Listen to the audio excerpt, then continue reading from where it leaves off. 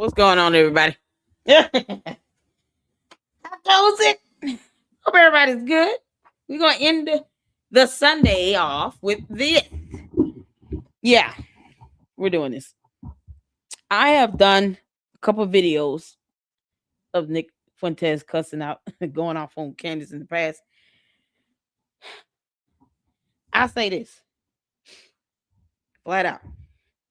I do not agree with everything Nick Fuentes says, but I probably wouldn't even have to feature him if you had some of these so-called friends of Candace Owens and other conservatives and other people who, have supported her heavily, Megan Kelly, Brandon Tatum, to actually tell her the truth when she needs to hear it. And we wouldn't have to sit here and play a whole lot of Nick Fuentes videos that she said, Candace said herself, why should anyone be trying to silence Nick Fuentes? Candace said that herself in her show. So obviously she doesn't care if he exercises his free speech. I mean, it's not like she's going to be able to stop him. But if you're having some issues with Nick Fuentes being played here in the LLC, then perhaps her friends and Candace Owens herself should not be the ones out either making it easier for people to have to put out what he's saying because it's the truth, or she shouldn't be advocating for him to say what he won't, I guess, against her. I don't know. But she's the one that said no one should be trying to take Nick Fuentes' voice or Tucker Carlson, because I guess she thought he said something that she agreed to, and she figured, oh, okay, cool. He's saying things I like. Let me, make sure that no one silences him. Candace Owens said that herself while talking about Tucker Carlson as well in her own show on her platform. So if you want to have a problem with Nick Fuentes and people giving him some airtime, start with Candace Owens. And I don't think we would be here in the first place if Candace Owens actually listened to Erica Kirk when she said stop 2 or 3 times already. But here we are. There you go. Just so everybody's mind can be at ease that don't like Nick Fuentes. Okay. But Candace Owens is the one that advocated for him to have a voice. She doesn't think it's fair for him to be over there on Rumble. I know nothing about Rumble. I have Instagram. I don't even remember my password for that. I have Twitter, X, and YouTube. I don't have any other social media. And even she said that herself. I don't see why he's, banned from YouTube. Why he can't be able to come back and have a platform here. He should have a voice here. Yeah, when he's saying the things that she wants him to say or she likes and she agrees with. So when he gets back on her ass and starts hammering her ass, now all of a sudden, no one needs to play his videos. No, we playing it. We doing this. Candace, you didn't have a problem. Remember, Heifer. You said it was all good with you. So we all good with it too. So shout out to all of you all. Just had to put that disclaimer out there because I don't have to agree with everything anybody says. I don't agree with everything that Nick Fuentes says.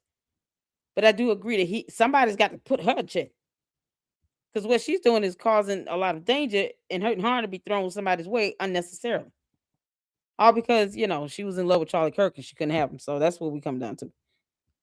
I mean, how about Brandon Tatum and Megan Kelly stop being, punks and then actually grow a spine and they actually put her in place and call her name?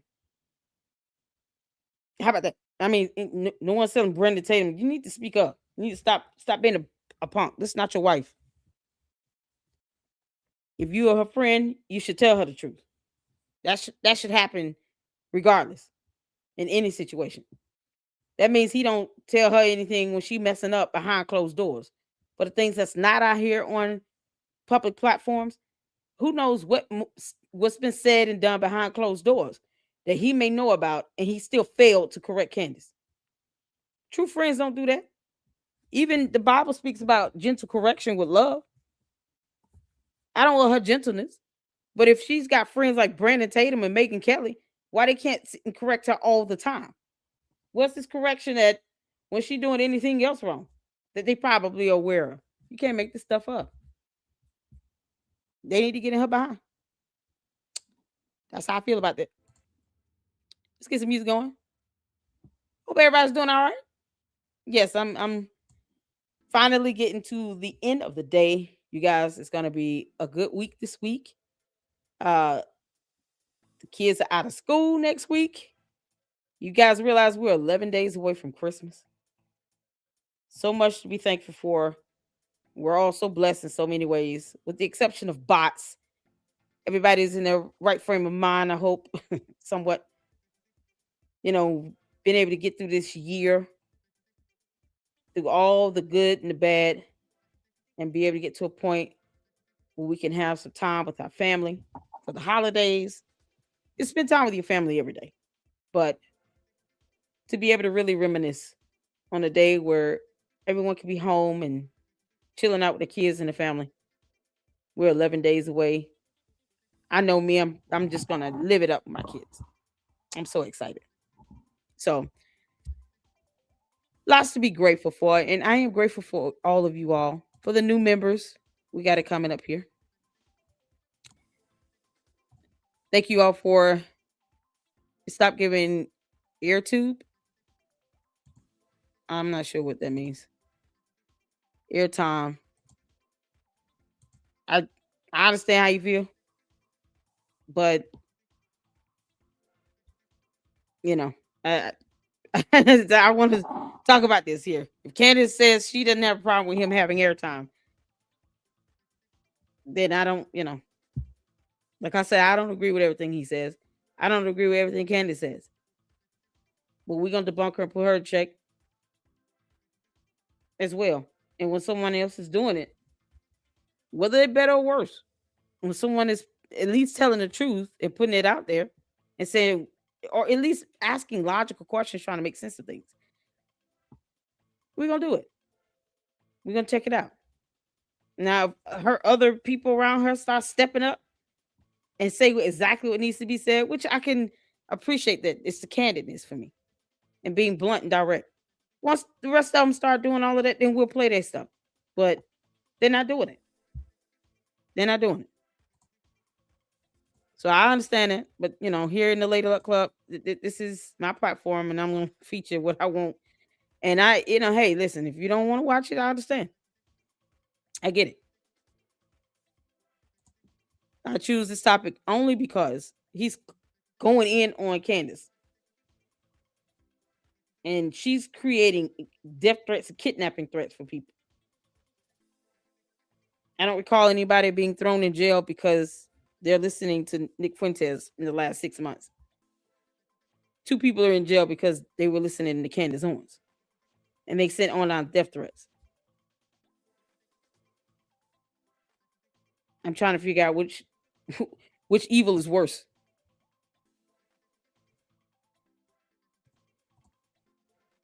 So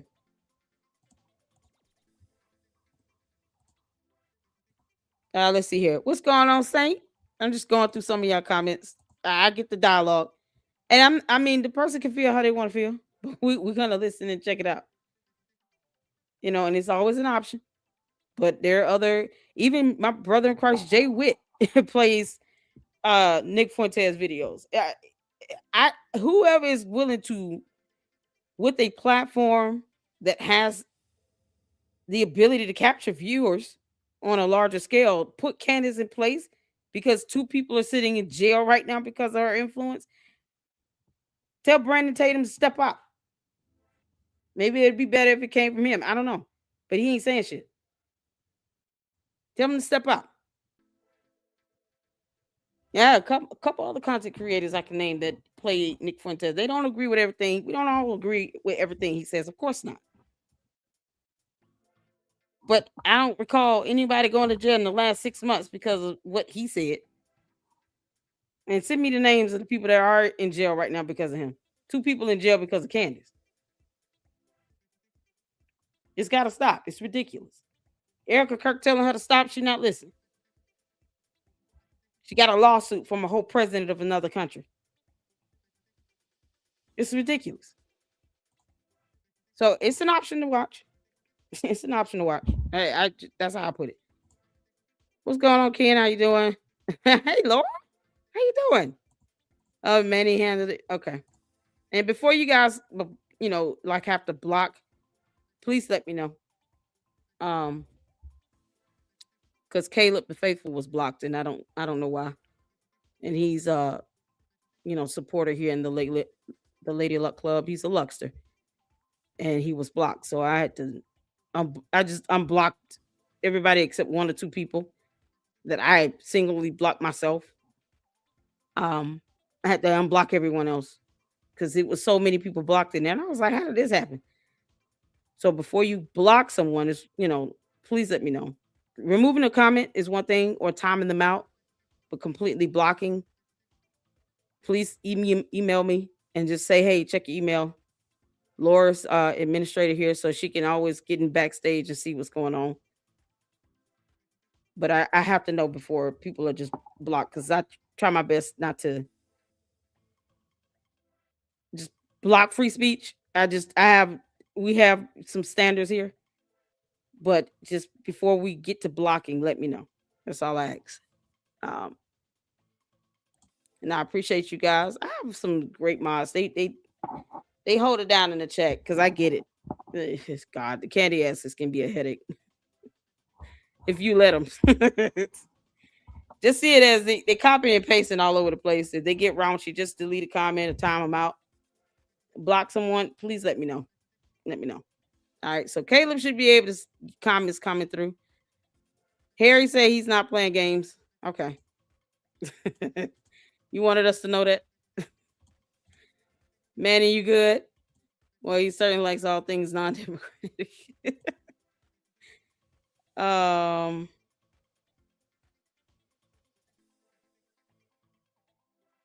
Amnesia, how you doing? Okay. I got you.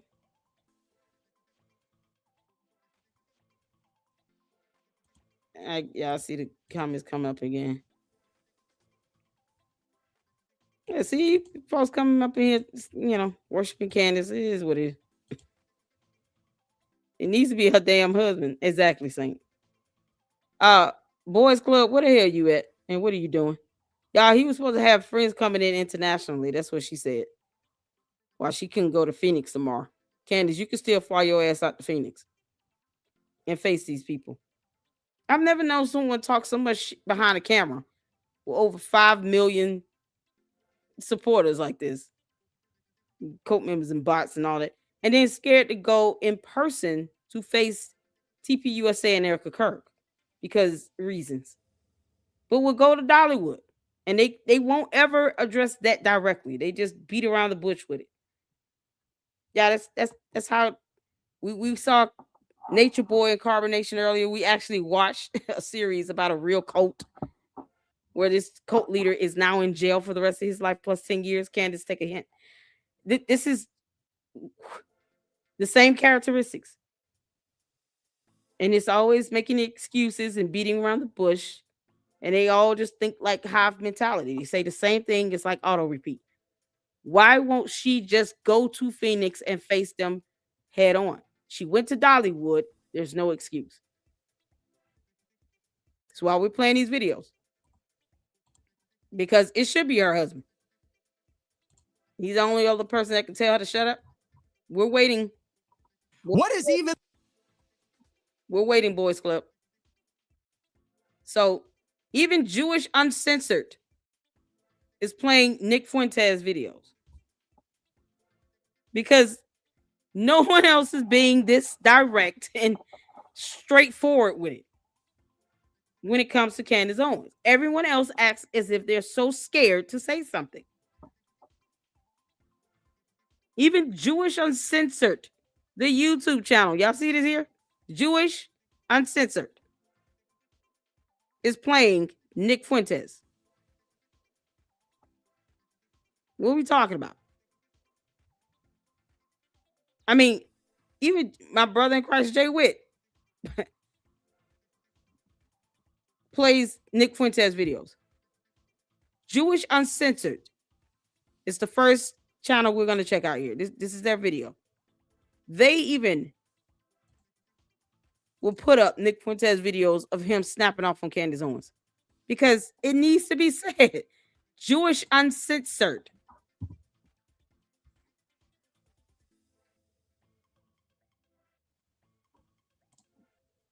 Are they meeting face to face tomorrow?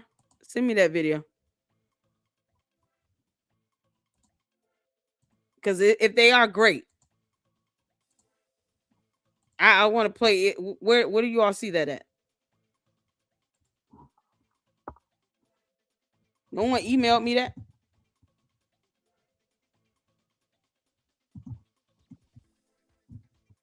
Hold on.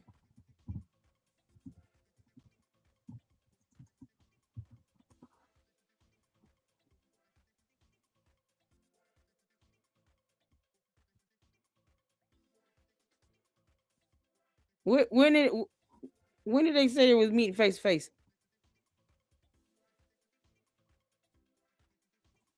Oh, thank you, Gary. I appreciate that. That's a blessing. It's good to hear. I'll email you the video of Steven Crowder. Hey, Mira, how you doing? Blanco, I can't stand waffle. Candace quoted her post. It's on Twitter X. Ugh. She better take her ass out there if she putting it on Twitter. Good grief. Hold on, let me pull it up. I'm gonna see. If she going out there to meet, she got the photo of a Catholic priest on her. This can't be her. This is her page. Now she got the photo of this Catholic priest. Who's it? Is this the Pope? That's right. She is Catholic. Oh God.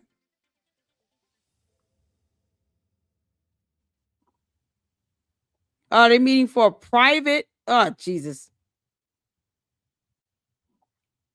Okay, let me go to her page where she's got the post. Candace Owens and I are meeting for a private in-person discussion on Monday, December 15th. Candace and I have agreed that public discussions, live streams, and tweets are on hold until after this meeting. I look forward to a productive conversation. Thank you. You can't make this up. Why?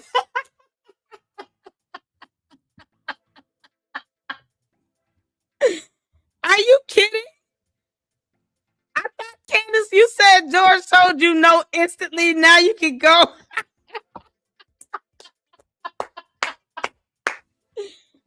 Oh, man. That heifer finally said, all right, Lady Luck Club, I'm tired. I'll go out here and meet her face to face. Because I was clowning the hell out of her about this. Erica Kirk, please just record it. Let's see. Is Arizona a one-party consent state?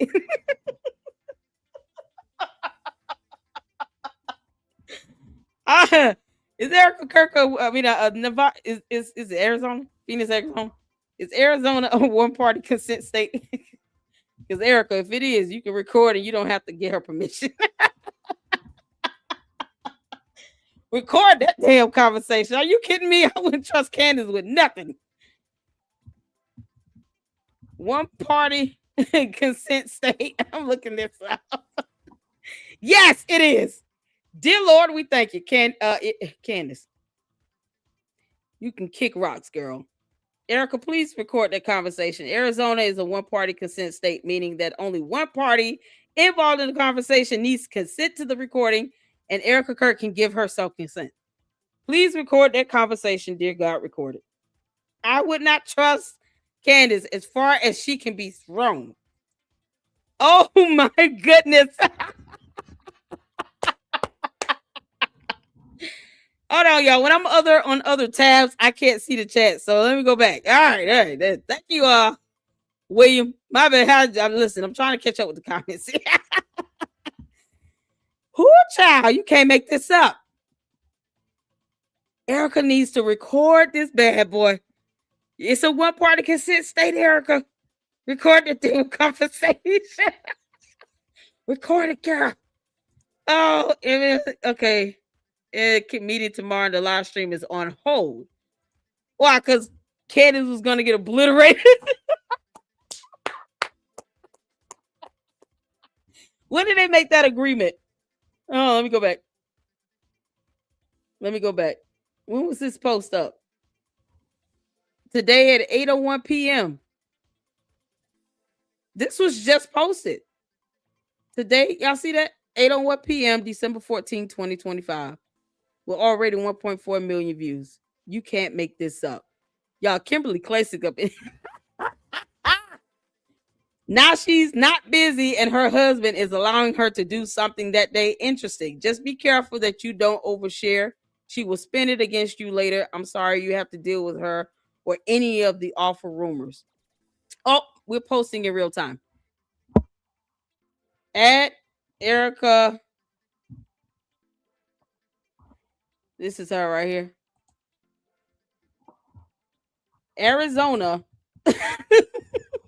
is a one party consent state. Record everything. Dear God, hold on. Dear God in heaven. In heaven. Record it. Record that conversation.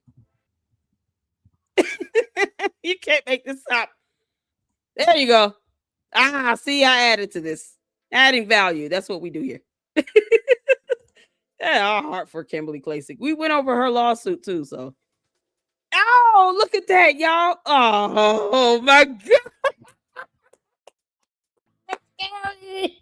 I thought did y'all see the thumbnail? Candace the Grinch.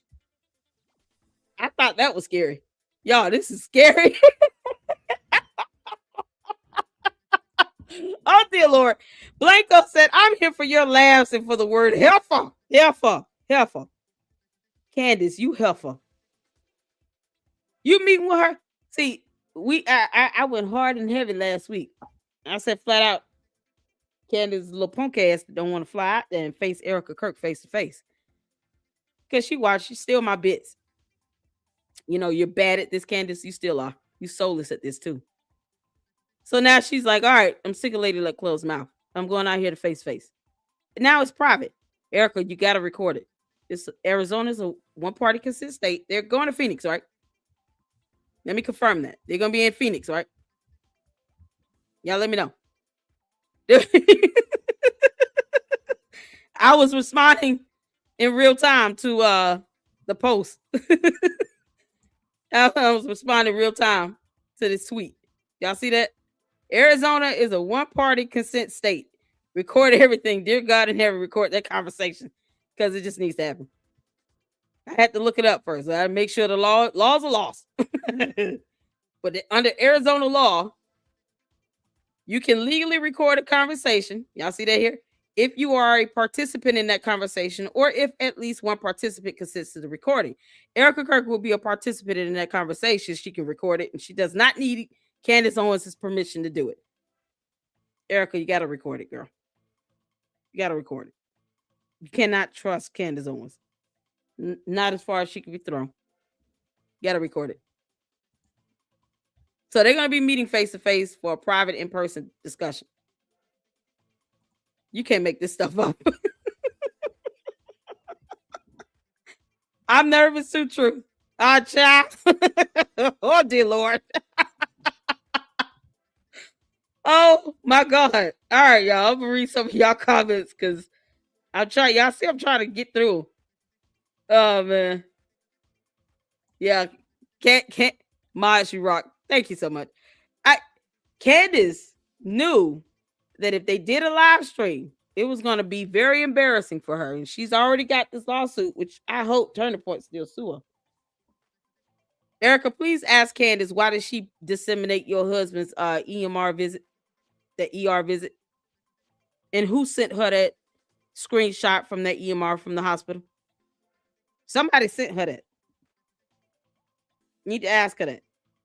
Then that way you could call that hospital and say, this staff needs to be fired for violating HIPAA privacy laws. They were not supposed to send Candace that screenshot. And Candace did not have to disseminate that without consent. We did not need to know that. All we needed to know is he went to a hospital. She wanted to make it seem like, oh, they're lying to me about which one. You don't need to know. You're not his wife. Boy, this conversation gonna be something else. Ooh, child. Shout out to Mira. How you doing, honey? Listen, this is something else. They're meeting face to face in private. Oh, Lord. Can they make sure that Candace Owens goes through a thorough screening before she comes through the door? Make sure there's no needles, hidden weapons, or knives, or, pellet guns. We're checking for everything. No metal. Tell her to take all her jewelry off. Do the metal detector beeping. Make sure she's not wired. If she's meeting them in their territory, oh man. And they're in Arizona, right? I want to be sure we're looking up the right state laws. I live out near Phoenix. I don't want that help for here. Me either. Child. You guys to tell her about Erica's Twitter post. I got that. Is there another one? About meeting Candace. Steven Crowder leaked video of Daily Wire is so epic. Of the Daily Wire? I want to know what happened with her leaving Turtle Point USA. Other than her, was it strictly about the hit the comment thing? Was that the only reason why? Oh my God, I've been trying to tell them about Erica. Okay, we got you. Thank you, Eminem and William. I appreciate it. We got it in. You can't make this up. Oh my goodness. Email me the video. Okay, we'll check it out. Blako, get his quarter post. It's not she's meeting, no live stream. Oh man. Y'all hit that like button. Do what Mandy says and hit that like button. Thank you so much. That's what adults do. These attacks against them, Islamic love, Candace. Candace don't want to look dumb. She don't. Do you all know all the information that they could have put out? They probably would have even said, here is these so-called leaks that Candace claims she has within TPUSA. Because either that would have been proven or debunked. But either way, it would not have been a good look for her. Because she was the one saying, I've got leaks in TPUSA. Oh, okay. You don't think that could be narrowed down to figure out who these people are? You can send an email or make a phone call from any of those offices with any of those electronic computers, laptops, phones registered on the TPUSA. They can check call logs, get emails, and everything. It's their software, it's their computers, it's their property, it's their devices. If I have a work phone, I cannot expect my employer to give me privacy. They can check it in my phone and get call logs and information out of it because it's the employer's phone. It's not mine. I don't pay the bill for it. It's the same thing with TPUSA. So when she's talking about she's got leaks over there, don't you think that they can easily pinpoint down who these leaks may be? I don't understand why anyone would want to be a leak for Candace Owens when they can just be a whistleblower and do it the right way and still maybe have some protection with their job. We have laws for that. I've been saying this. If there's something that is going on that is unethical or illegal or immoral, and it must be reported, go be a whistleblower. I'm not even saying not to say anything. I'm saying to do it the right way. Don't go and be a leak for our Candace Owens, who doesn't understand the difference between the number 9 and the letter N. Don't do it. Go be a whistleblower. Then you can have that federal law protection when it comes to your employment. They can't retaliate, but if they try, now it's easier to sue them.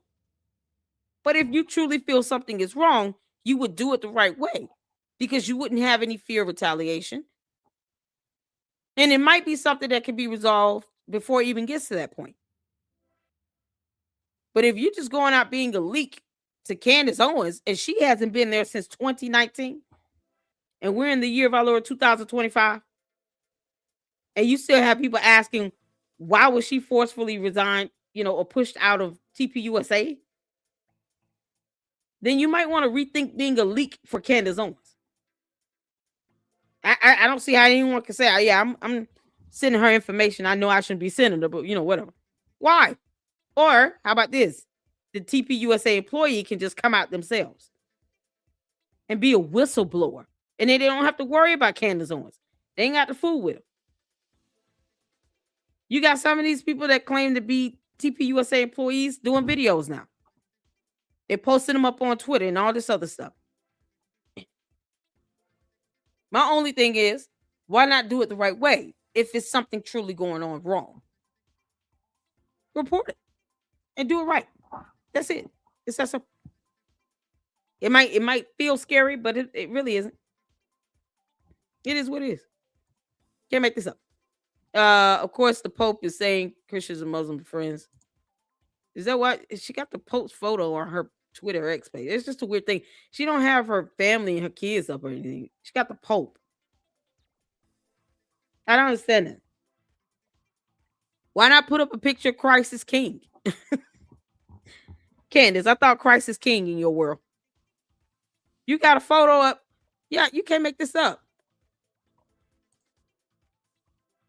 I am very much looking forward to the discussion with praise hands in there. You can't. Oh God, girl.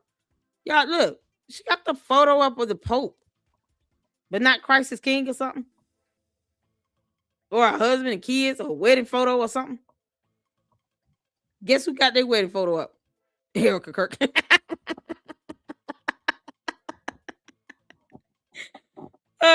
Erica Kirk. You can't make this up. See, Erica Kirk got her wedding photo up. Look at that. Her and her husband. Why Candace can't do this? Candace, why you got the Pope up as your profile pic? Like, it's who? I don't know. All right, whatever. I'm baffled. That's all I'm saying. Candace act like she's not married. She don't have kids. It's so much more you can put up as your profile pic. She got the Pope up. Dear Lord. It's just weird to me. It's weird. It's weird. Because someone is always talking about Christ is King. This is your profile pic. How does this reflect Christ being King? This is Candace Owens with a pope or bishop or somebody. How does this reflect Christ is King? Where are they? Yeah, this is Candace over here in this black coat. I'm assuming this is her priest or somebody she's standing next to, or the Pope. I don't know. Y'all correct me if this is Pope or not. I don't even think this is something the Pope will wear. This is crazy. Later, I watched an interview with a former Turning Point employee. You should definitely check out. Send me the link to the video. I sure will. I'll check it out. The new black Pope from Chicago make it make sense. I say, yeah. The actual Pope is from Dalton, Illinois. Why does she have this as a profile pic? Her and the Pope. I don't understand it. I just why, man. Erica better record that damn meeting with Candace Owens in private. You know she's not going up with good intentions. And I wonder who reached out to who. Are they gonna ever tell that? Did Candace reach out to her? Did she reach out to Candace? How did this go? They just both did this an hour ago. Y'all, this is crazy. Yeah, I replied all like, yeah, you need to make sure you yeah, make sure you record that, Erica. I wouldn't even trust. This is something else. Somebody said, "Can someone explain to me what's going on?" This is insane. This is insane.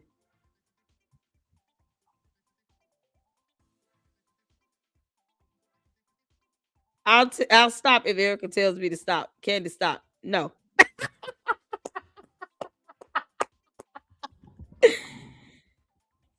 want to sit here talking about, oh, you guys should be, doing this in private. No, no, no, no, no. When you're dealing with a pathological liar who comes out and turns everything into content and twists everything up, even if they're doing it in private, Erica better record it.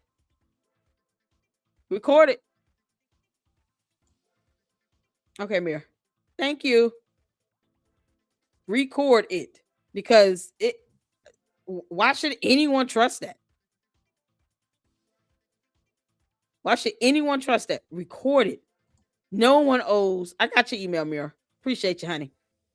No one owes Candace a conversation in private. Even the Bible says if you have an ought with your brother, and that's why I'm curious to know who went to who. Because it seems like Candace is the one that had the gripe with Erica. So if you have an ought with your brother, you go to them in private. In hopes. Don't even have to look up that whole scripture.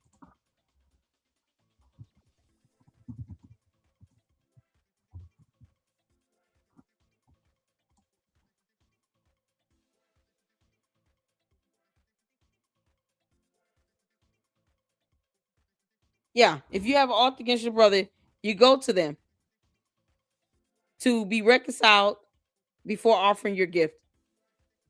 And if that doesn't work, then you go to them with a third party so that they may bear witness to the truth. That's how that goes. Don't give to God when you got a gripe on your shoulder against somebody. So I'm curious to know who reached out to who. Does anybody know?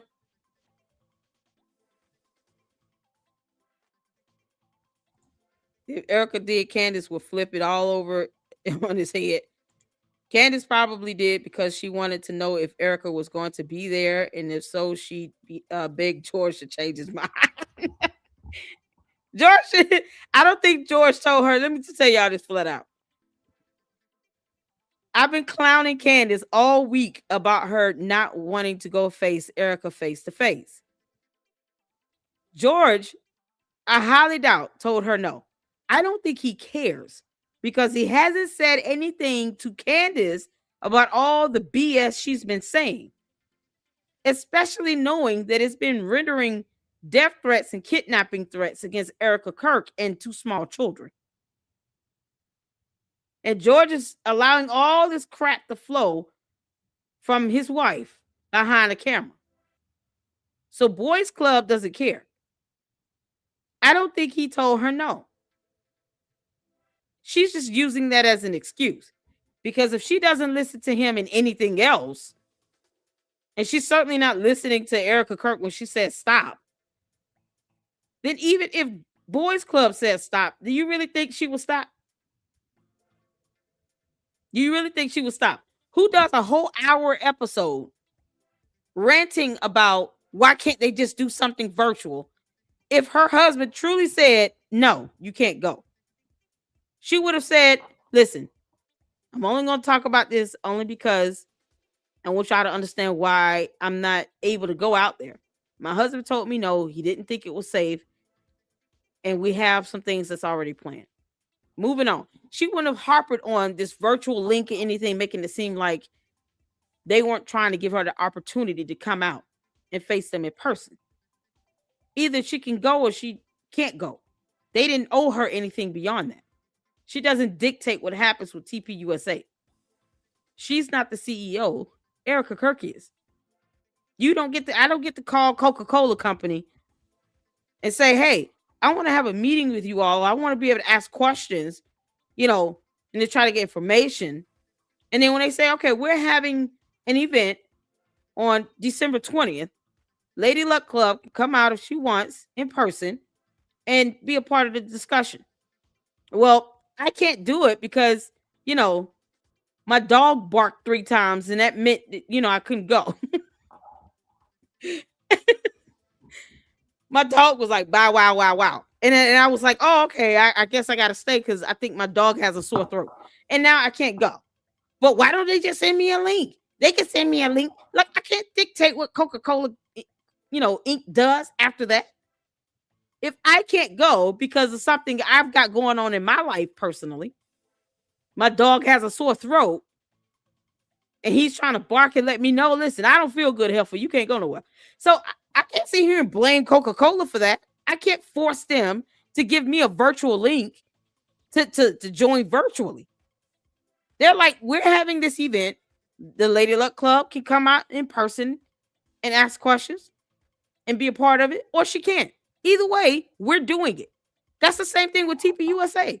It was like, listen, we have to do this, for record keeping. We're making a record here. Now, if she wants to come out in person and ask questions and stuff like that, fine. But we're still doing this either way.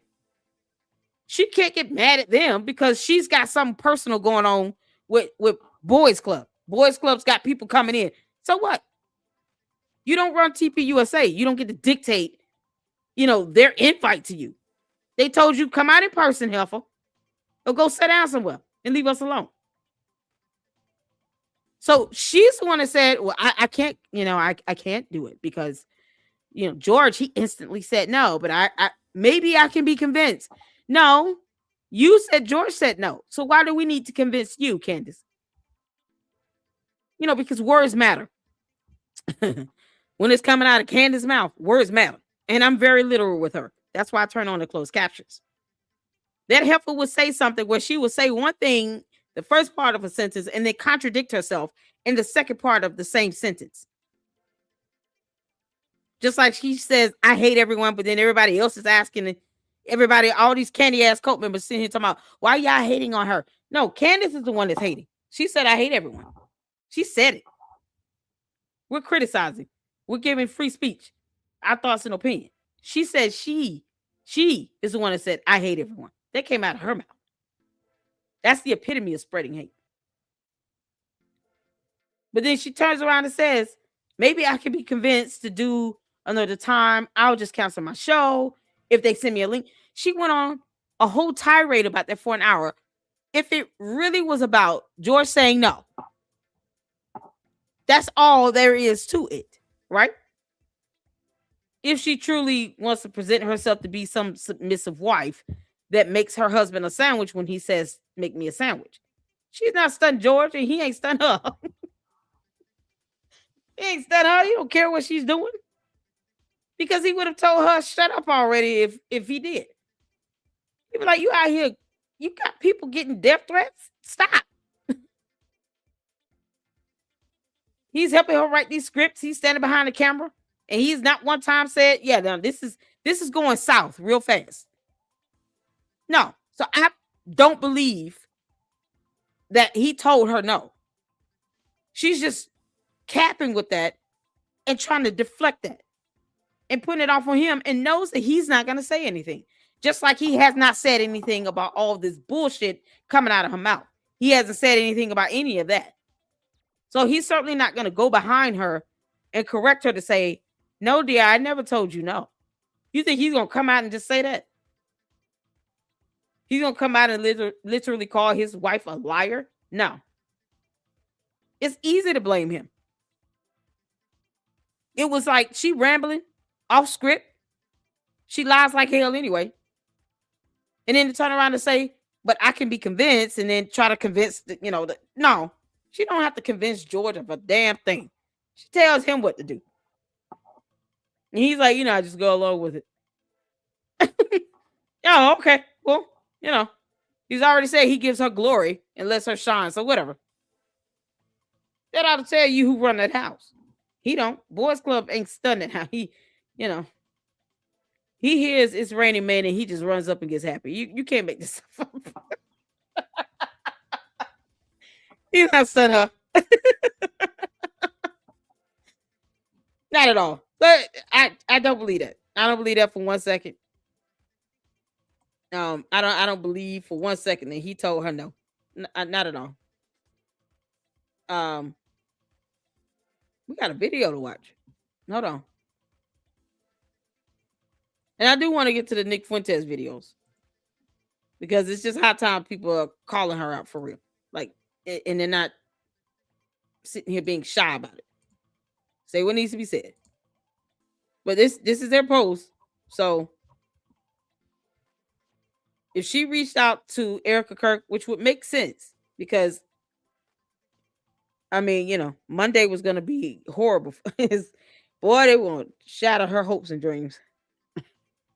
And it's only so long they're gonna sit here and let you just, even if for the record of making a record. Let's say they plan on suing her ass, they can at least show. Listen, we tried to correct the record. We told her to stop 2, 3 times. She didn't stop. She kept going at this. So we had to do something to correct the record. We did a whole live stream video. We even invited her to come in person. She said no, Your Honor. And then she continued on with the malicious slander and the defamation. So now we're here in court and we're suing her ass. Then that could be used to help their case if they wanted to file a lawsuit against her, because they would have to prove malice intent. She's a public figure. And Candace, you choose to be. No one forced you to be. So it would have served them some good. They wouldn't have cared about how she felt. This is happening. Lord have mercy. I hope somebody tell her, please make sure you record this. Make sure you record this, because you don't want to go out. You don't want to go in that room with her. And then you don't have some security and whatever's going on with this conversation. You got to record it. That's all I'm saying. You got to record it. You can't force either one of them. I'm not even mad at it. I'm shocked. I'm also curious as to who initiated this. But record it. Don't let her go in there and tell you a bunch of fluff and nonsense. Don't let her just accept. Look at this. Don't let her just kind of. Don't let her go in there and just say whatever. Hold her accountable to it. She's going to twist stuff up. Candace is a manipulator and a gaslighter. Candace, this is you all over the place. Tyrone Biggins. You can't make this up.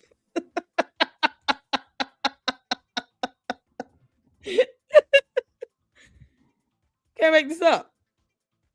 She's a horrible manipulator, but the way to guard yourself, I'm recording this. She's not getting this over on me. I'm recording all of this. All right, so Mira sent the video from Steven Crowder. You said Steven Crowder did it? Who sent this to Steven Crowder? I'm curious. And this video here this is why I don't play this game, from Steven Crowder. What? Oh, y'all. Oh, this is about to get good. Okay. Let me get some more comments in right quick.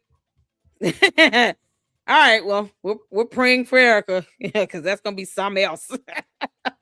12 days of Christmas. Yay. Okay, y'all. We're going to go and check that out at the end. At the end is a shout out to all you in the Lady Luck Club. Y'all, SFL's got the 12 Days of Conspiracy music video up. Oh, that's going to be good. Is that pic of her priest getting ready to do an exorcism on Candace, or what's the point of the pic? I don't know, Susan. That's what I said. Who has a photo of themselves with their priest? Because I highly doubt that was a Pope. Priest up like that as their profile pic. It's so weird. That's like me putting up a photo of my pastor as my profile pic on Twitter. Me standing with my pastor. Like, why would I put that up? It makes no sense. Candace got 4 kids. It just be her and boys club. Her and George. One of their wedding photos or something. It's so weird. I don't know anyone that uses the profile pic of themselves standing next to their pastor or their priest or their rabbi as their profile pic for Twitter. And you're talking about someone with a huge platform. It is so weird. Somebody call that priest and ask him what's going on.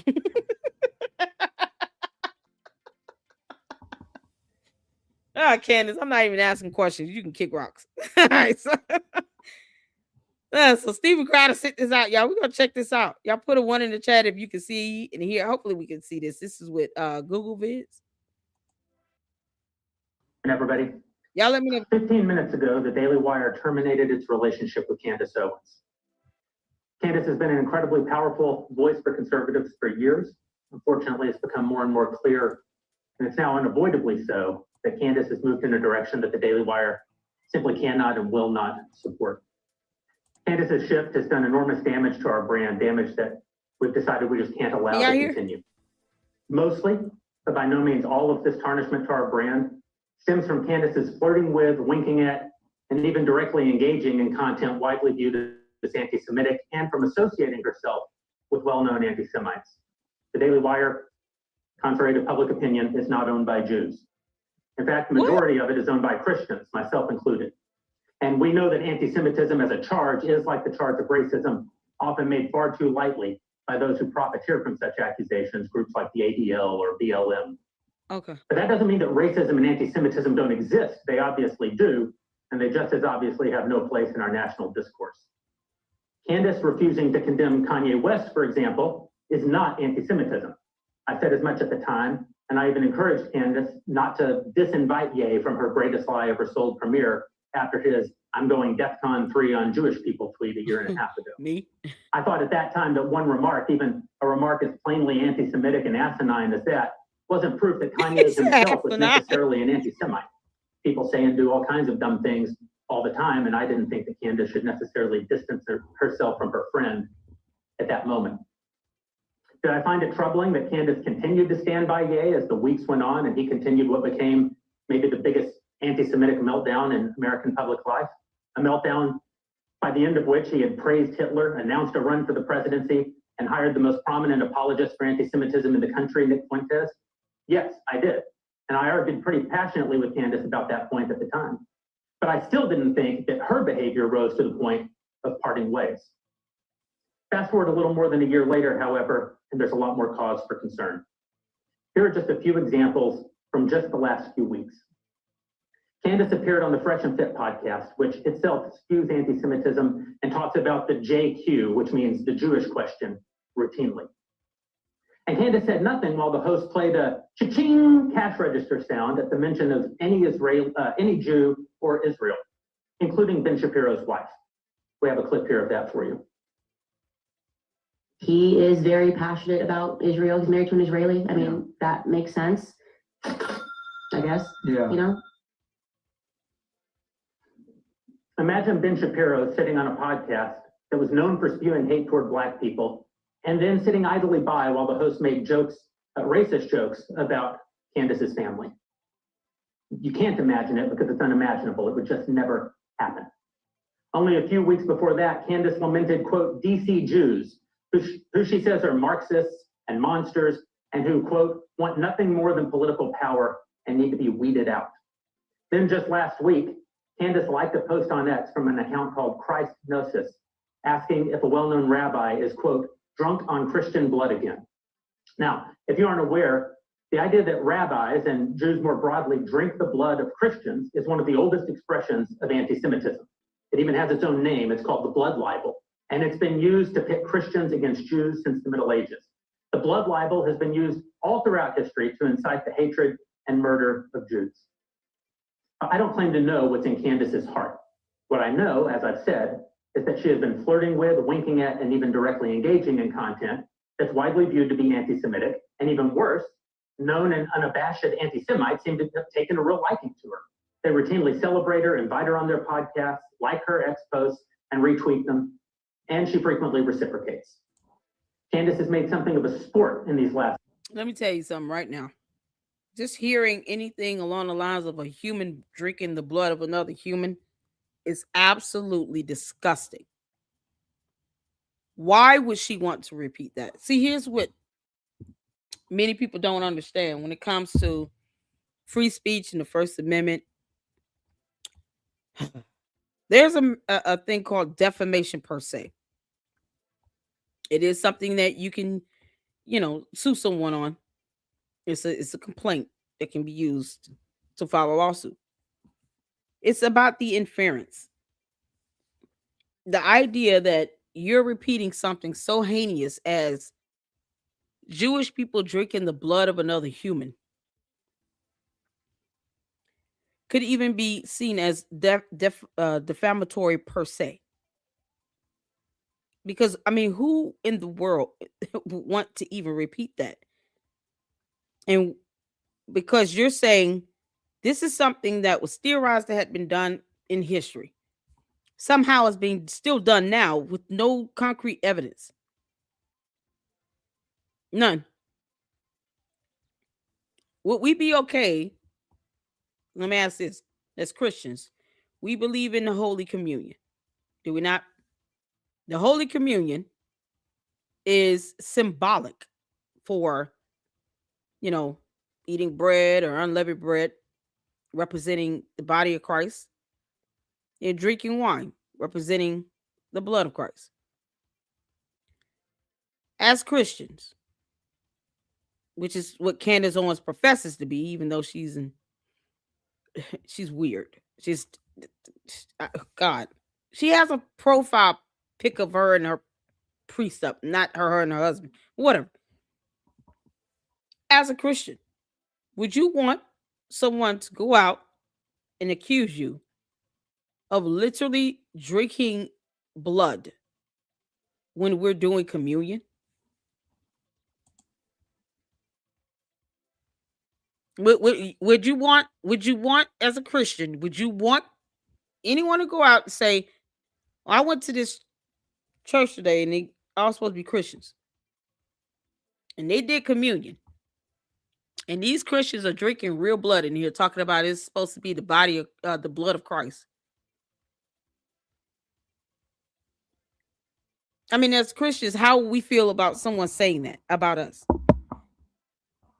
She's repeating something about blood libel in the aspect of anyone drinking human blood, whether it's for purification or whatever it's the meaning for it, just the aspect of someone drinking human blood is absolutely disgusting. As Christians, because let's not be hypocritical about this, would anyone as a Christian, something Candace Owens professes to be, want to be accused of drinking human blood when we're doing communion? Human blood. Because that's what's said in communion. That's what the word of God says. Take this, eat this bread. This is representing my body. Drink this. This wine represents my blood. How would Christians feel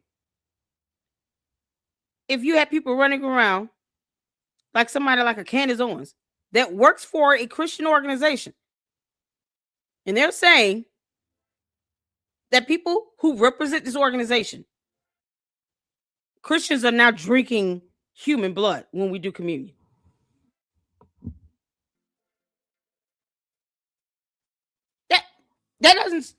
That is disgusting, first of all, no matter how you put it. I refuse to allow anyone to make an excuse for Candace Owens saying some nonsense like that, when she would not appreciate someone saying that she's drinking blood when she takes communion in her Catholic church. She wouldn't want anyone to accuse her of drinking human blood when she's doing communion. And they do communion in Catholic church, in Mass. She wouldn't want anybody saying anything about that, saying that she's drinking human blood when she's doing communion. So why should anyone tolerate her saying this about Jewish people still participating in some blood libel? And she works for a company where you have prominent Jewish conservatives working there.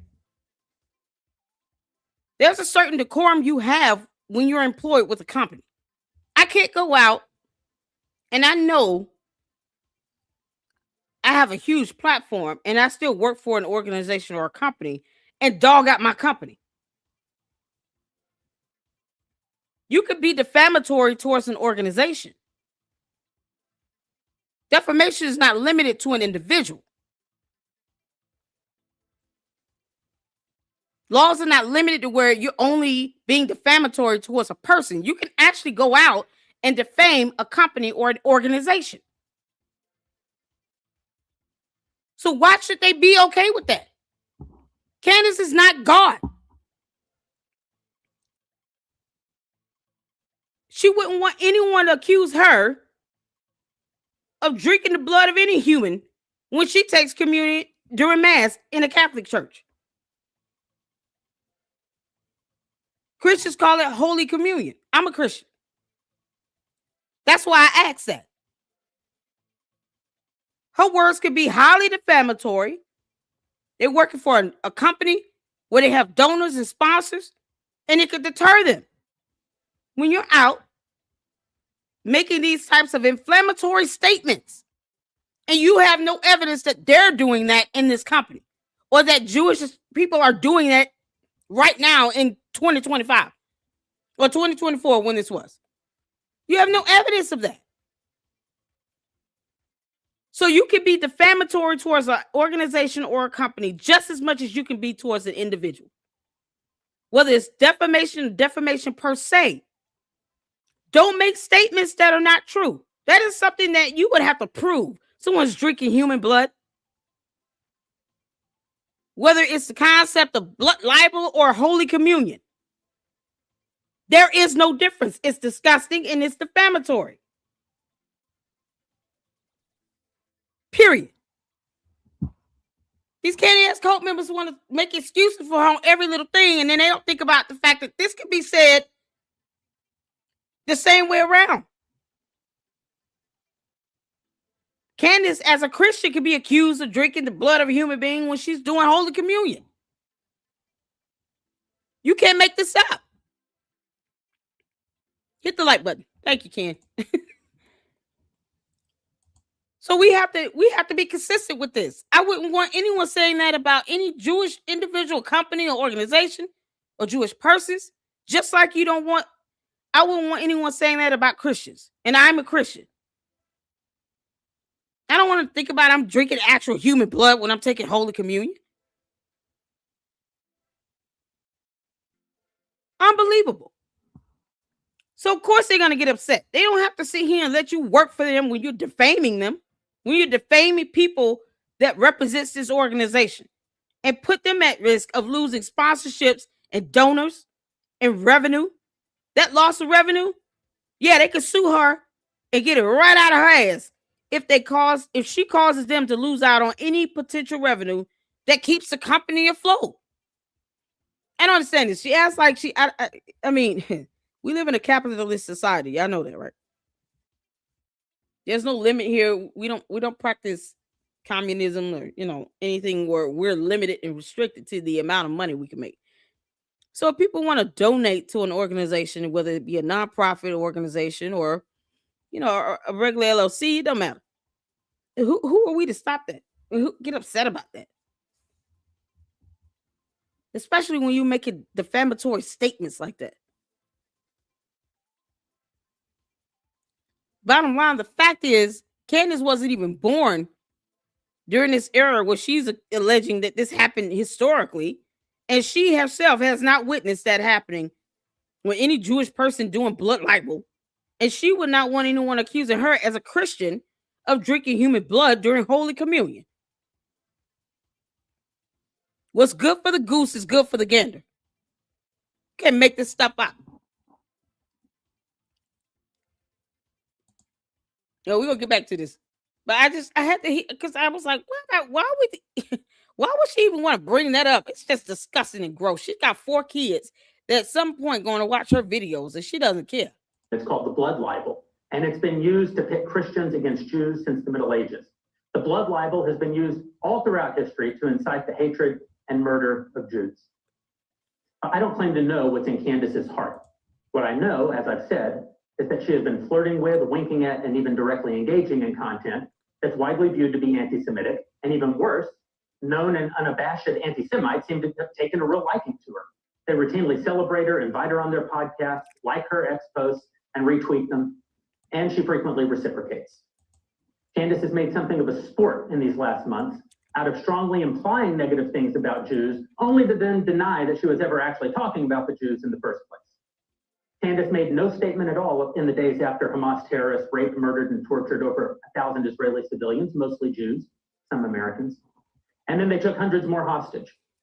But then on October 28th of 2023, while anti-Israel protests were raging in London, where Candace, I believe, was at the time, she reposted a video of the protests on X, commenting, quote, "Interesting thing happening here. People are not accepting the media narrative about what's happening in the Middle East, despite the insistent rhetoric from government officials." On November 3rd, she posted, quote, "No government anywhere has a right to commit a genocide ever. There is no justification for a genocide. I can't believe this even needs to be said or is even considered the least bit controversial to state."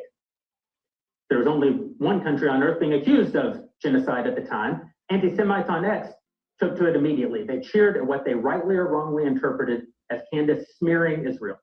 And Candace didn't rebuff their interpretation. But when Dave Rubin came to the exact same conclusion as the anti-Semites, only instead of cheering for Candace, found it vile and rebuked her, Candace quickly attacked, saying, quote, "What's amazing about this is that I didn't name any country in this tweet. I simply stated that genocide is wrong always. This is not a controversial stance. Interesting how you interpreted it." And then followed up with, quote, "In short, if the blanket statement that genocide is wrong upsets you in any way, then you need to check yourself. I said exactly what I meant, and I won't be backing down or apologizing or further clarifying this statement." Within 24 hours, Candace liked a post calling Israeli Prime Minister Benjamin Netanyahu a war criminal. Now let's be clear. You're free to disagree with Israel's conduct, and you're free to oppose the Netanyahu government. But the idea that Israel is committing genocide or that Netanyahu is a war criminal is just factually baseless. Unfortunately, Candace routinely makes insinuations about Jews that both lovers of anti-Semitism and haters of anti-Semitism both agree is anti-Semitic.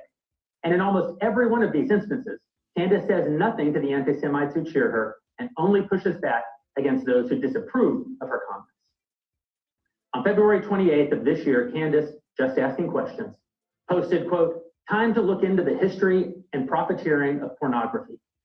Her replies were immediately flooded with anti-Semites cheering her for the question and providing the answer that they interpreted her to mean, the Jews. Once again, Candace did nothing to disabuse the anti-Semites of their assumption. But when Anthony Coach came to the exact same conclusion, Candace pushed back, saying, quote, "This is utterly insane. I tweeted that porn is harming men in our society, and this person has interpreted that as an attack on Jews. This is an example of clinical insanity. There is no other explanation." But of course, there are other possible explanations. There are other numerous examples just like this, when the anti-Semites and anti-anti-Semites all agree that what you're saying is anti-Semitic. Perhaps, as a very well-paid professional and expert communicator, you might consider communicating more clearly. Candace hasn't. She's only doubled down. In the last few weeks, she stated or implied that DC Jews control American politics, that Hollywood Jews force certain Black artists to create violent and filthy music, that a Jewish gang robbed and killed Michael Jackson, that a Jew killed Lee Harvey Oswald to keep us from finding out that the CIA killed JFK. All this while elevating Osama bin Laden and Muammar Gaddafi and defending Hitler's book burning and apologizing to Muslims on behalf of America for what she calls the brainwashing of Americans after 9/11 and alleged American war crimes overseas. None of which proves that Candace is an anti-Semite. I don't claim to know what Candace actually believes. When I've asked her directly what she believes, she's told me, quote, "I believe what the people believe. I am the voice of the people." What people? Never mind that subordinating your beliefs to the people is— What people? Yeah, this is cult leader talk. You know, I represent the people of Earth, Pluto, Neptune, Mars. I mean, who knows what these people are? Candace, you also use pronouns that you can't even help define and specify either. What people? Her cult? What people? Why would she be that vague about it? So she can, anyone else fill in the blank. And then she gets upset when we say, okay, well, obviously these people she's talking about is not of this earth. Martians, aliens, demons. Like, we could fill in the blank then. This is the same person that doesn't know the difference between the number 9 and the letter N. That's what we are. Both pandering and immoral. It's also vague. Who are the people? And what is it that they believe? Based on her content of late, I can't think that she means Americans broadly or even conservatives broadly. It seems far more likely to me that the people Candace is the voice of are the very people celebrating what she's saying. Here's one of the most prominent anti-Semites in the country giving his perspective on the answer to that question. I have to stand. I want you to be very clear when you say stuff like this in my chat. When did you hear me say anything about genocide of Palestine? The bots, boy, y'all love to copy and paste and you don't know what the hell you're saying. The bots, the candy asses. Who said that? In my chat. When did I say that? And be clear, speak plain. And I already see Rick, who came in here and tried to make a threat on me last week. When did I say that?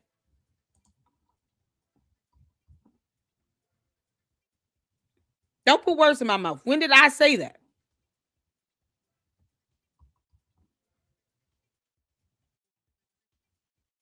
And they want to sit here and talk about free speech. When did I say that? It's unbelievable.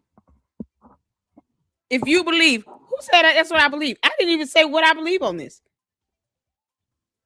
I said it needs to be some consistency. Candace shouldn't be hypocritical when she doesn't want anyone accusing her of drinking blood when she does Holy Communion. So she shouldn't accuse anyone else of drinking blood. Why is it that this?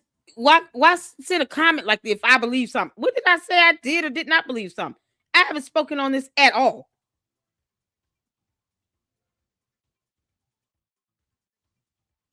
It makes no sense. Hey Tavares, how you doing, honey? Good night. I have to stand because she's cooking. She cooked. That's crazy. She tweets a picture of Rabbi Shmuley. Bill, she writes. Bill. Nothing else. Incredible. She writes, Bill. She called him an unholy rabbi. I'm stealing that, by the way. If you hear that in my AFPAC 4 speech, I'm giving her credit. I'm stealing that from her. She said, the unholy rabbi. Dude, goated with the sauce, f***ing cooked. Fentes went on for about an hour celebrating Candace in that episode from 2 weeks ago. Of course, it's not just her associations with anti-Semitism that are damaging to our brand. Over the last few months, Candace has embraced the worst conspiracy theories and the worst people. When she traveled to Romania to interview Andrew Tate, Caleb was... I'm so glad you said Candace does not even read the Bible. That girl can't quote a scripture to save her life, and you would think she would just... Okay, well, let me just make sure I quote this correctly. Let me Google it up right quick. She won't even do that. Her profile picture on Twitter is a picture of her sitting next to her pope, or her priest, rather. Her priest.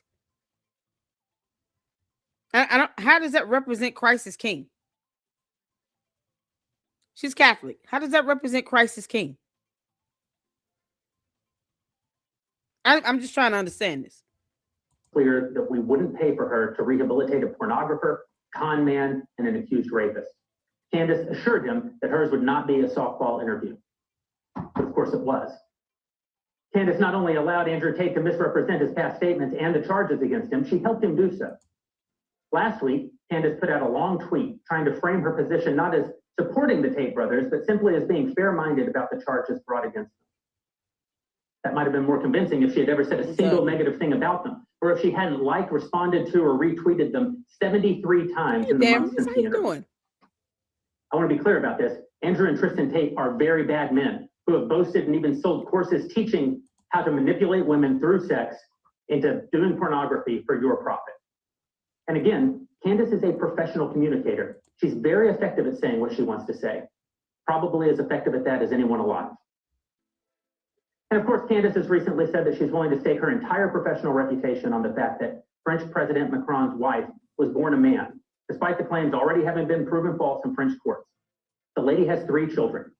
She and her brother, whom the conspiracy theorists suggest is actually her, jointly sued and won against the people who first popularized the conspiracy theory in France.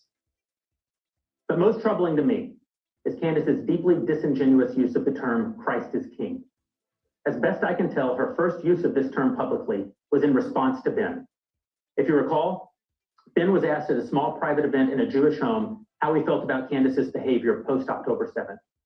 Ben was caught on camera saying that he found her behavior disgraceful and disreputable. That day, Candace posted a verse from the New Testament that man cannot serve both God and money, with a follow-up comment of Christ is King. The remark was widely interpreted as a rebuke of Ben and to mean that Candace could not be bought off by Jewish Ben Shapiro. She and her opinions are in service to God. Ben responded in anger. He said that if Candace believed her contract with the Daily Wire was standing between her and God, she could quit. Candace's response was classic Candace. After saying but not saying exactly what she meant and then being called out on it, she denied that she ever meant it in the first place, and how dare you suggest that she did. She said, quote, That's interesting. She said Christ is King. Where's Christ in this video, in this photo? Somebody point out Christ in this photo. Y'all see Jesus Christ anywhere in this photo? I don't see no Christ in this photo. She's standing next to her priest. Where's Christ in this photo? I have to assume this is the Catholic church she attends. Where is Christ in this photo? You don't even see the word Christ. Where do you see Christ in this photo? I don't even know what this painting is up here. What is that painting up there? That's a weird painting. Where y'all see Christ at in this photo? Hear me out for the candy asses. When y'all point out where's Christ in this photo, let me know. Because she says it like a slogan. Like a euphemism. You know, like a chant. Something to shout at a football game. Christ is King. Christ is King. Where's Christ in this photo? This is her Twitter X profile picture. Candace Owens. This is her profile picture on Twitter X here. With the blue check mark and everything is verified as hers. Where y'all see Christ at in this photo? Christ is King. Candace, you heifer. Where's Christ at in this photo, girl? You would think she would just have Christ is King as her profile picture, right? She has a photo of herself on her YouTube channel, a photo of her and her priest on Twitter X. I don't know what she has on any other social media platform, but Christ is King, no. Ain't no Christ in any of the photos, nothing on her pages, nothing. She just says it as a slogan. Candace not about that life. I mean, if she had to endure half of what Christ endured on Calvary, on the cross, she would have given it. She wouldn't even thought to go that far. What Christ went through that entire day before he was even put on the cross, Candace wouldn't be able to endure 10 seconds of it. Where's Christ is King in this photo? And yet, people think this is cute for her to just throw it out as a slogan. Gotta be kidding me. You've been acting unprofessional and emotionally unhinged for weeks now, and we've all had to sit back and allow it, and have all tried to exercise exceeding understanding for your raw emotion.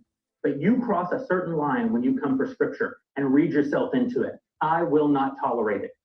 She posted again, quote, "You are utterly out of line for suggesting that I cannot quote biblical scripture. The Bible is not about you." Then commented on that post, again, Christ is King. Here's the thing. I agree that Christ is King. All Christians agree that Christ is King.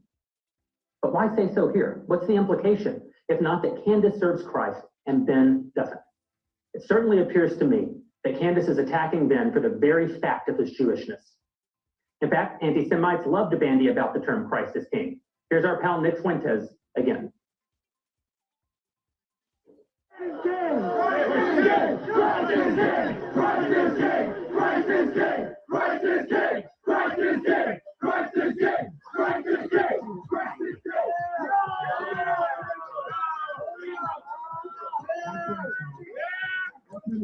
What did I tell y'all? It's like a euphemism at a football game. When I for them. come out to these rallies and I see everybody and they bring their rosaries and crucifixes, and their American flags. I know we're on the right side of history.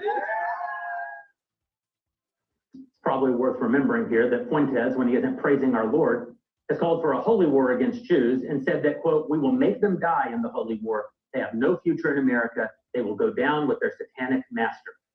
Christ is king. Yeah, Christ is king. But the term Christ is king is not a gang affiliation. Christ isn't glorified by your using him as a weapon to cudgel your enemies. And to anyone who would say it's never wrong to say that Christ is king, please tell me what then is meant by the third commandment. Thou shalt not carry forth the name of the Lord thy God in vain. Surely if one were to rape and murder someone, like Hamas did on October 7th. Let me rewind that, because apparently, you know, to the candy asses, y'all might want to listen in. This is probably the most biblical scriptures you're going to get for today. Yeah. Will make them die in the holy war. They have no future in America. They will go down with their satanic master. Christ is king. Yeah, Christ is king. But the term Christ is king is not a gang affiliation. Christ isn't glorified by your using him as a weapon to cudgel your enemies. Amen. And to anyone who would say it's never wrong to say that Christ is king, please tell me what then is meant by the third commandment. Thou shalt not carry forth the name of the Lord thy God in vain. Surely if one were to rape and murder someone, like Hamas did on October 7th, but all the while shouted to the dying person that Christ is king, we would all agree that 3 horrible crimes were committed. Rape, yes. Murder, yes. But also the crime of implementing God in the first 2 crimes. That's carrying forth the name of the Lord in vain. That's what anti-Semites are doing when they say Christ is king. Christ is king, sure enough. And he recommends himself in our struggles, not us in our petty, nudge, nudge, wink, wink anti-Semitism. All of this has badly tarnished the brand and reputation of the Daily Wire and of me personally as the front-facing CEO. One need only revisit the thousands of virulently and overtly hateful commenters celebrating what they see as Candace's turn against the Jews, the remarks from Nick Fuentes, the myriad stories written in journals from Mediaite to the Washington Examiner to the Jewish Journal to the Times of Israel, the New York Post, the Daily Mail, and on, or from the many, many people disappointed with the Daily Wire and with me and even with Ben for not acting sooner to see how badly marred our reputation has become. And so we're ending our relationship with Candace effective immediately. We're not canceling Candace, as in cancel culture. Candace has every right as an American to damage her own brand. If I were the CEO of a platform like X, I wouldn't kick Candace off of it. But I'm not the CEO of a platform like X. I'm the CEO of the Daily Wire. The Daily Wire is not a platform. The Daily Wire is a publisher. Daily Wire is not a place where people publish their own thoughts. It's a place where we curate the thoughts that we largely align with and voices we believe are doing good in the world.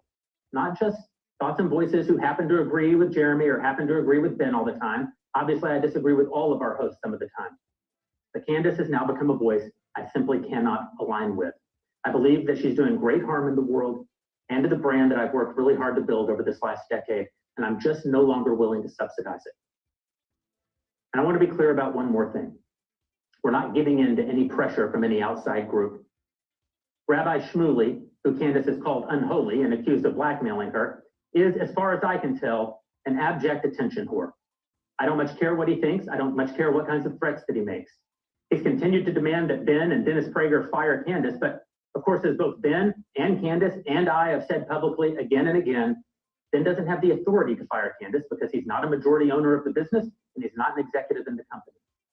But he's famous and he's Jewish, so Rabbi Shmuley is happy to grandstand by demanding that he do so anyway. As for Dennis Prager, Candace hasn't worked for PragerU in 3 years, and as far as I know, Dennis isn't an executive at PragerU any more than Ben is an executive at the Daily Wire. But again, famous, Jewish, and so Rabbi Shmuley is happy to grandstand. Charlie Kirk, by contrast, who runs TPUSA, where Candace does currently give speeches and make a nice living. Shmuley hasn't said anything about him. Charlie's famous, but he isn't Jewish. That's the kind of guy Rabbi Shmuley is, and the reason that we would never give in to any kind of pressure from a man like him. This decision has nothing to do with Shmuley. So he just said some criticism against the Jewish rabbi. And the candy asses just ignore that. He just said he won't give in to pressure from a Jewish rabbi that was calling for people to be fired. And he said we won't give in to that. Because don't nobody run that but him. And the candy asses never say this. They never bring this up where he actually put a Jewish rabbi in place and didn't agree with him either. You know, because when people not paying your bills, boy, you feel free to say what you definitely need to say on both sides. You don't care. So where is all this at with the candy asses? He just said, I'm not giving in to pressure from a Jewish rabbi. He said it. I'm not saying he don't like the guy. He just said, I'm not giving in to his pressure to fire somebody. Because, you know, you don't always have to agree with everything everybody says. Isn't that the point of free speech? Isn't that the point of being able to say, okay, this is my company. I get to run it how I want. You don't have to agree with everything that everyone says. He's standing here saying, I don't agree with this Jewish rabbi trying to put pressure on us to terminate people. But it doesn't mean he's not supportive of Israel. It just means he's not agreeing with this one Jewish rabbi that's trying to get him to fire people. Or wants people to lose their jobs. Or want to put pressure in areas he can't control. Candy asses never mentioned this. Can't make this up. You know, because hypocrisy and all. And of course, Candace is going to be misleading and deceptive no matter how she do it. The same way with Charlie Kirk, not agreeing with everything that goes on in Israel. Doesn't mean he stopped being pro-Israel. He just didn't agree with everything. Same way this man was able to sit here and say, I'm not going to give in to some pressure from a Jewish rabbi to fire people. He don't run this, I do. Sometimes people can be wrong. Doesn't mean you change your whole stance on being pro-Israel because you got one Jewish rabbi that's saying, y'all should do this. You say, no, we're not going to do that. What you talking about, bro? Don't put that pressure over here. We got this over here. Thank you. What's so hard about saying that? Why is it so bad?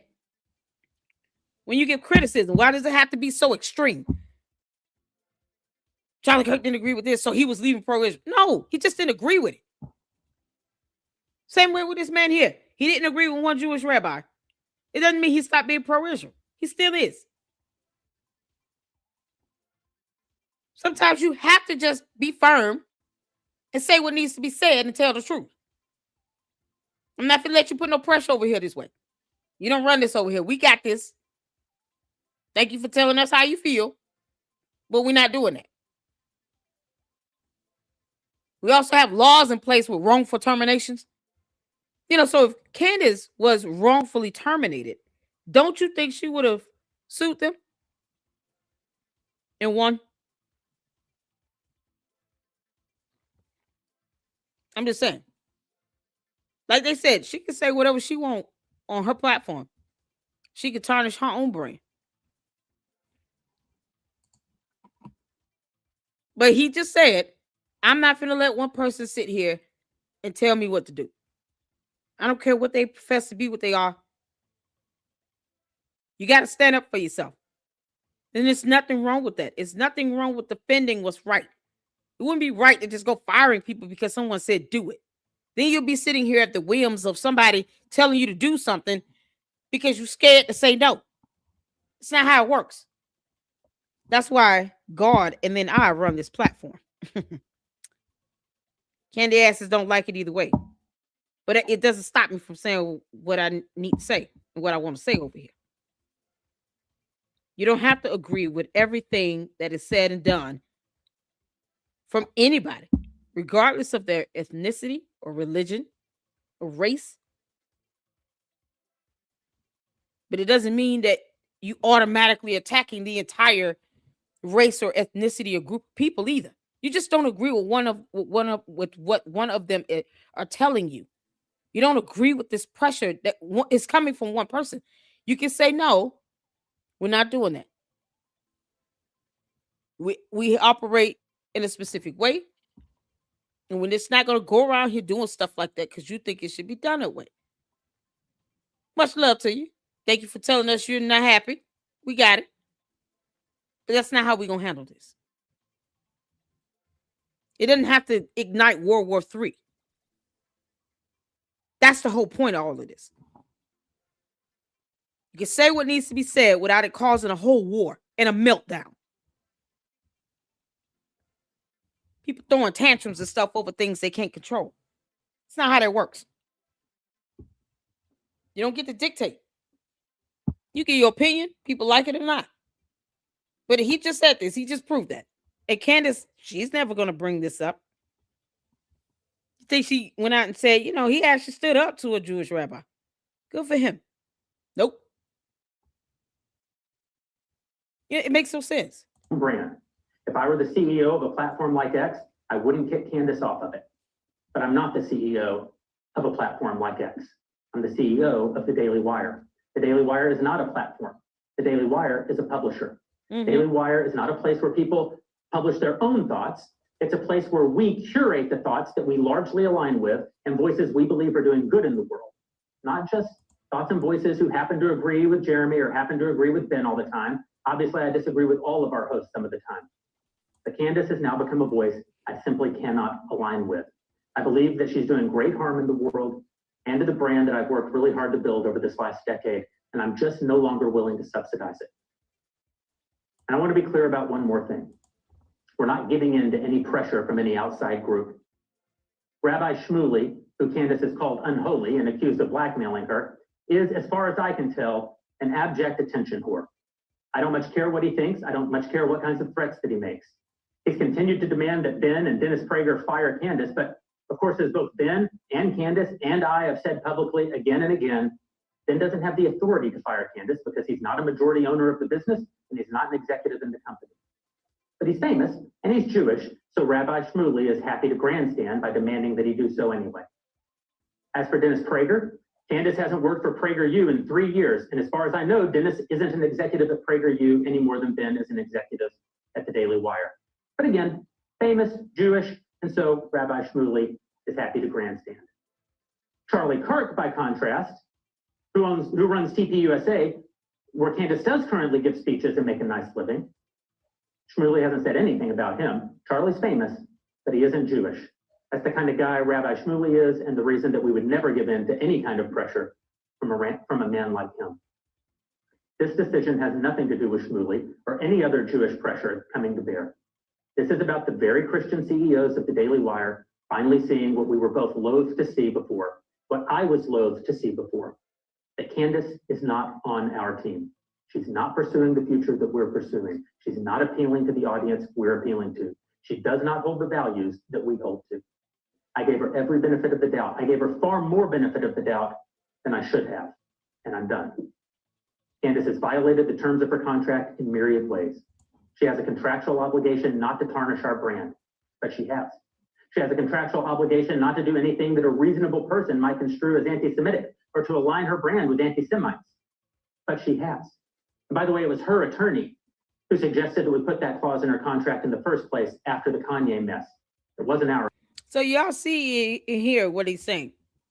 When it comes down to it, it's a matter of a breach of contract.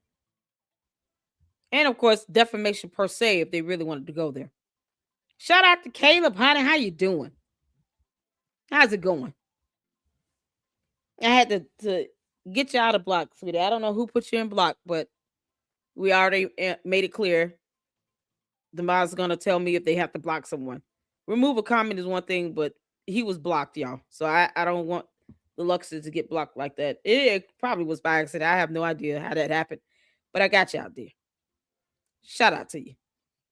But she breached the contract here. And yes, they have the right to say, you're not going out and tarnishing our brand and making us look bad. You're not going to go out here and defame us and expect us to keep you gainfully employed. We don't have to do that. You're hurting us on the back end. This sense of entitlement, I don't know what it is. With some of these people nowadays walking around with this sense of entitlement, like they got a silver platter in their lap. But I've never heard of that. I've never heard of anybody thinking that they're supposed to keep a job while they go against their own company and tarnish their brand and slander and defame the company or people in the company that could eventually lead to them losing some level of revenue. Why would you want to do that? I want my company to make all the money they can, so when I ask for a raise, they could say, yeah, okay, we got the money. We'll do it. So they don't have an excuse to not give me a bonus or something. Why would you say or do anything to hinder that? It's stupid. And if you're the type of person like Candace Owens, she needs to work for herself. She doesn't need to work for anybody. They don't need to put her on their payroll for no PR, nothing. Because y'all noticed she said that last week.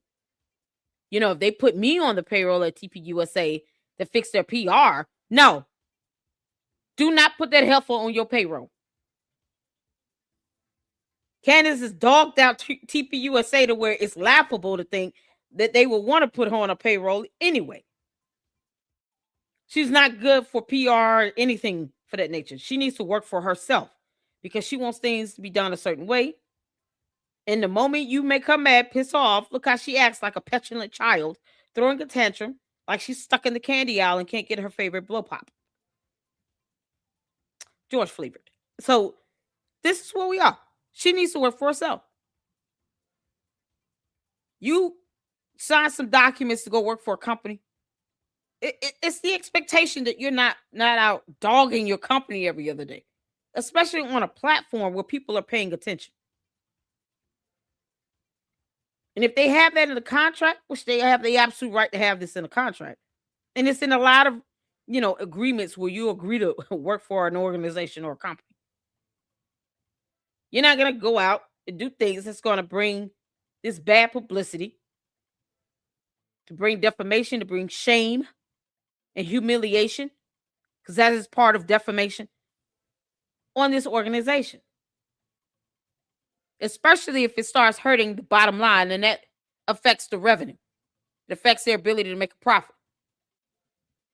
Now I want y'all to make all the money you can make. So when I come to you all and say it's time for my salary to be renegotiated and I want to make more money, then it's not an issue where we're not doing so well this year. No. Y'all brought in $8 billion in profits. You better come on and figure it out. Mathematically, you can make it happen. You're not sitting here hurting that. Who knows where she could have went with the Daily Wire, but why did she feel the need to just have to attack them and then to be snarky about it, be an asshole about it? And now she want to talk about TPUSA putting her on their payroll for PR. No. No one needs to attack Candace. It's not necessary. She does a lot of that herself. We just take her words and use it against them.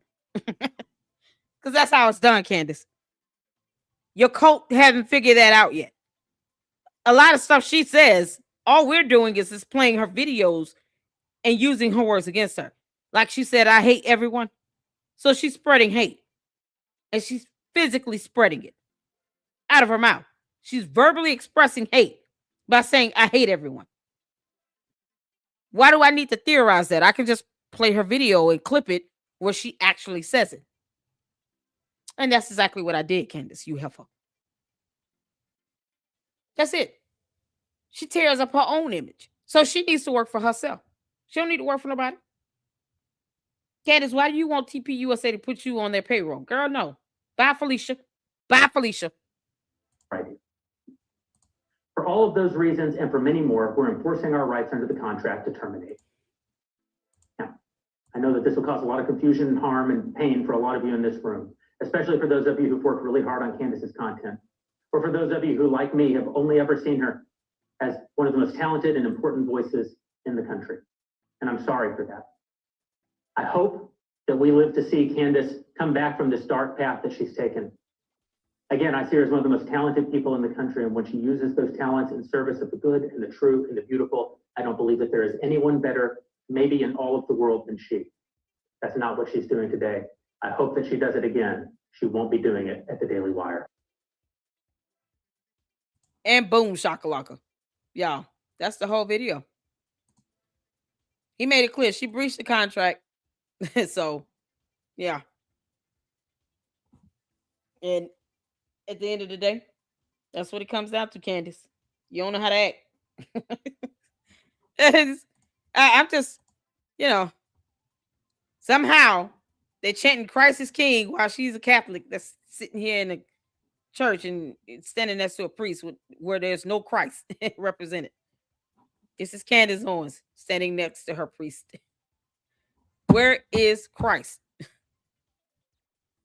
You can't make this up. So there's a video that I was told, I guess I'm gonna change the thumbnail and do Nick another time. This is a young lady, Kaylee Fontanilla. she went over some tax documents with Blexit, Candace. Girl, you got some explaining to do. Or Lucy, you got some explaining to do. Lucy.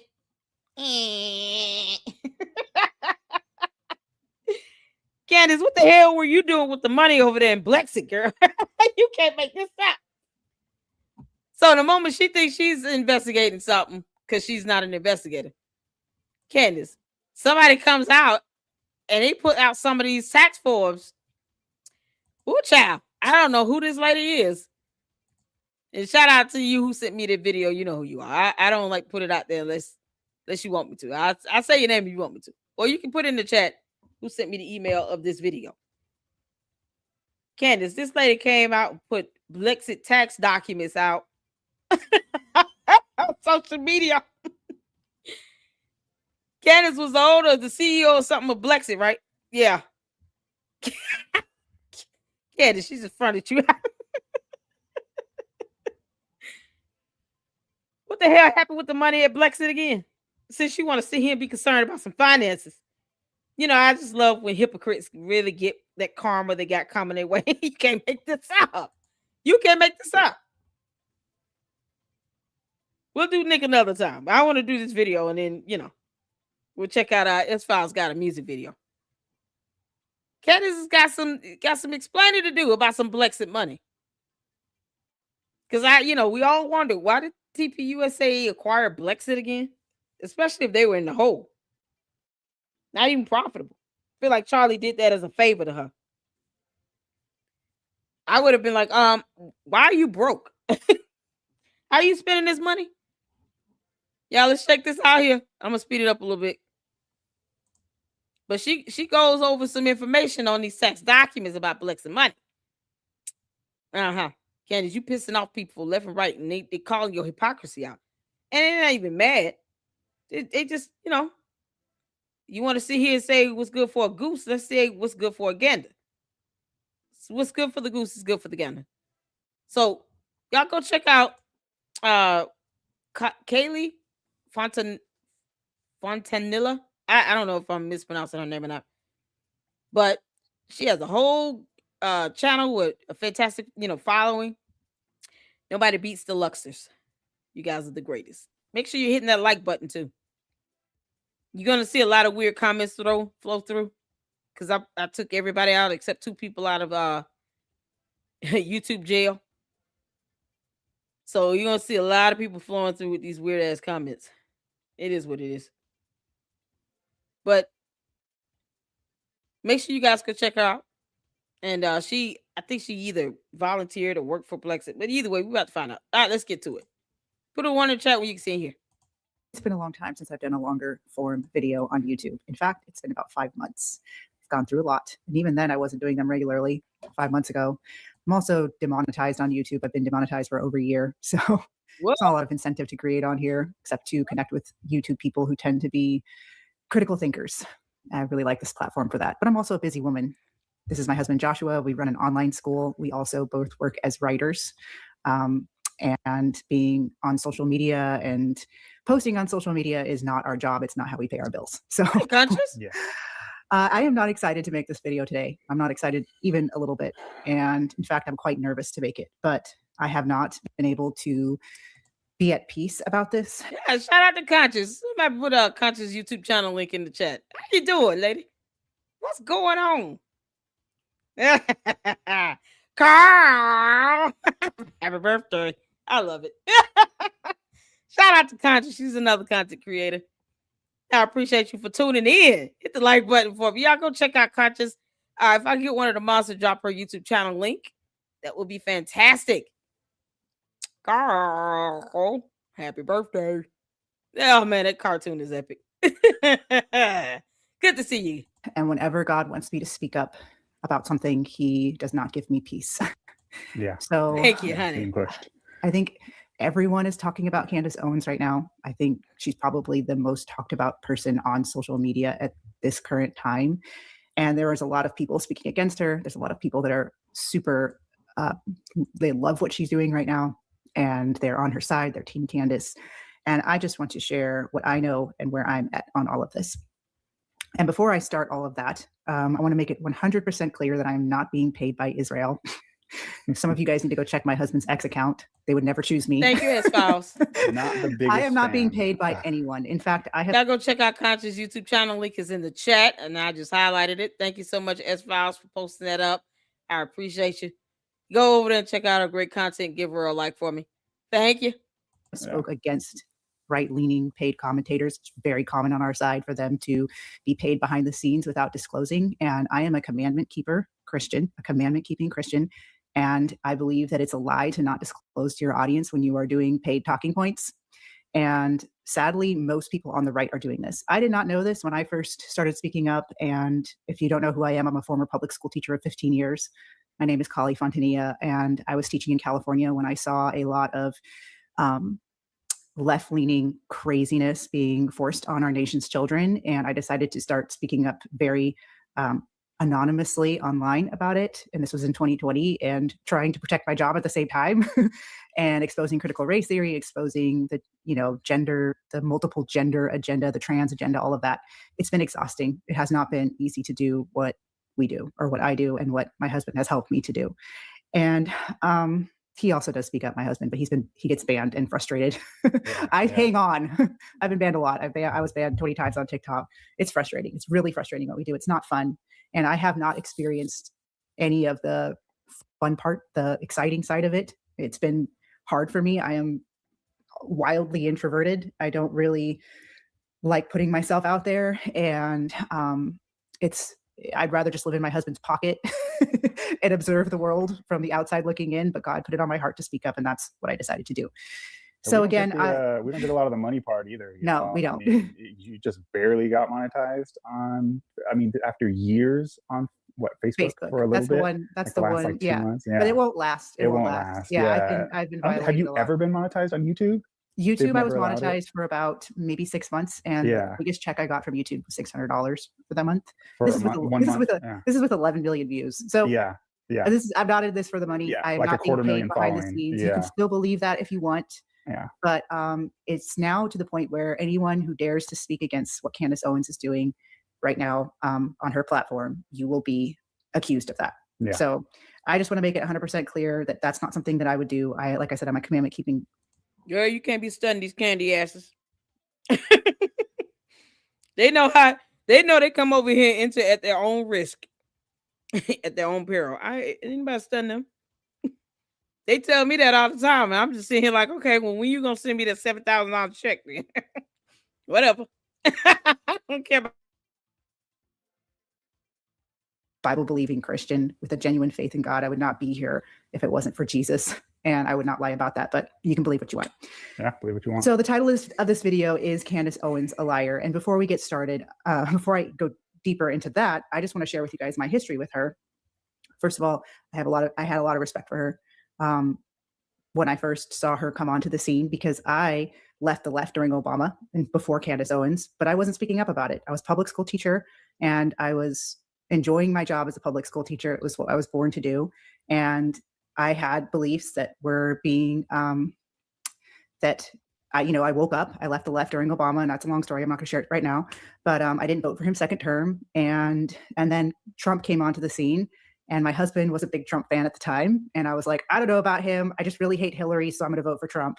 And then Trump's first term was super exciting as president. Oh, yeah. I wish we could rewind to Trump 2016 again. There's so many things I would do in my life that I wish I had started sooner during that time, because it was a beautiful time. The economy was great. People got to loved go to the Trump. White House. Yeah, people loved Trump. He was doing a great job as president. And there was also a time where you could still speak up and you weren't being censored. And then in 2020, everything changed. We really got censored. So Candace Owens' voice began to rise during that time. And I didn't really hear about her until she started the movement Blexit.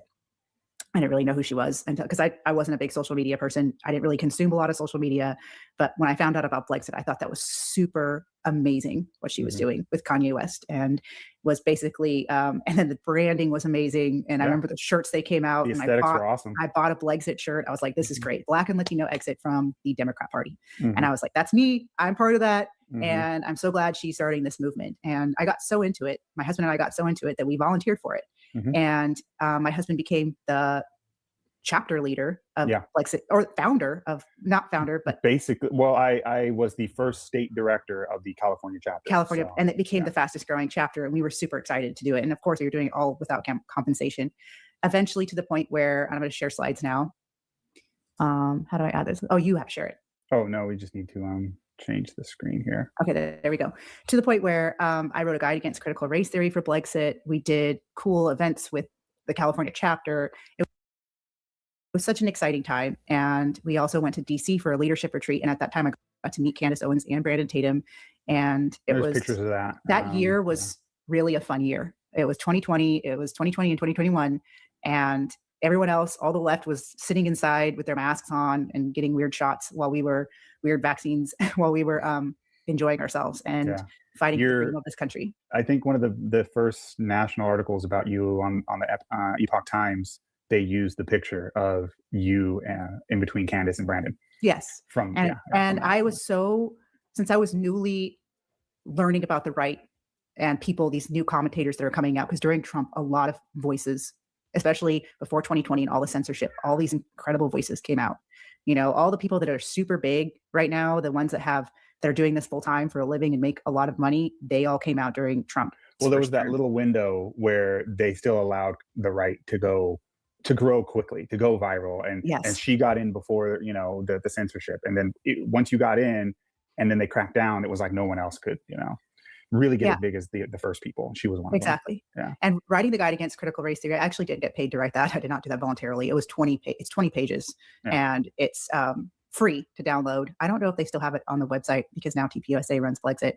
I'm not sure. I haven't checked recently, but that was a labor of love for our nation's children, for our nation's parents, to warn against what's going on. And I was really grateful to have to have Blexit give me that platform to share all about why critical race theory is terrible and doesn't belong in our schools. And then on the California Blexit chapter, I was the state director, but Kali was I forget the exact term they used, but it was like some advisor type. It was like an advisor, and it was generally a term that was given to somebody who was well known. And so her platform had grown by this point. So Kali was, and it wasn't super big. My platform was volunteer.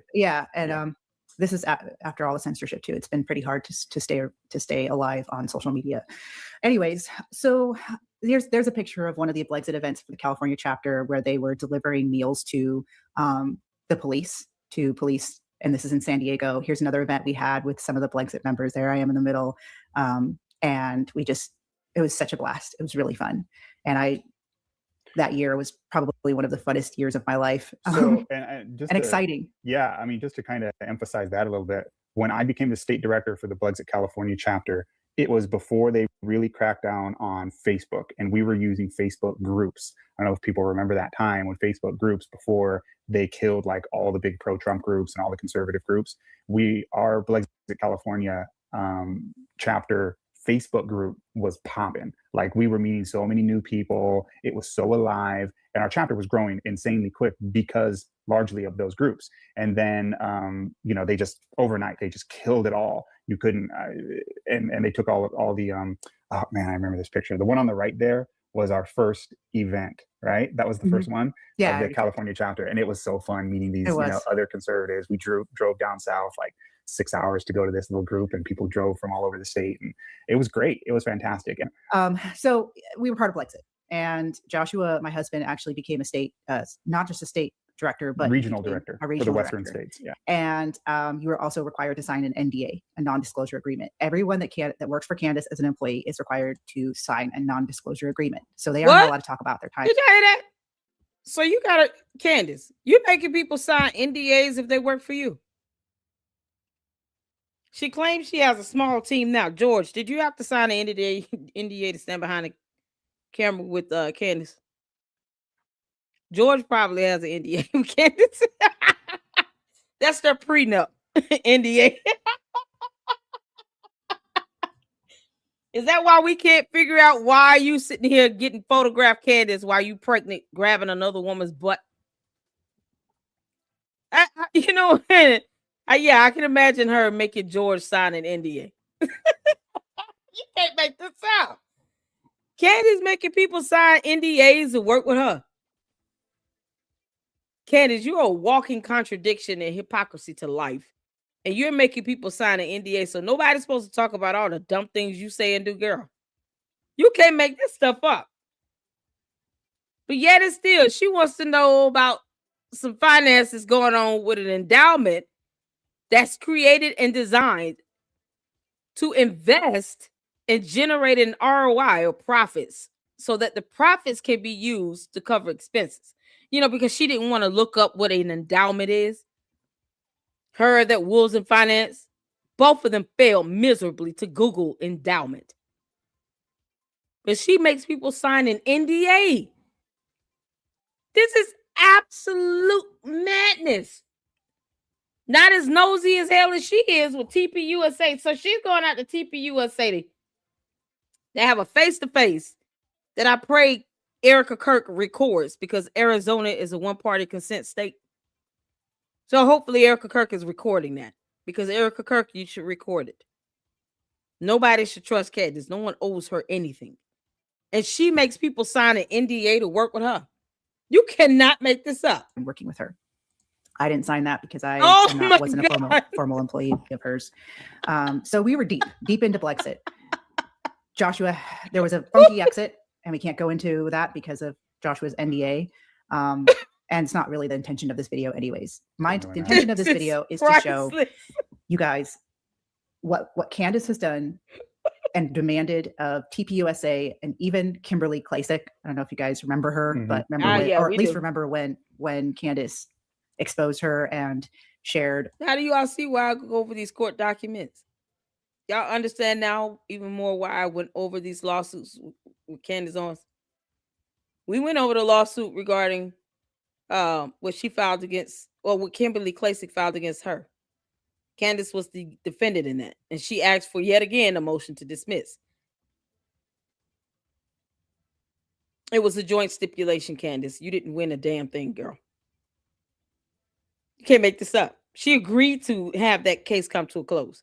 She could have said, nope, I don't want a joint stipulation. I want to finish this trial. She agreed to a joint stipulation. We went over the court documents. For those that keep praising and worshiping Candace and the ground she walks on, why don't you ask her, why does she keep filing motions to dismiss every time she gets sued? And then when she sues someone, she loses. She lost the one against the apartment complex. You know, that one where she claimed she was having recurrent yeast infections from black mold. The one against USA Today. Yeah, no, that was dismissed because she failed to state a claim. You can't make this stuff up. She's making people sign NDAs to work with her. But she wants to know every little thing going on with TPUSA. Erica Kirk, you better record that conversation, girl. And you do not need Candace Owens' permission. And if she doesn't like it, you tell her, I said kick rocks. You can't make this up. Her finances, her campaign finances, and a misuse. What she's also done to expose Black Lives Matter, which of course Black Lives Matter is trash. Yeah. So it's not good job, required. Candace. No, yeah, good job, Candace. Yeah. But nope, it is not required. It's an option that you have as a part of the process, but it's not required, because she could have just filed a response. It is a choice for her to file a motion to dismiss as her response. It is not required. You might want to research that. She could have simply filed a response to the reply. Hell, she could even file the counterclaim. She didn't even do that. She doesn't like going to court. The purposes of going over her lawsuits is to show her pattern of behavior and how she handles the lawsuits, whether she's the plaintiff or the defendant. And they're all consistent. She's trying to have this case dismissed even though she doesn't want the case to be dismissed with the Macron lawsuit. She could have just done a response and a reply. It's not even required. Get this, it's a civil proceeding. It's not even required that you respond. So where did you get that from? Who told you that? You're not required to file a response. You're not required to file a motion to dismiss. That is a flat out lie from the pit of hell. Nope. I don't know what court rule you looking at. It is not required. Did we have this conversation before, you and I? You were under another profile name. You claim to be an attorney. It is an option, but it's not a requirement. You need to be careful of the terminology you're using. Can't make this up. They don't even have to respond. It's an option to file it. We already went over that.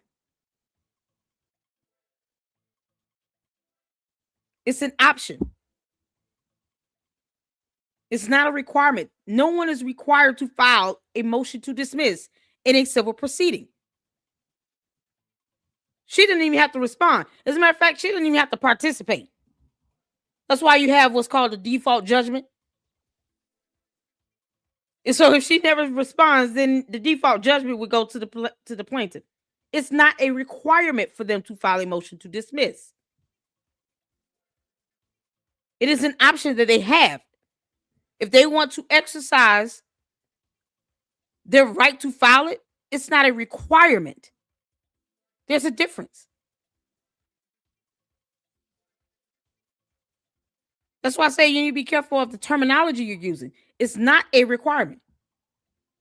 The defendant does not even have to respond. They can just let it happen. Like what Candace did when she failed to show up for court when she filed the lawsuit against the apartment complex that she didn't pay rent for 7 months. And then hired the wrong type of attorney. And then realized when she was losing, she just didn't even go to court. So the apartment complex won by default because she failed to show. It's so crazy. Federal Rules of Civil Procedure outlines the process for a civil proceeding. If you choose to file a motion to dismiss, it gives you an outline on the motion itself, all the components that should be included, certificate of service, as well as the brief to support the motion. But it's not required for a defendant to file that motion to dismiss in a civil proceeding.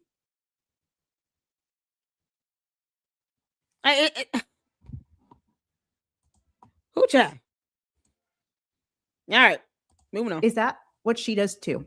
And this knowledge this stuff that I'm going to show you right now, because I work 2 regular jobs. My husband and I, we run an online school, but I also work as a researcher. And I write articles about nonprofits, and I know how to research nonprofits. A lot of people don't do that. When they go to donate to a nonprofit, they just think, oh, it's doing good work. Here's money.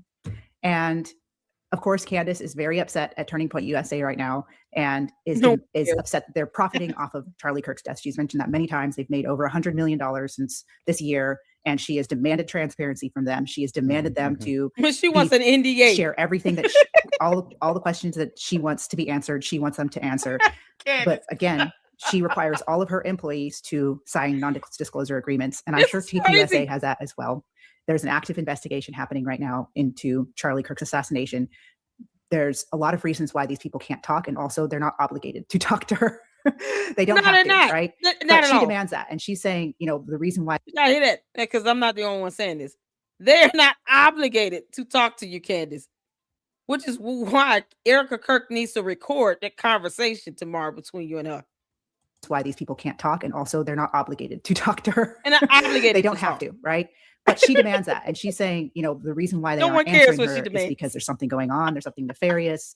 Charlie was betrayed. She claims that Charlie showed up to her in a dream and said that he was betrayed. So there's a lot going on there. And if you have been following this, she's done over, I don't know, it's been like 30 videos or something. There's been a lot of videos every week about this, and her platform has grown since then. All of her videos are monetized. Obviously, she's making money off of this, but she has not shared how much. But she wants to know how much TPUSA is sharing. Yeah. Well, I'm going to show you guys that Blexit, Candace Owens' organization that she was president of, also may have some Yeah, I know it's funding files. We did. issues. We looked it up. And this is very easy to look up. You can go to propublica.org and you can look up any nonprofit in this country. And I highly recommend people doing this because you learn a lot from these, from what they have to disclose to the public. And Yep. Blexit, I don't know if you guys know this, but Candace Owens' organization, her nonprofit, Oh, was taken over by taxes, y'all. TPUSA, or she handed them over to handed Blexit over to TPUSA in 2023. I think Before it was that, sold. sold. I don't know. Yeah, I Maybe don't know. I don't know I the think details so. on that. I don't want to, no matter what, TPUSA took it over because it was in trouble. Blexit was $1 million, $1.7 million in the hole. Mhm. And Yeah, that's not normal for a company to want to take over a company that's in the hole. So you have to understand, more than likely, Charlie Kirk did that as a favor to Candace Owens. You know, just being a friend. While Candace Owens was sitting around in love with him. Being a friend. And he took on a nonprofit. Blexit was a nonprofit organization that was over 1.7 million in the hole. It's a nonprofit. You can dissolve it. And more than likely, once they took over, that's probably what they did. I don't know. I don't know if Blexit is still a thing or not. But it's something that just could have been dissolved. It's a 501c3. And they took over it. And she got something out of it. But it seems like he did that as a favor to her. And now look how she repays him by trying to literally tell people to stop donating to TPUSA and for donors, for people to get their refunds. She was calling for people to get refunds from TPUSA after they took over Blexit that was 1.7 million in the hole when she could have dissolved the 501c3. Somebody explain it to me. I mean, how much more evil does this get? For them to take over Blexit and you're $1.7 million in the hole with this 501c3. And then now, because you can't get your way and you can't invoke yourself into a murder investigation, you don't trust the feds, you don't trust anything they put out, no one cares. Now you're saying people should get their refunds. She said she was going to drop names. Did that ever happen? She never told us why people should be trying to get refunds from a nonprofit organization. You understand, when you're giving contributions and donations, you don't get that refunded. Unless you have a contract or some sort of agreement that comes with the money you're donating. And this company agrees to spend the money based on what you signed and agreed to in an agreement or some sort of contract. Donations and gifts, they're not refundable. She was telling people, y'all go get y'all money back out of Turning Point USA. They lying to me and can't say what the lie is. You know, because buffoonery. But she's sitting here telling people to get their money back from TPUSA while she's making people sign NDAs over there at Blexit and let TPUSA acquire it when it was 1.7 million in the hole. Candace, you are soulless at this, girl. Bad at this, soulless at this. You're a walking void, girl. And Blexit, Can't make this up. You can go to ProPublica and you can look this stuff up. This is 2023, the last year that it was underneath Candace Owens as president, and it had $275K in revenue. Sarah. The expenses were 1.3 million. So she was operating it at a loss. Make this is up. in 2021. This is 2 years before. It was 3.3 million in expenses, and she also was operating it that year at a loss. Goodness. 2022, again, another $1 million at a loss. 3 years in a row. $1 million and even higher than that in 2022. I'll show you guys that. Y'all look at the revenue versus the expenses. What the heck is happening here? 2.9 million in revenue, 4.6 million in expenses. What kind of, why is she spending this type of money? Do y'all see this? Candace, just because you don't know the difference between the letter N and the number 9 does not mean you should be spending this money like this. You're talking about a negative 1.7 million net income. What is going on? You just thank God for the net asset sitting over here at 1.24. This girl had 4.6 mil in expenses and only 2.9 in revenue. Candace, you're bad at this. So you failed as a CEO. And now all of a sudden you don't think Erica Kirk can do it. Girl, if you don't kick rocks, why is she making people sign NDAs? You can't From the tax form at a loss. Where's this money going? Candace, why are you running a nonprofit and running it into the ground, claiming to do work for African Americans, but where is this money truly going? Crisis 3 years in a king. row, you're operating it, and you're going in the millions, losing money in this nonprofit. And she was raising money as well. And again, I don't have a team behind me. This is just me and my own research and what I know on how to research nonprofits. So here's 2022. They operated at a loss of 1.7 million that year. They were just spending money left and right in 2022. And what were they spending it on? Well, first there was Candace Owens' salary, which was $250,000 that year in 2022. Oh, man. Candace, what the hell you do to earn $250,000 in a 501c3? What are you doing? Candace, you should have been a blogger from day one. This is not it. This ain't it. You're bad at math. You're not an investigator. You don't even research. You barely read. You can't make this up.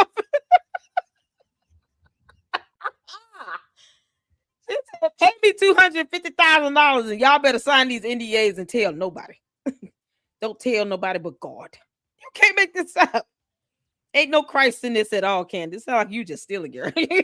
And you can also look where she stated that her average hours per week that she worked for Blexit was 30 hours. Great. Awesome. That is so amazing, Candace, that you were giving 30 hours a week to Blexit. But there's a problem here. This is also the same year that she started, or that she was doing her Daily Wire show. You can't make this up. This brings questions for me as someone who worked for Blexit and was in Blexit, same with my husband. I don't see where she was giving that 30 hours a week to Blexit. Me either. That $250,000 payment. Why? Where that was, where her time was doing, where she was doing that time, because she wasn't showing up at any of the events that we were having, except if it was a speaking Blexit rally, which would happen maybe 3 or 4 times a year, if that. Yeah. And all those events are public. You can see where she was at. Her Daily Wire show, when she first came out with it, it was a very extensively produced show where it was, she had interviews and she had, guests, and she had, I don't know if you guys watched her Daily Wire show when it first came out, but it was like hold on. Is it Diane? Diane, I want you to look up the definition of the word hate. And then you explain to me why Candace literally said, I hate everyone. And I know you've seen my show. I posted up what she said yesterday. It's in the episode where she's wearing that ugly ass shirt. I've never said I hate her. She said, I hate everyone. That came out of her mouth. Why is she spreading hate? Because we could just sit here and ask these weird questions and copy and paste in comment sections all day too. We can do the same thing. You can't make this up. This really extensive show. It wasn't just her talking in a microphone and doing a podcast. She was also having kids at the same time. Right. And then on her tax form saying that she's giving Blexit 30 hours a week of average work. For $250,000 a year. For $250,000 a year. Now, some of you may go to me, oh yeah, okay, I believe that. I believe she was doing 30 hours a week for Blexit. Well, I'd like to hear that from her. I want to know, because she's accusing TPUSA of taking in money and enriching themselves with donor funds, the employees of that. and actually not doing the work of TPUSA's mission. And she's accused Kimberly Klasick of doing that with, having fun with donor funds and doing, whatever she wants with her campaign funds, right? So Candace, were you actually giving 30 hours of your— That's what she was doing, except with Kimberly Klasick. She was taking baseline information and then lying about it. So Kimberly Klasick filed the lawsuit for defamation because she got sick of it. And what Candace was doing in that lawsuit is what she did with the Macrons and what she's doing now with TPUSA. She says baseline things, and then she demands that the person she's talking about to respond to her like they owe her that. And then she keeps it general. That way, when they respond, they're giving all this specific information out. Nope. That's why I'm curious to know who set up this one-on-one between her and Erica Kirk. Because, see, Erica Kirk didn't have to say her name at all. Candace was starting to get a lot of backlash from people, from real people, not bots and, cult members, but real people who were like, no, you said you would stop. If she said stop, she said stop 2-3 times, and you said no. Well, And you trying to add words in her mouth, said stop lying. No, stop. Shut up. Be quiet. All those things you said, if she said for you to do, Candace, you said you would do it because you're a liar. And you try to bend and manipulate and gaslight and all this other stuff. But here you got this girl was going in on, just putting all kinds of stuff out there. But then when Kimberly would respond, Kimberly was having to debunk things and show specific information.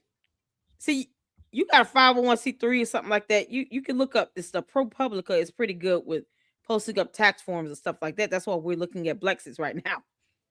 Because Candace is no exception to this. But it got to a point where she started lying about things, and then it became just highly defamatory. And Kimberly Klasick is like, look, this is enough of this. You want to talk about tearing somebody down,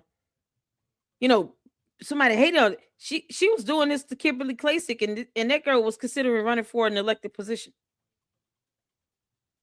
No rhyme or reason.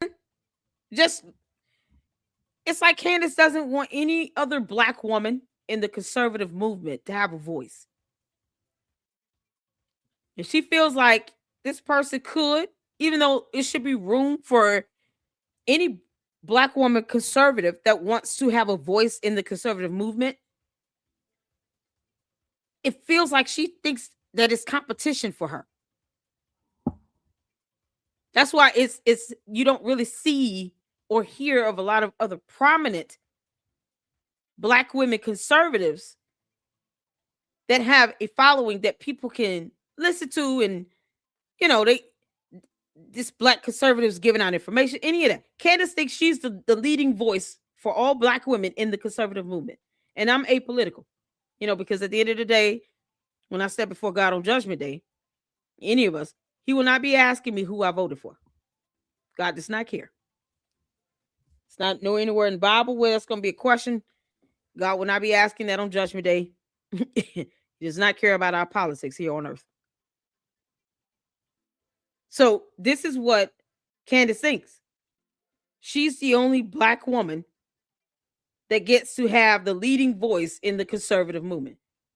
And it's so far from false. There are a lot of Black conservatives that are out here doing content, political commentators, legal analysts, financial analysts, that are giving information, facts, supporting their research with documentation. Candace ain't the only one, but she acts like she is. So it's like she saw Kimberly Klasick as competition for her. No. Because people were wondering, why is she going after this woman so hard? You have someone that's smart. Kimberly Klasick is a pretty girl. And then, she has the ability to have a following and to make some changes happen. People were voting for her. People were following her. She was picking up, platform and everything. She still has a platform, I think. I don't know what's I don't remember the name of the platform, but I sure wish she would come on YouTube. But she has a platform similar like Rumble or something like that. And then she's also on Facebook. Yeah, I don't have Facebook. And she still has a supportive system. And no one appreciated what Candace was trying to do. If you're trying to expose something and you feel like this is hurting people in mass, that's one thing. You just going after somebody because they considering running for a political position. And then you're saying, well, you didn't even get that many voters. Like, that's what it was coming out to her doing, just being petty as hell. It's like, why are you doing this? No rhyme or reason to it. Same thing with her trying to go for Erica Kirk. Like, no rhyme or reason to it. Leave her alone. You don't like her, fine. Leave her alone. But then she goes to court and then wants to make it seem like, oh, I'm just, she's trying to attack my free speech. No, you're just being a demon. You're an asshole, Candace. And you don't want people to call you out on that. Now look, we should be looking forward to some live stream tomorrow. And no, it's going to be a private discussion of some sort. God only knows what that's going to be like. Hopefully, prayerfully, Erica Kirk records it. Because you can't trust Candace Owens. You just can't. So she went out to Kimberly Klacik for reasons, because she saw her as competition. That's it. Not because Kimberly Klacik was doing something so wrong. Your time every week to Blexit in 2022. I just have that question. Am I allowed to ask that question? I hope I am. Because I don't believe you were doing that. I believe that you weren't giving 30 hours a week to Blexit just because I worked with Blexit and I know what these events were like and I know what was being accomplished. At least, especially you can't share a lot about it, but you were a regional director. You don't even need to, it's just the public stuff. You can see from public events which one she was at. Yeah, if anyone of you know what platform Kimberly Klacik is on, just let me know. Put it in the chat. Don't mind the copy and paste comments because, just skip over it because they're going to repeat themselves tomorrow. Just put in the chat what platform she's using now. I know it's Facebook. It is something else, but it's behind a paywall. And I can't even afford it right now. And which one she wasn't. You don't even need special info from me. Like, so did she lie about doing her 30 hours a week? That's just asking questions, right? Just asking questions, right? Okay. I want to go back to this right here. So also it's interesting to note that Brandon Tatum, he would show up at events more than Candace, and he only put average hours of 5 hours per week and was only compensated $36,000. So something to think about. That's why he defend her. Okay, Brandon Tatum. This is why you sit here. What kind of officer was he? Was he just a regular police officer? Was he like, what type of officer was he? Call himself Officer Tatum. Was he security guard here at Blexit? God. I'm not knocking security guards. I just don't understand why he's literally carrying that. If he's not an officer anymore, why he's still saying it. But this is why he defends her at all costs, because he used to work for her. What the heck? Here's where a lot of the money was going to. You can see here that it was going to Optimize Consulting, which is $500,000 to the social media fundraising company. It went $349,000 of it went to security. What? So again, this is 2022, the year she's doing her Daily Wire show. $349,000 went to Why do you need this much security? Are you kidding me? Is that the security company? Brandon Tatum owns a security company or something? He calls himself an officer. Is he connected with this security company? Why does she need this much in security? But she went to Dollywood. And no one can see her higher security with her at Dollywood. Yeah, do y'all see how much she spent for this optimized consulting, this social media fundraising? Why are you spending that much money for social media? It's over $500,000. What the heck is going on? Candace doesn't know numbers. I don't think she understands like math, simple math. Also, it's interesting to note that Brandon Tatum, why do you spend that much money on Candace, and he only put average hours of 5 hours per week and was only compensated $36,000. So something to think about. Wow. So here's where a lot of the money was going to. You can see here that it was going to Optimize Consulting, which is $500,000 to the social media fundraising company. $550,000. $349,000 of it went to security. That's a lot of money. The year she's doing her Daily Wire show, $349,000 went to security. She also What? went to Olympic Media, 284,000. It's another social media fundraising group. As someone What is with these social media fundraising groups? What the heck is that? Have y'all ever heard of that? Social media fundraising groups. Are we talking about like GoFundMe? Like platforms where they raise money?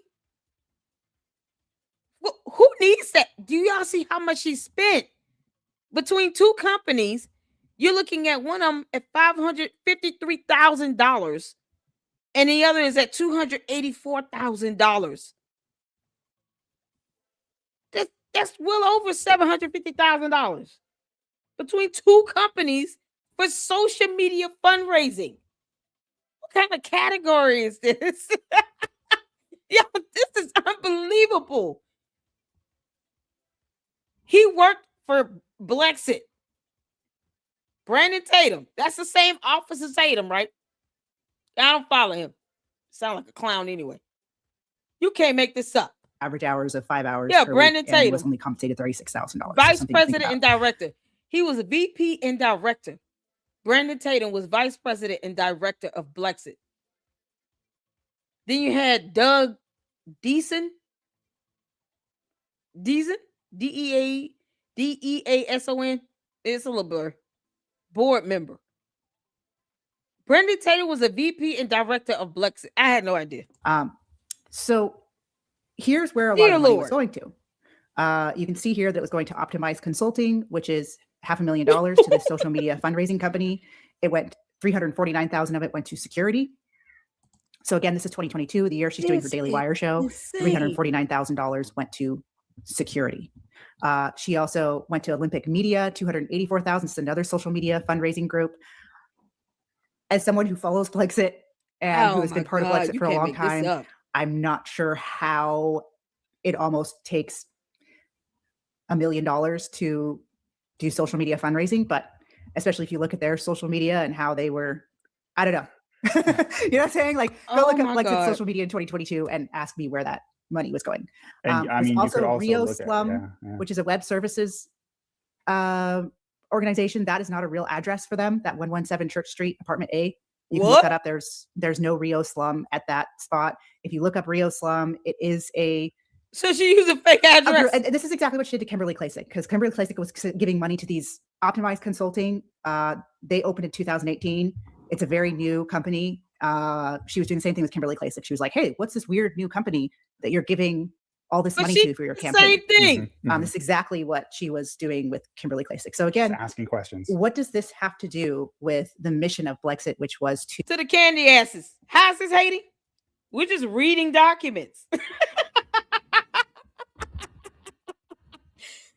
Oh my God, Candace, you are a huge hypocrite. Ooh, she gonna be so mad at these two people. Listen, she better leave them alone too. Candace, I'm looking at your tax documents, girl. Somebody asked about who asked about somebody else who's on here as an employee. You want to know the employee?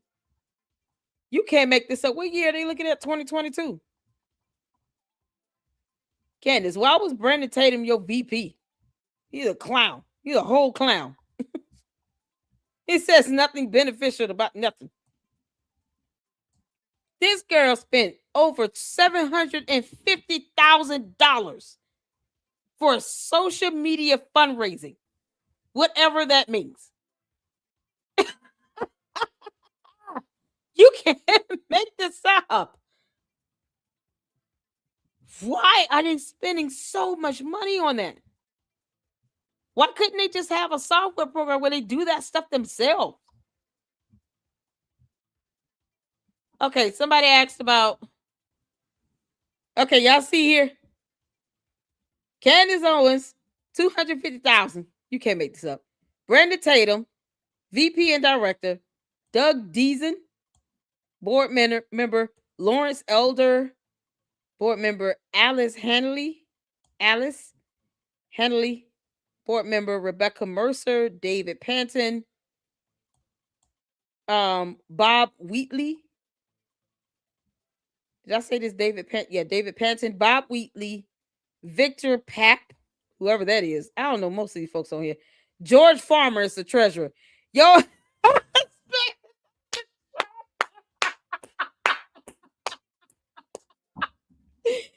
Candace, why would you do this? Wouldn't that be a conflict? Did George sign an NDA? So he worked for Blexit. Did he sign an NDA? He was on the board. He was a treasurer. Oh, dear Lord, he was a treasurer. Y'all. He can't make this up. He worked 30 hours a week. The same number, it's so ironic. The same number of hours she worked is the same number of hours George Farmer worked. And they had kids at this point. Melissa Nunes, Chief Operating Officer, Ashley Alexander, Development Director. So I was asking about a specific person. Y'all, this man make too much money. Hold on. Doug Decent. What's his last name? Deason. Deason. Like Deacon except D with an S. You can't make this up. You asked me about somebody else, Trey. Who was the other person? Because maybe they're on a different tax return. Oh my God, y'all. Right-wing version of BLM. Okay. Coleman Hughes. Let's see. I don't know who that is. Let's go to another year. Candace. I guess we're just gonna have to do the same for Candace LLC. Candace Owens LLC and George Tommy Candace. If they're 501c3s, we're looking at them tax documents. You're a clown, girl. Let's see if he was there earlier year. Yeah, this is 2021. She had been in the negative. When did this start? Candace, you spending money like popcorn. Why are you spending money like that on stupid stuff? Social media fundraising. That makes no sense. Blexit Foundation is a 501c3 nonprofit organization dedicated to the advancement of urban and minority communities by encouraging youth to seek and take advantage of opportunities in the 21st century America. Because North America and the United States of America. She got to name the continent and then the country.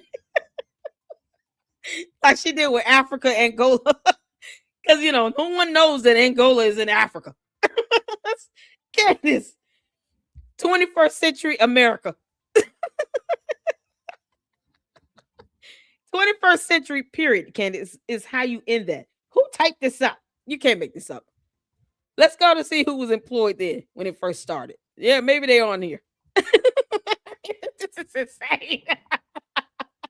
21st century America. Because it's not like Canada or Mexico. You can't make this up. All right, Candace Owens was saying she was doing 40 hours a week when it first started at $230,000. So Candace gave herself a raise because, she needed a raise, I guess. Candace gave herself a raise. Candace, you're the CEO. Why do you need a raise? Whatever. All right, yeah, moving on. Gina Florio was the live events director at 40 hours. They said they're doing this per week. That's a full-time schedule.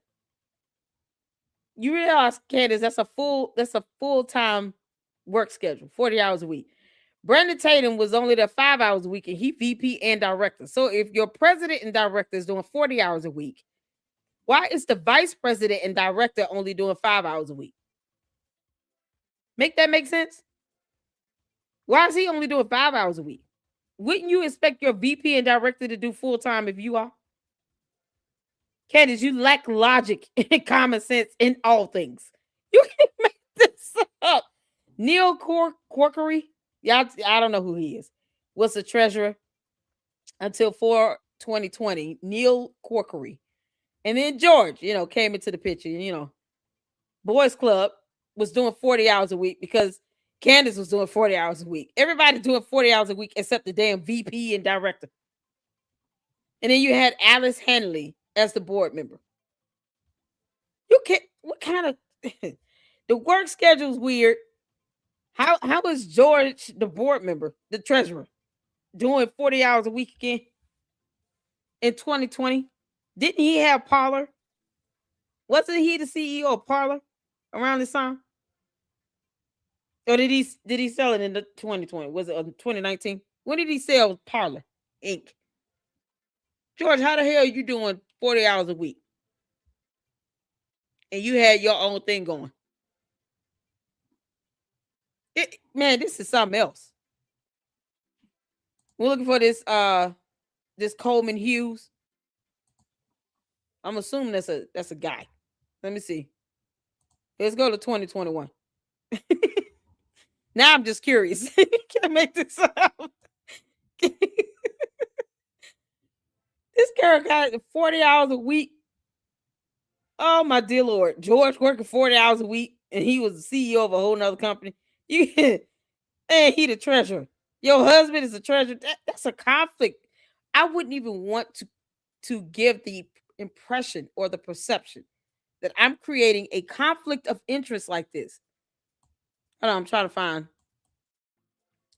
the staff. Where is this at? I wouldn't even want to give that impression that I'm creating a conflict of interest. I would think twice before I go hire my spouse to work with me. And you can't make this up, man. And she want to sit here and ask another company about some money. I'm only seeing this for, this is part 2. She see by this point she making $250,000. Non-taxable benefits at $15,000. So her total income was $265,825 for tax year 2020. She filed this in 2021, right? Oh, this is 2021 taxes. I'm trying to see where's the salary sheet. How did we miss that?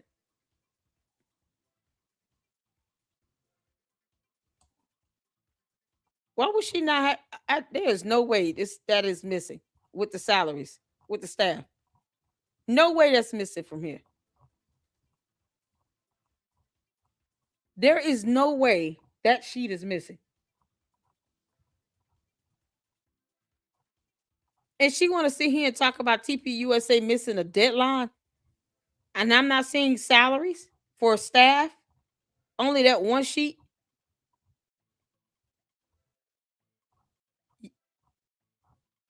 Y'all, hold on. Oh, okay, here we go. Oh, I'm about to say there is nowhere in the world. Okay. She was okay. Now she went down to $30,000 a year. Gave herself a raise to $250 a year plus $15,000 of compensation. Probably like travel some, but $15,825. Her live events director was making $113,000 a year. The VP and director working only 5 hours a week. She was working 30 hours a week. Why do you have a VP and director that's only working 5 hours a week, but your treasurer is doing the same amount of hours you're doing and y'all married? Then you got Doug Deason, board member, Lawrence Elder, Alice Hanley again, David Panton, and Bob Wheatley. So I'm not seeing this person here. You let me know if you know who Coleman Hughes is. Somebody tell me who it is. Maybe I'll come across it. This is crazy. You can't make this up.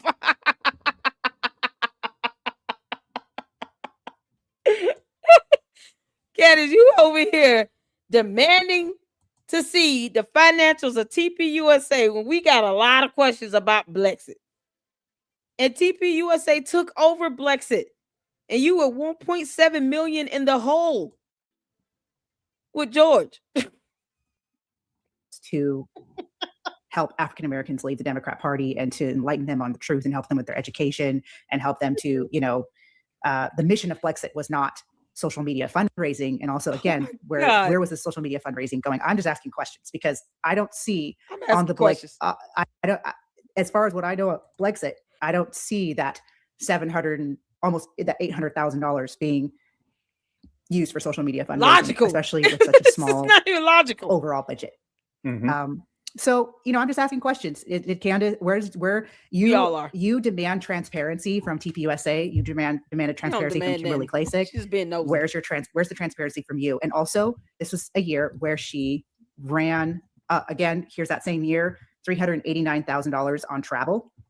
I do know that Candace Owens was using private jets to go to the Brexit rallies.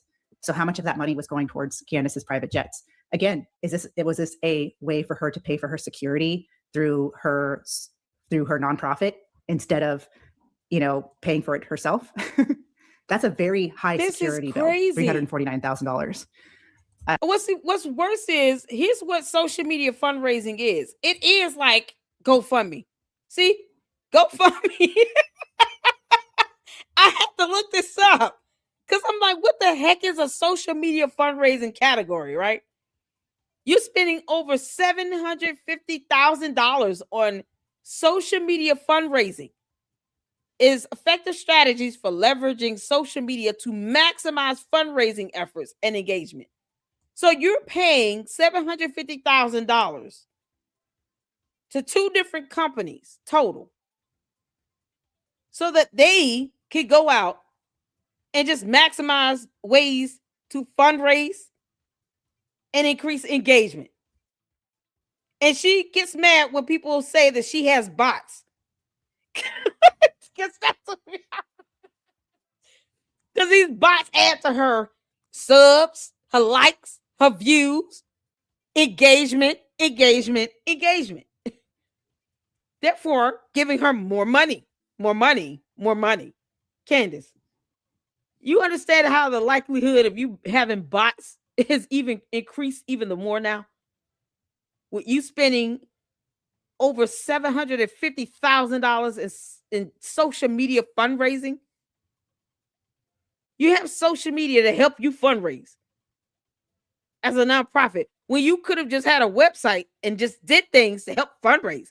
I thought Brexit was supposed to be more about educating African Americans in the community, because politics and all. When you're spending $750,000 a year on social media fundraising companies so that they can just help you raise more money. And increase engagement. Like what bots would do. And your cult members. They do that for free. The candy asses increase her engagement for free. Hell, they give her money. If you don't believe me, check out her live stream, her premiere videos in the live stream chat. They give her money. She don't need to pay $750,000 to increase engagement on social media.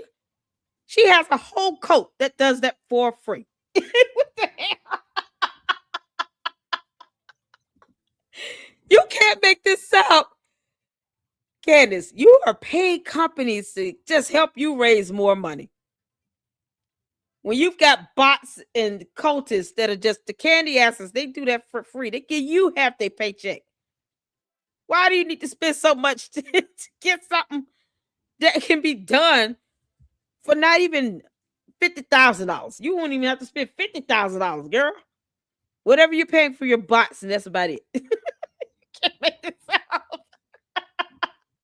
One cause is an online fundraising. These are social media fundraising are just websites that you use to help you raise money. So Brexit was supposed to be about something. Turns out it was all about fundraising because that's what she's spending the bulk of her money on. That's what Brexit was. One big ass crowdfunding website. That's it. None else. They did nothing else for no one else. Is this a way for her to pay for private jets to travel? Because she does use private jets to travel often. And I know that because she would travel with private jets to rallies that we went to. And so that's $389,435 for travel, conferences, conventions, and meetings, $518,000. That could be some of the Brexit rallies. No, I don't have a coat, honey. Cool. I don't want y'all to let's see some transparency on that, And then again, she was operating Brexit at a loss every year. There's $925,000 they were in the Oh my hole in God. 2021, I believe. And then at the end of 2022, they were $1.7 million in the hole. And in 2023, I think it was another $1 million. And that's when TPUSA 1.7 took mil. over Blexit. She handed it over to TPUSA, and now she's trying to destroy TPUSA. Candace, you I'm suck. laughing about this because it's like, I just want transparency from her, because if you're gonna claim transparency, everybody else has to answer Oh your my questions. God. Here's where, and we only have about 15 more minutes. Mhm. Here's where I have a problem. So I just watched Candace's recent video where she is talking about Erica Kirk, and the moment when Erica Kirk goes to Charlie's casket and she cries, and everyone has dogged Erica for doing that. They think it's so weird. They think it's awful. They think it's like her trying to get attention. We don't know these people personally. I don't think that Charlie and Erica are normal people. I think Charlie, I've met him a few times in my life, and I wish I could go longer into the interactions I've had with him, which I will maybe in another video. Oh, my he wasn't God. a normal person. No, by definition, these yeah. people they're larger than life in some ways. Yeah, they're and different. they're different. And I think Yeah. that Charlie chose someone who's different. Absolutely. You can't make this I up. do think that if I were to guess what she was doing with that moment, this was fresh. First of all, the first 24 hours after someone dies, especially someone close to you, even myself, I was not normal during that 24 hours. You can't judge them. I didn't sleep that whole night. I lashed out at two people. I lashed out at my mom, and I shouldn't have done that, but my mom said something really incredibly annoying and rude, and I just told her to F off. Because you're on edge. I never cuss. Yeah. And I wasn't acting normal that 24 hours. So I don't judge anything that Erica did during that time, because it was an incredibly crazy and tragic event that happened that was almost surreal. I mean, it was surreal. It was gnarly, right? It was just gnarly. Like, I think, and the whole world witnessed it. I also think she was trying to have an Emmett Till moment. She's trying to show the world what they did, because show them and be like, hey, you killed my husband. You killed my husband, just like Emmett Till's mom was like, you killed my son. And I do believe that was, for me, that's what I think it was, but I'm not sure what the intention behind that was. But anyways, regardless of all that, Candace said, this is in her latest video. She said, if you're going to allow the public to see something as intimate as that. Where were the millions being stolen to? I'm curious. Tell us where did those millions go? Because you've obviously, when you say stealing, that means you know where it went to, right? Someone stole it. You should be able to say who stole it. Where did it go? What was this stolen for? What was it spent on? Where did it go? Because this wolves and finance person, I debunked his ass with a smile on my face because he refused to define the word endowment. Basic research. It's a Google search. So he tried to paint this picture like TP USA Endowment, a subsidiary, was doing something unethical when it was investing in the stock market. But that's what endowments are designed to do. That's the purposes of it, is to invest. Investing in the stock market is exactly what you use an endowment for. But see, he didn't tell anybody that because he didn't look it up on information, basic information from basic Google searches that anyone can do if thou hast the ability to read. So exactly, just enlighten us. Who stole the money? How much was it? Where did it go? I'm curious.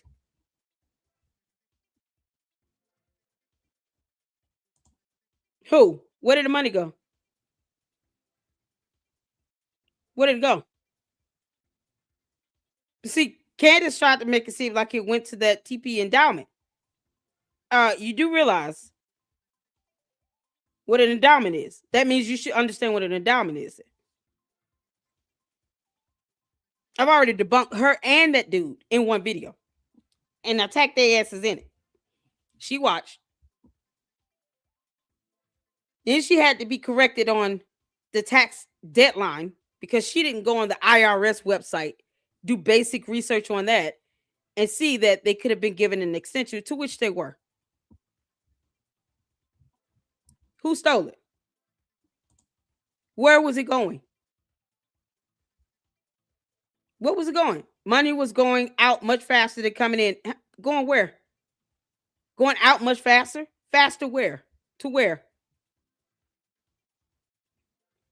Because see, when you guys have these tax statements available on this website, you can just go to it and read it, right? One would think that you've looked at the tax statements, the tax documents.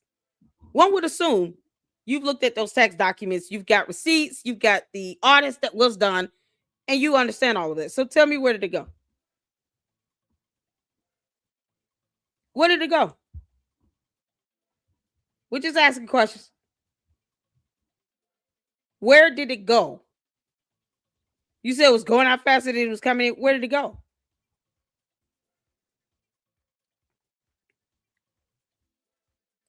Wills of Finance is an idiot. Because you would think before you speak on an endowment, you would actually present basic information about an endowment. He said it was unethical without even looking up what an endowment is designed to do. So where did it go? No, where did it go? Stop beating around the bush. I'm asking a very direct question.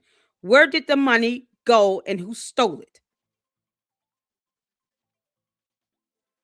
You're beating around the bush. I don't care about nothing you asking right here. That's irrelevant. Where did the money go? Who stole it? What Swiss bank accounts? Show the evidence on that. I want to see these bank accounts. You said it went to Swiss bank accounts. Show the evidence. Whose names were these bank accounts in? And where's the evidence on that? If you say that, that means there's evidence that there's bank accounts where this money went to, where somebody stole it. You know, you're stealing something, you wouldn't be able to like trace that money, right? So whose names these Swiss bank accounts in? Name the bank. Let's start with that. I want to know the name of the bank. Name the bank, because there's more than one bank in or a Swiss bank. Go ahead and name the bank. I want the specific name of the bank and the account holders. And what type of accounts are we talking about? I'm asking questions. I'm just because they say stuff like this in my chat, and I'm asking questions. Erica maiden name. I want to see evidence on that. Name the bank. I'm just saying. They come in and they say these things that you need evidence to prove. They're not giving an opinion of anything. Just like the Wills of Finance person. They sitting here saying that I know more than him because I Googled. Yes, that means I have a lot more knowledge than he does because he failed to even read and research an endowment.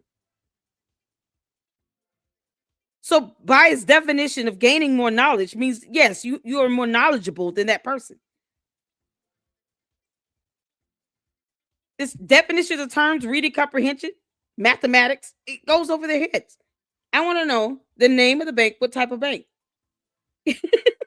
What type of bank accounts are we talking about here? When you make these statements, you gotta be able to prove this stuff. You're saying someone stole money, but you got tax statements, tax documents, and audit. I mean, you said in the Swiss bank accounts, that's very specific. Who are the account holders? Erica maiden name? Why aren't you able to tell me the name? You see, this is what I mean. You put Erica and then maiden name in quotations, but not the actual name. Because if you're saying Swiss bank accounts, that means you know who the account holders are. You can tell me the name of the bank. It makes no sense. Why say dumb things like that you can't prove? It's not even a matter of defending one or the other. I just want to see the evidence. The fact that they could not give me her maiden name, you would think they would know that. You got to put maiden name in quotations. It's stupid. No, don't beat around the bush. Put the name of the account holders and the name of the damn bank. I want evidence on you saying someone stole something. It went to a Swiss bank account. Name the name of the bank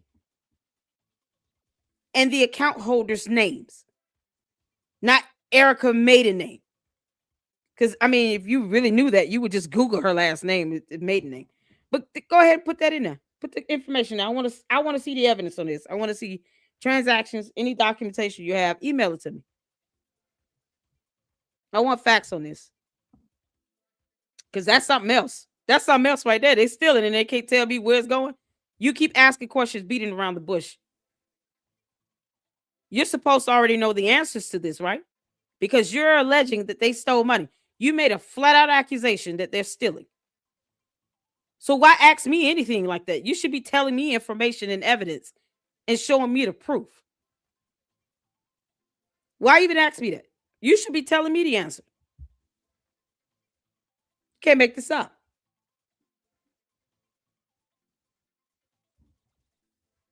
Eric, give me the names of the account holders and the bank account.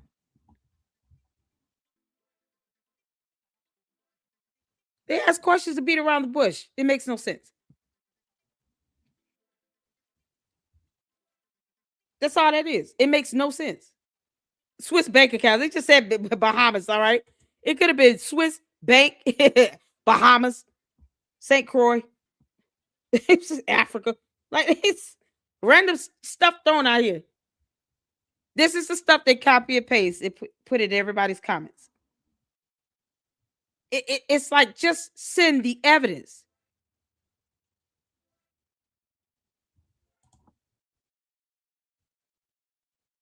Send the evidence. Why does that need to be an argument? What does that have to? I don't. Give me the account holder and the name of the bank. You telling me everything but that. So you don't know. Got it. Nonsense.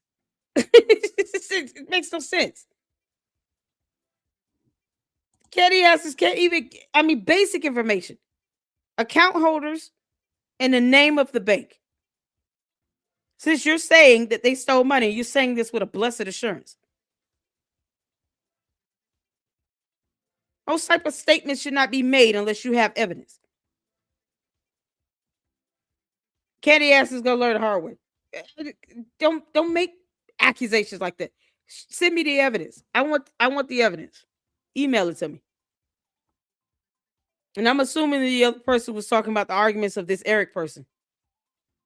This isn't an argument with me. I'm asking a question. And if I had to debate this person, they would certainly lose on their best day and my worst. I want the name of the account holders and the name of the bank. You said specifically a Swiss bank. Send the name of the Swiss bank and drop name the account holders at this specific Swiss bank. And then tell me what type of accounts are it. Private, that personal, business account, investment account. What type? That's all the clues I'm going to give you. You have to keep allowing them to see Make this the up. way you're grieving and Yeah. everything. Yeah. And she's upset. No, it's not. That Name Erica the Kirk has bank. It's not disclosed where Charlie's buried. And I think the conspiracy theorists think Charlie is like, I don't know, somewhere being pickled right now still, that he's not buried You can't make 3 months later, but I don't know. And Erica Kirk has said, hey, I'm not going to share where this is at because For obvious reasons. leftists are insane and they will defile it. They've already defiled memorials for Charlie. Like, and she Name wants of to the have a place bank. where she can feel safe with her daughters. Because remember, she's the mother of 2 of his children, Mhm. 2 of his little girls, and to go be able to visit the grave of. And so Candace is demanding that Erica continues to allow the public into her grief and into her the decisions she has made in Mhm. regards to Charlie's death. Mhm. Well, Candace, are you a hypocrite? Because you shared your intimate texts with Charlie. Some of them. Some of them. You have shared texts that were never meant to be for the public, Mm-hmm. but you didn't share exactly. them all. Mm-hmm. Are you going to share all of the texts? So, I mean, this is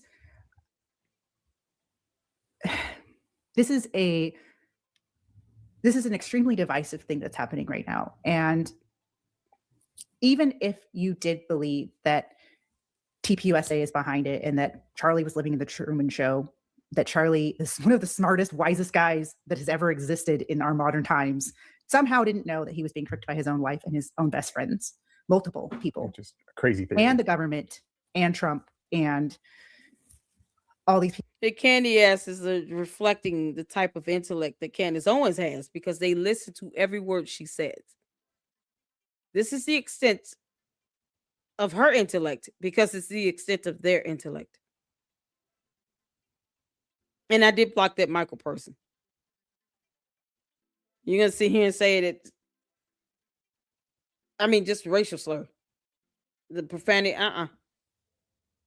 I'm sure he'll come back under a different profile name because that's what bots and cult members do. When you sit here and say somebody stole some money, and you can't even tell me the name of the bank account, that's not confidential because you're alleging that they stole the money, and you're asking me questions. It's the most idiotic thing ever. People that have been roped into what these theories. So it's a lot. It's a lot. But at the same time, Oh, don't worry. we aren't allowed to question the person that's spreading a lot of this. And I know I'm going to be attacked by her followers in this. They're going to say I'm trying to take her spot, or I don't know. I don't want her spot. No, thanks. Like I She said, I'd doesn't have rather a live in a spot. pocket. I'd rather live in a pocket. Candace doesn't have a spot. What I spot? haven't posted in 5 months. I'm not trying to do this for a living. No I damn haven't spot. done a long video like this in 5 months. Lying is not a spot. So there's a lot more I could say. I'm running out of time, but is Candace a liar? Did she really work 30 hours for Blexit?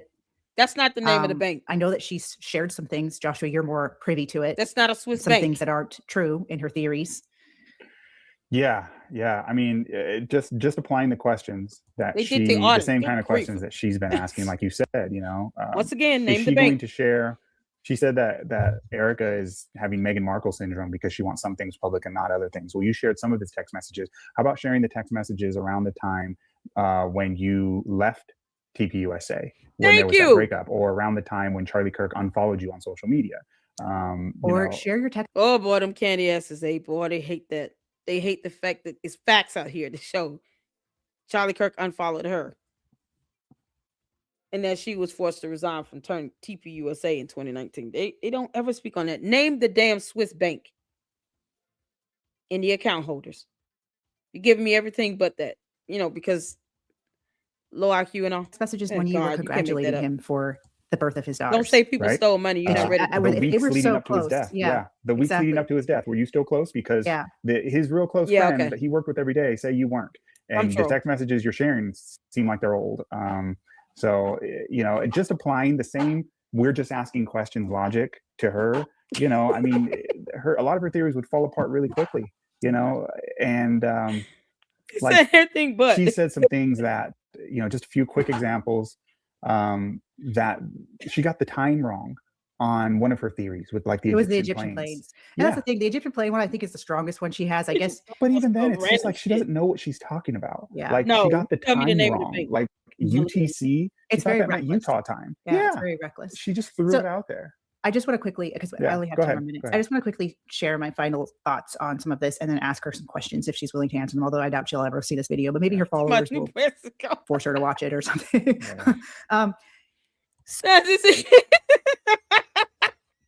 No, it's not confidential. Name the bank. True, they're telling me it's a Swiss account, and they're talking about New Mexico Department of Justice. What to do? Tell me the name of the bank. Obviously, you're saying they stole money and it went to a Swiss account. Say the name of the damn bank. It's not confidential. Bank names are not confidential. It's just not. That's how you know you're trolling. It is stupidity on steroids. You can't make this stuff up. This, Candace, your candy ass cult members, boy, they have a way of reflecting your level of intellect. So, first of all, her videos are done very clickbait style. I have something very exciting to share with you. And if you look at the comment section, people are having a heyday over this. They're like putting popcorn emojis. Like, this is something fun. Mm-hmm. There's nothing fun about this. Whether Candace is right or wrong, this is not fun. This is a man's life, his wife, and his 2 kids. And his organization that he built his whole life putting together. There's nothing fun about this. So that right there alone is like part of the reason why I'm speaking up right now, is because I'm tired of seeing this turn into like a cat fight, like a fun, like we're watching a WWE wrestling match between Candace and Erica. And that's what, if you look at Candace's comment section, that's what it looks like by the people that are really into what she's doing.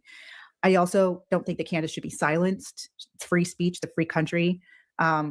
She obviously likes how her followers are treating this and the conclusions that they're coming to, because she has not rebuked them for what they're doing. And I know she reads her comments because she hearts some of them. Candace will not denounce the actions of Nicholas Ray or the other man that's in jail for sending death threats to Jewish conservatives. Nor she denounced people sending death threats and kidnapping threats to Erica Kirk and these 2 minor children. Erica said her kids are both are under the age of 3. What the hell? Kidnapping threats. And you got this idiot in here talking about some Swiss bank accounts and then go to New Mexico Department of Justice.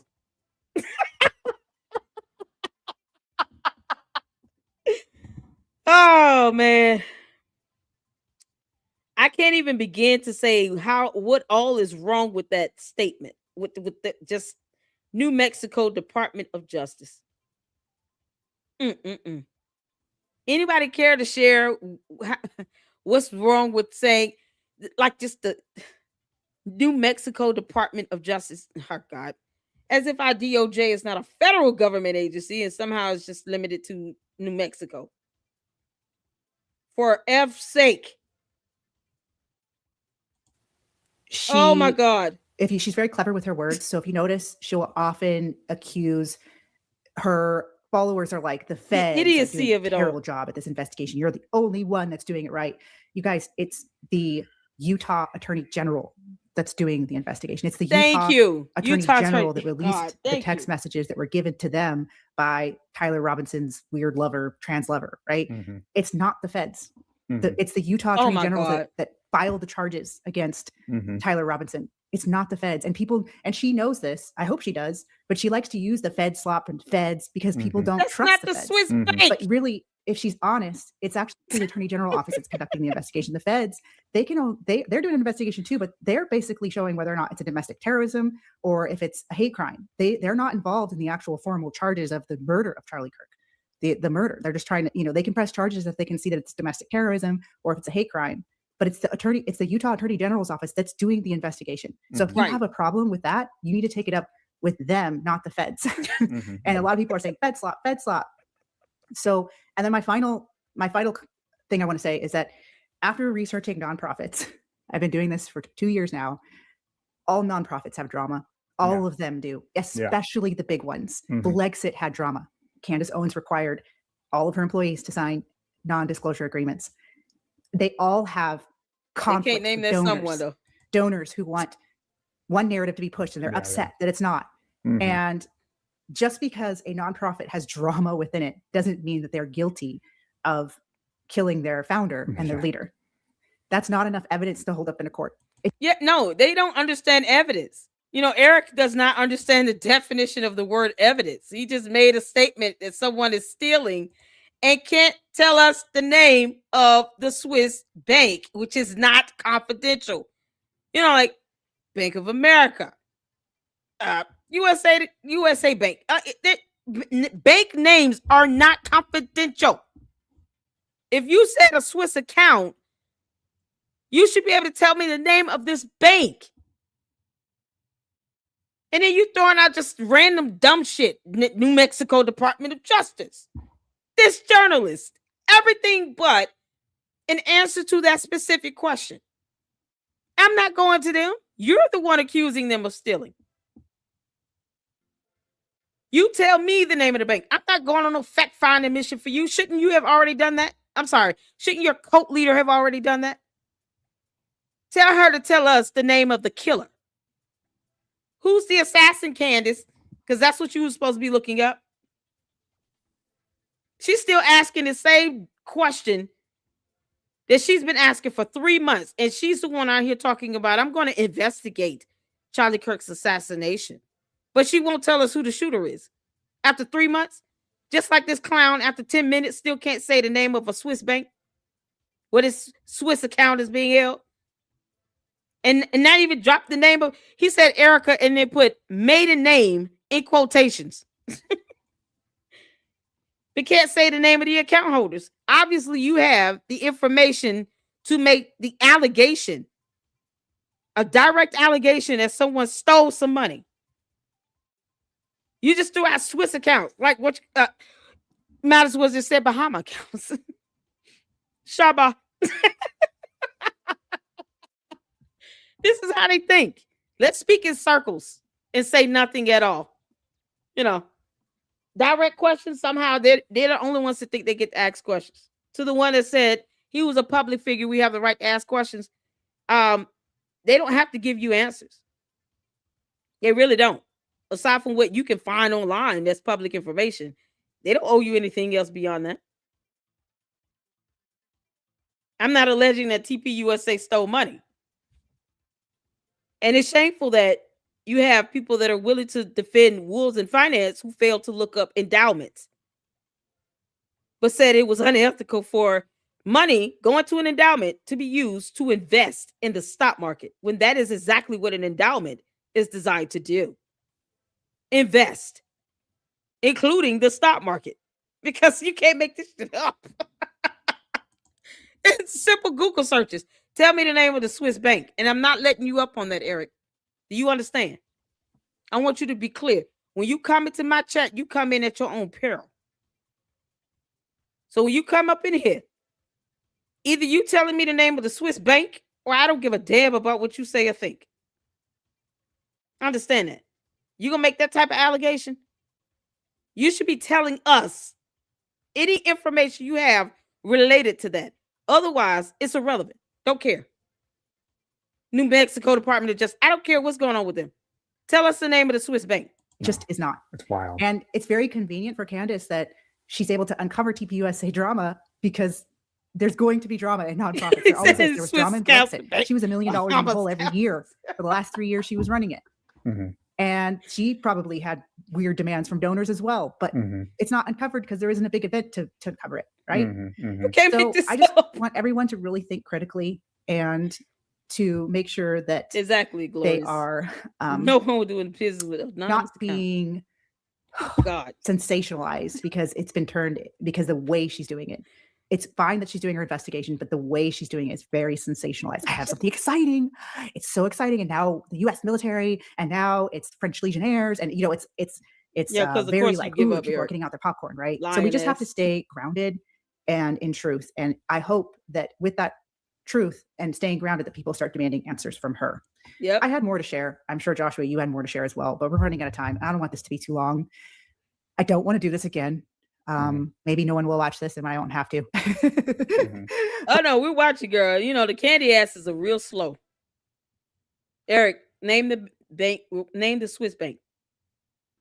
That's slow. I've said that, asked the question like 8 times. He's saying everything but, yeah, that's slow. You're gonna have to probably do this again. You gotta break it down. Because otherwise, you know, these are big words you use, honey. They can't define evidence or endowment. So yeah, you're gonna have to do this probably again and just break this stuff down into like parts. You can't make this up. But there's more that we could say and there's more that we could share, but we don't really have time right now to do that. And I just hope everyone continues to pray and follow what God is telling them to do. And to that's that. All right. Do you have anything more to say, Joshua? No, I mean, just I hope people have the same questioning spirit and skepticism for her that they do for everything else. Oh, we do. And to remind everyone that these are real humans. Candace is a human. Erica is a human. She's not a robot. She's got 2 children from Charlie. Candace says she's an alien. She said that herself. So I'm just gonna go with that. Charlie chose her as his wife. They were very close. He made it very clear. She made it very clear.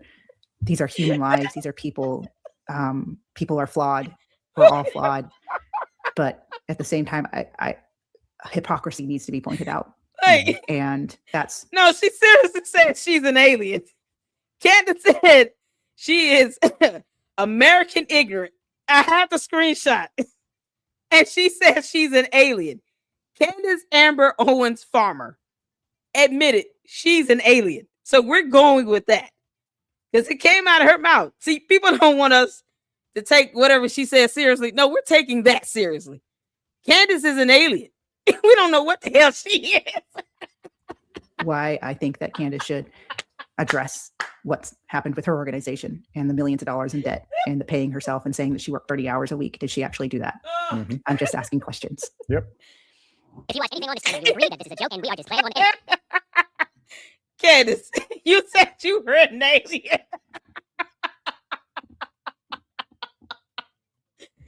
Oh my God. That might explain these cult members in the bots. You can't make this stuff up. I'm glad she was able to admit that much. Okay. She's a whole alien out here procreating with humans. You can't make this up. Candace, you spent 1.7 million. Y'all, this is the tax return from 2022. I'm trying to see this right here because, you know, someone said we have the right to ask because she's a public figure. He's a public figure. So is Candace, and she's still alive. Candace Owens is still alive on Earth. Candace Owens said she's an alien. We're going with that. So she's not human. She is an alien. It's in the wrong realm and in the wrong reality. Candace lost her mind a long time ago, and she left her alien body here on Earth for us to still have to deal with for reasons. Candace gives us material for days. Y'all understand this? I feel nothing when I laugh at the fact that she said she is an alien. Okay. Candace. I know, right? I just said she did. She did say that. She said, Carl, happy birthday. Yeah, Candace, you said you were alien, girl. We going with it. Okay. Candace, can you explain why your expenses, your revenue less expenses right here on line 19 came up to negative $1.7 million? Let's get the exact number. $1,720,226. After last year, the prior year being 1.7 mil. This year, current year, negative $1,031,905. The clown said my argument wouldn't hold up. This ain't no argument. We read in here in the Lady Luck Club. Reading is fundamental. I don't have to make an argument. I just show documentation. Eric, where the hell you at? Did this money go to a Swiss account too? Tell my New Mexico Department of Justice. Nothing I care about. Why would I go to New Mexico Department? You can't make this up. I don't care about New Mexico's Department of Justice right now. Eric, tell me the name of the Swiss bank. Because maybe, just maybe, we might find some of this Brexit money over there too. Give us the name of the Swiss account, the Swiss bank. Swiss bank names are not confidential. Tell us the name of the Swiss bank, Eric Klein. You started this, and I'm finishing it. Tell us the name of the bank. By the time I'm done, he's going to want to block himself. I'm going to bring this up every time I see you in my chat, Eric. You understand? Just like Rick, who threatened me, saying I'm paying the price one way or the other. I'm still waiting for Rick to make it plain. How exactly I'm paying a price. Perhaps we might find this 1.7 or this 1.3 million sitting in a Swiss account. Because Candace Owens is still alive and she's still a public figure. For the candy asses that think that somehow TPUSA owes you something. TPUSA acquired Brexit when it was in the hole for 2 tax years back to back. You have the ability to look up those 990 tax forms for TPUSA just like everybody else. While Eric is running around here talking about Swiss accounts and then naming journalists in the New Mexico Department of Justice for no reason. Still not the name of a Swiss bank. And it says none of my business. Who told you to say that someone stole money? That was none of my business either, but you know, since you want to put it out there. I mean, we could just do this. I can do this all day. Eric, name of the bank.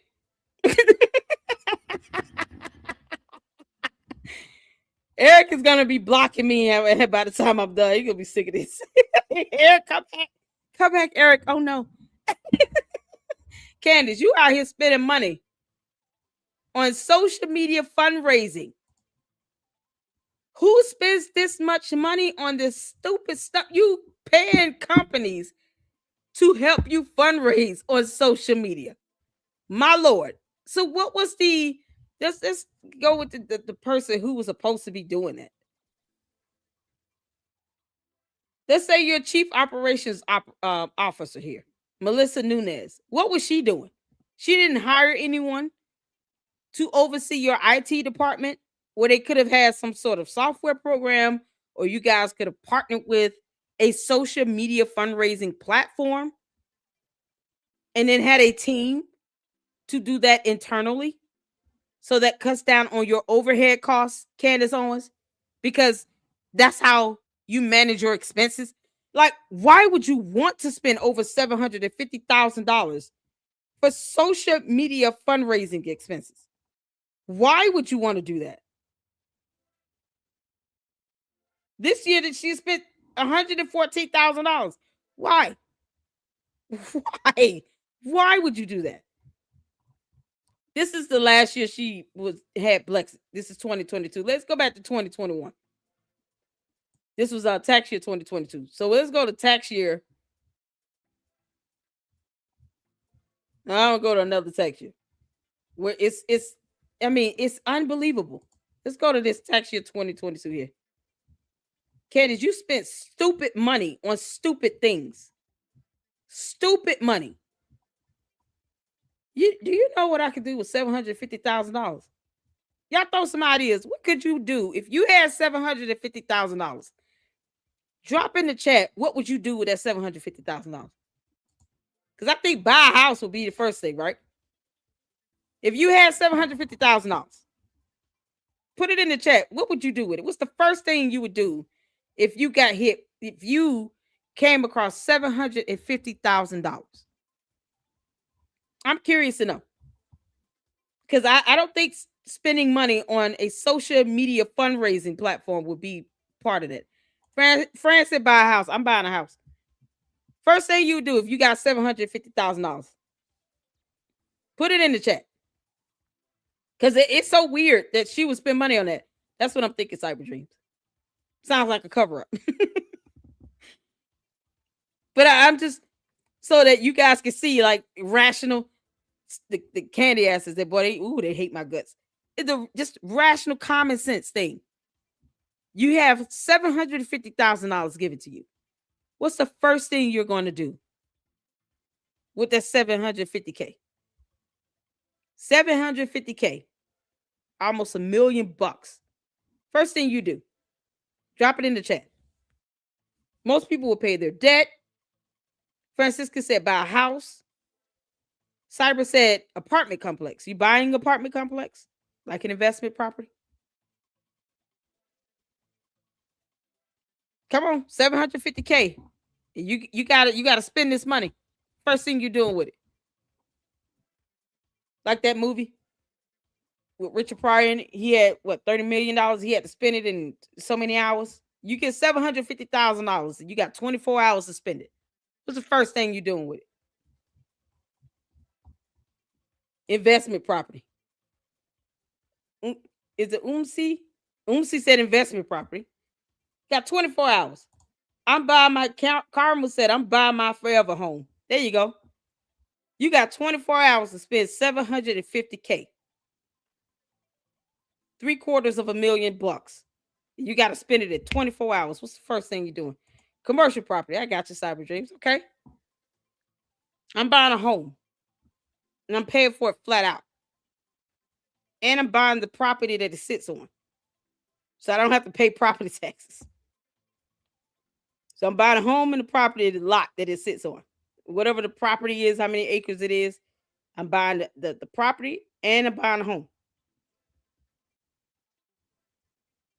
Come on, you got 24 hours to spend $750,000. I'd probably get a car too. Your boy, what's going on? How you doing? Small hunting, camping cabin on a few acres of forest land. There you go. Facts. Sarah said, buy a house in Nash and hire Officer Tatum as my bodyguard. You know he only works 5 hours a week, okay? So if you got him coming in 5 days a week, he's only gonna be able to do an hour.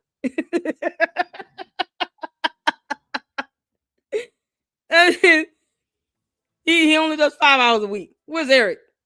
Eric? Yeah, you putting that money in a Swiss account or what?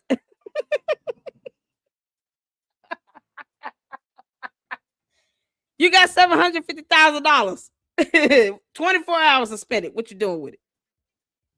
Candace, you spent $750 on social media fundraising.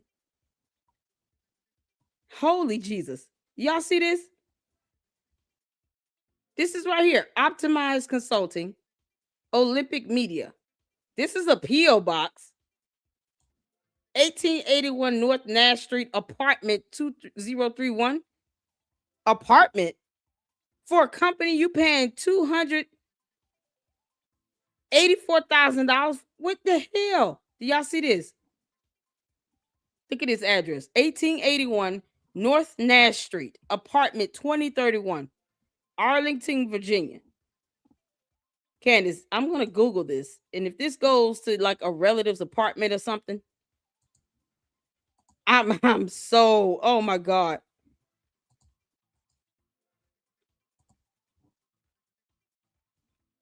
Y'all, this going to an apartment complex.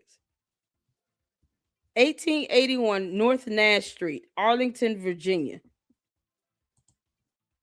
Going into an apartment complex. You can't make this up.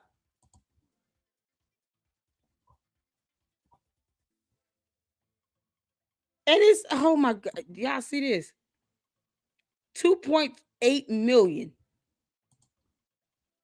That's this address right here that she has on those taxes, paying $284,000. Oh my God. Gross receipts from activity totaled up to $384,284 going to this address. To this address. Right here. Y'all see? 1881 North Nash Street, Arlington, Virginia. For a 2-bedroom, 2-bath, 1,803 square feet. Do y'all see this? Market value at 2.8 million. This is a home? 1,800 square feet, 2-bedroom, 2-bathroom.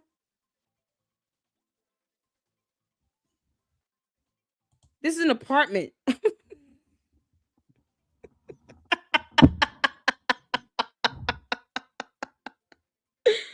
You can't make this up.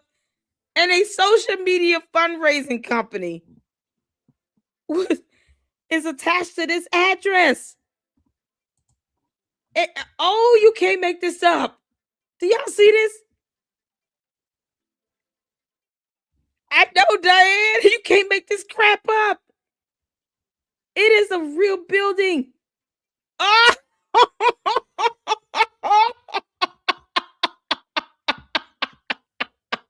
Okay. Eric had to go get that Swiss account details. He's like, the lady clerk over gonna torture me to death for the name of a Swiss bank. Oh, Eric, I'm clamoring in on you. You come up in my chat, you better have the name of that damn bank, boy. You can't make this up. And a brand new Jeep, the rest I would invest in silver and gold bullion. I hear you. Y'all, this is the place. This is the place. Who lives here? This is the place on the tax documents. Candace, who the hell lives here? You see the estimated rent? $5,394 a month in estimated rent. This is the address. 1881 North Nash Street, Arlington, Virginia. Oh, let's look at the photos. Dear God. Y'all, these are the photos. This is an apartment? What the heck? Y'all see these photos? That's the hallway area? Why would anyone, like, This is a 2-bedroom, 2-bath, 1,800 square foot apartment where the rent is over $5,300 a month. And this place was the address for Olympic Media, where they received $384,284 based on gross receipts from activity for one tax year. What the? I'm in the wrong business.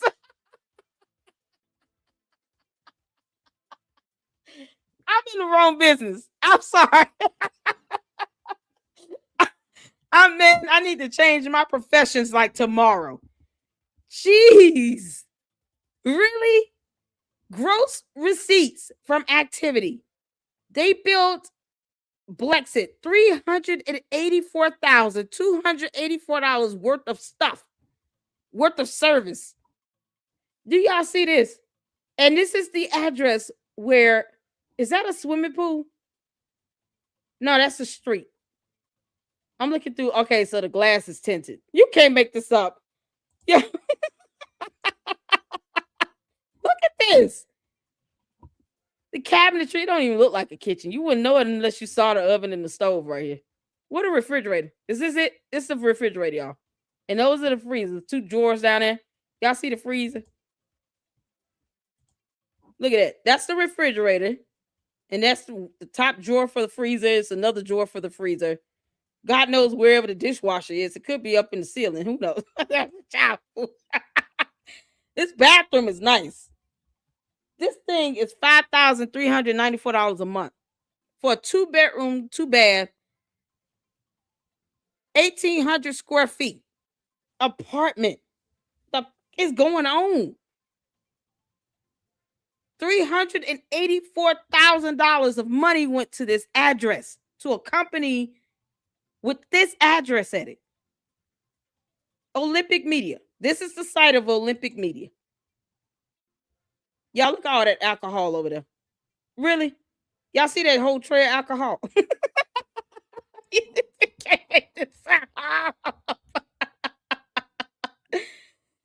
I am in the wrong field. I'm in the wrong field. $6,000 a month for this. And it's off the market. It is off market. Let me go back to the thing. Y'all see this? Hold on, let me go back. Go back. It says off market right there. Y'all see that? Off market. It's right here in the corner. Holy moly. I'm amazed. These are the photos for Olympic Media. All that alcohol over there on the tray. Is this where Boys Club is going to for his 3rd birthday for the year?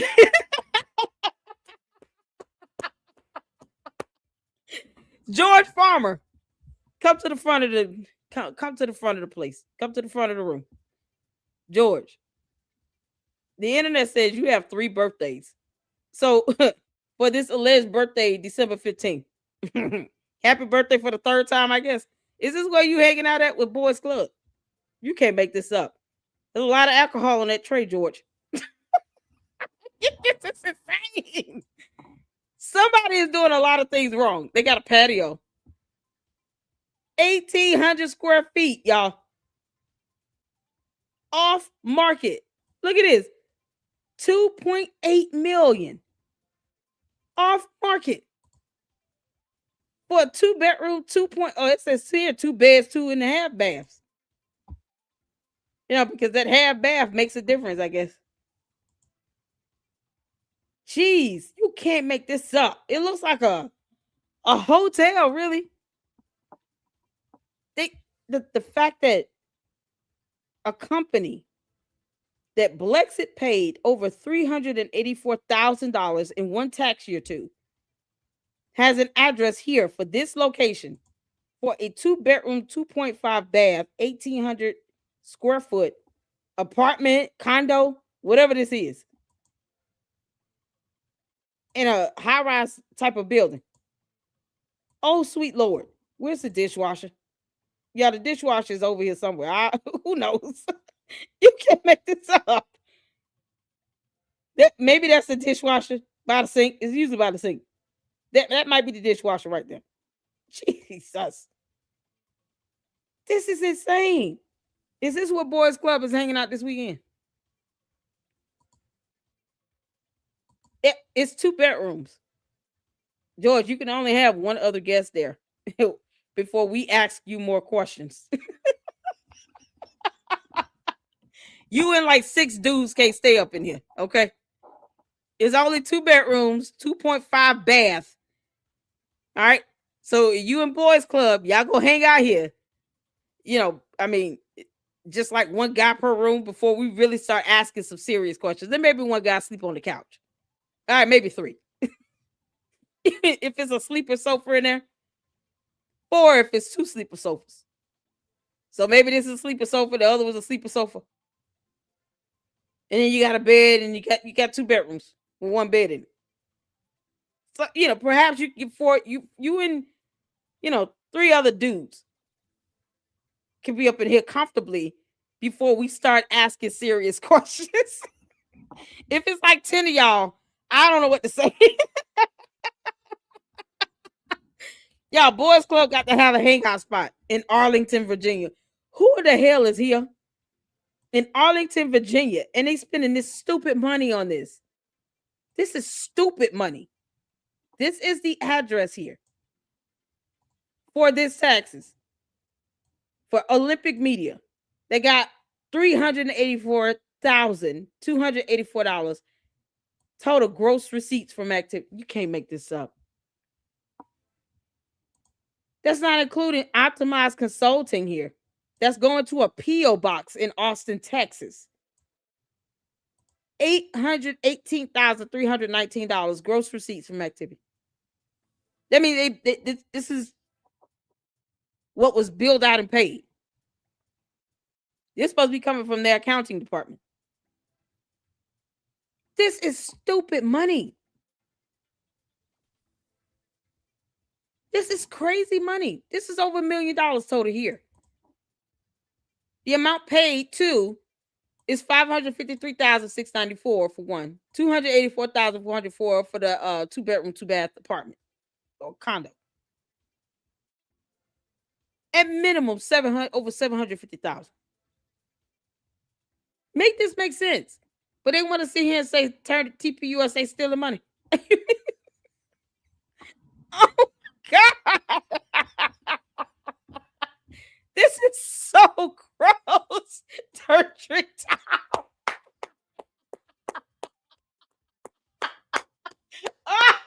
You got comment of the day. Yeah. Turn trick. Y'all, TTT up in the house.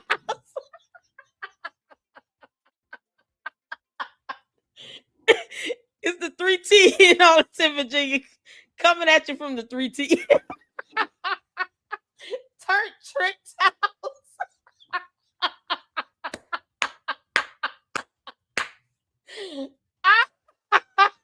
My stomach hurt. Carl, happy birthday. God, you still here. What? Oh. Oh, they're gonna blow a hole in the ozone layer from Turk Trick Towers.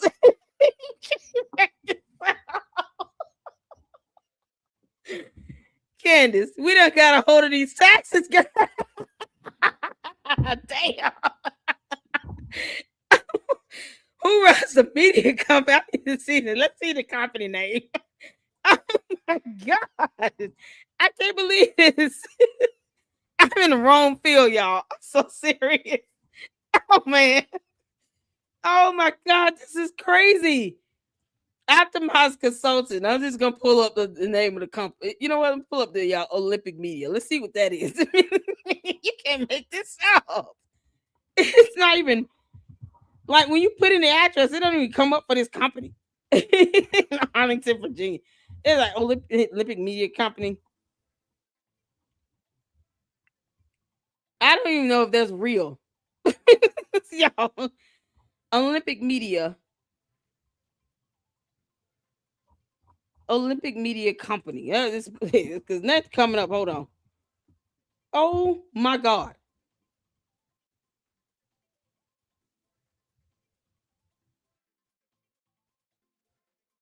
Olympic Media. Oh, okay. Let's put Olympic Media in Arlington, Virginia.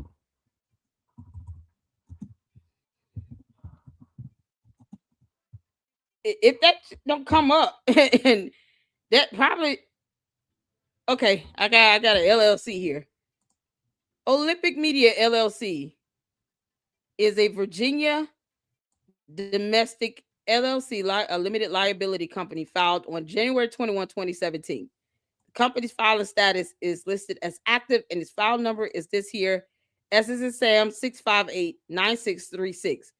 The registered agent on file for this company is Ryan Coyne, Coyne. Y'all know who that is? Anybody heard of this? It sounds like somebody she know. Hold on. You can't make this up. And they living in that apartment. Y'all, here's the address for the apartment. 1881 North Nash Street, Unit 2301, Arlington, Virginia, 22209. The company's principal address is 1881 North Nash Unit 2301. Okay, it's the same address. Ryan Coyne, Coyne, Coyne is the contact.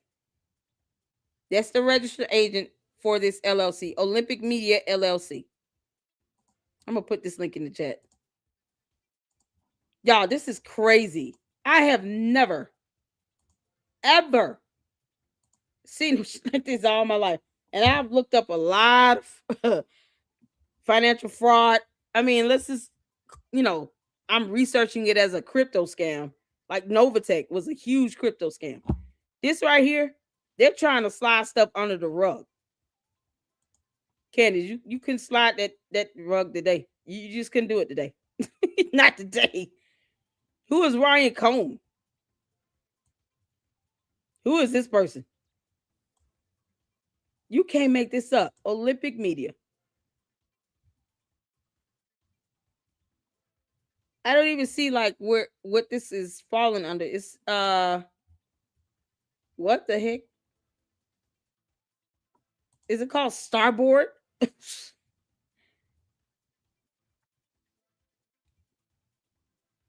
There's a trademark called Starboard. If y'all can see this. This is crazy. At the same address here. So y'all see that mark identification Starboard. This is trademark information. I'm just trying to figure out something because I'm like, how did they think this was gonna go? Like, did they think no one was ever going to look this up? Maybe that's what they thought. No one's ever going to look this stuff up. They have an attorney, John H. Platt, in Phoenix. How ironic. So, Blexit having been acquired by TPUSA in 2023 does not necessarily mean that the companies that Blexit was paying now automatically work directly with TPUSA. That they had any. This is so weird. It's just ironic that they're, this attorney is in Phoenix, Arizona, where Candace is flying out to have this one-on-one with Erica and TPUSA in Phoenix tomorrow. Like, it's so weird. Y'all see the other entities here, the LLCs, all registered to this address here, the same address, the 2-bedroom, 2-bath, 2.5-bath Turk Trick Towers. You can't make this up. This is on Bizpedia. I'm in the wrong business, man. Pete Parler. Does that sound familiar to you all? Does Pete Parler sound familiar? Isn't that the same thing George had, Parler Inc.? Isn't that the same thing as Parler? Parler Inc. Is Parler Inc. also called P Parler? Y'all see P Parler trademark information?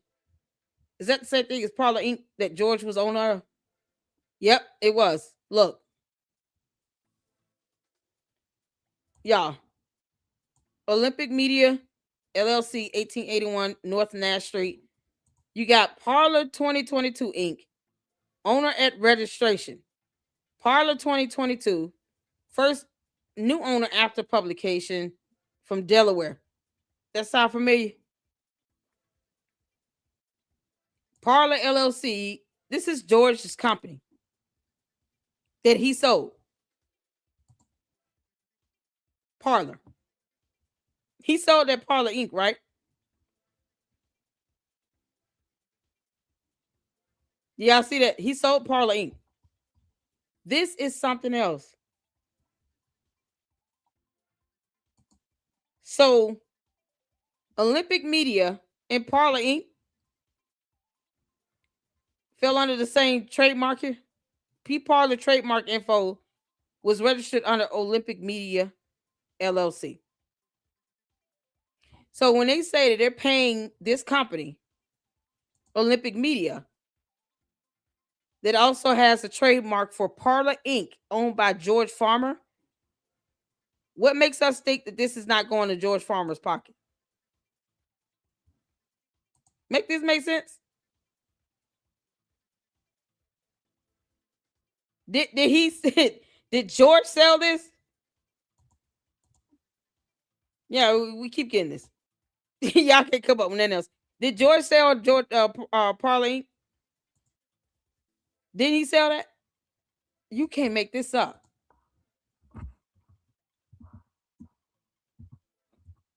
They send those comments like that. That don't do over here. George Farmer. They don't do that at all.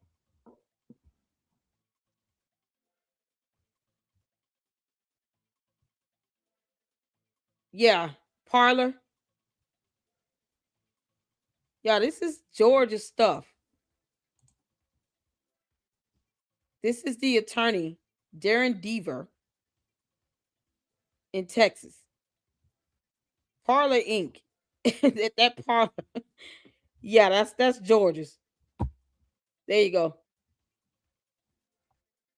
It's mighty funny, Candace. It's mighty ironic how Olympic Media has this P Parler trademark registered to it. It's mighty funny. And Parler is owned by your husband, who is also listed as treasurer of Blexit.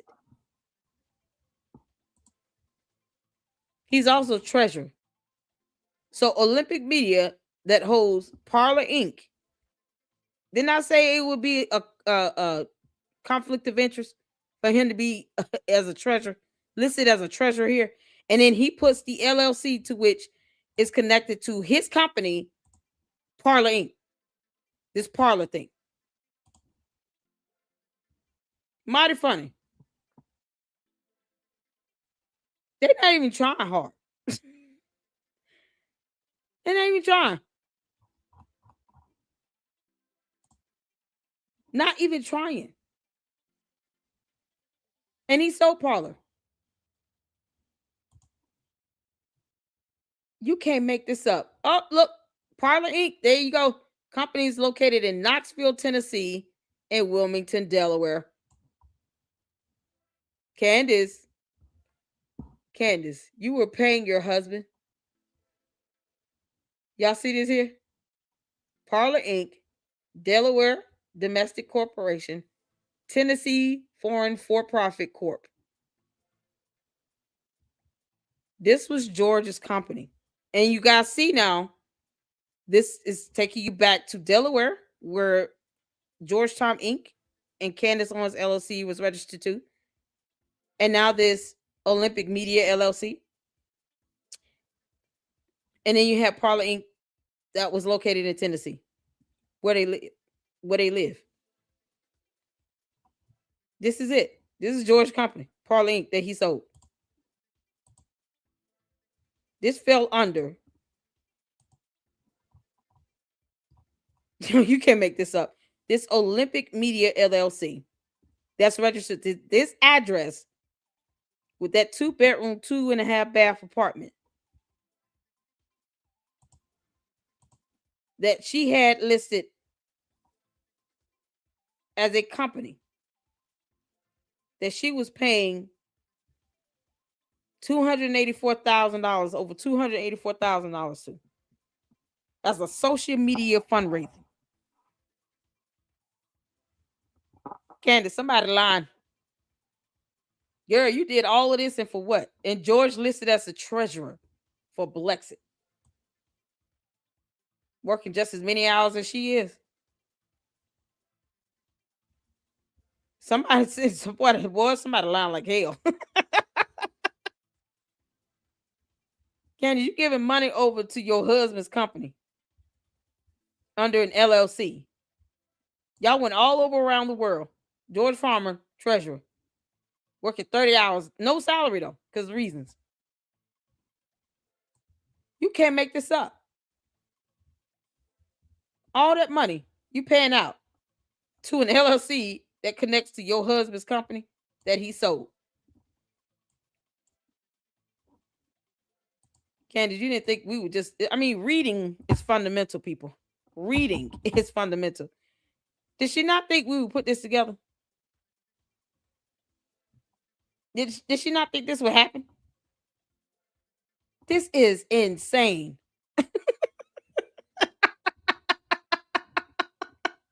And then Pauline goes straight to Delaware and Tennessee, where her other LLCs are registered and where the hell they live. You can't make this out. Good grief. It's just like, let's just lay this out so plain and simple. She literally thought no one would just be able to put this together. Oh my God. Yeah, this is something. LLC George Farmer became CEO in May 2021, same date as what was on the screen. Yeah. Yeah, I mean, you guys can pull up this information yourselves. I dropped the link. You can't make this up. Here's the date, that 2021 date. Is it May 12th, 2021? Or there's a February date on here, February 15th, 2021. Which one is it? This is insane. Insane. Did they not think? And then it goes converted to Olympic Media. It connects to this Olympic Media going to this apartment that she paying all this money to. Olympic Media. Oh my God. Candace, this is your LLC? You paying yourself? You and George's LLC? Like, we were just trying to figure out who owned Olympic Media. who's the damn owner? You can't make this up. Ryan Coyne.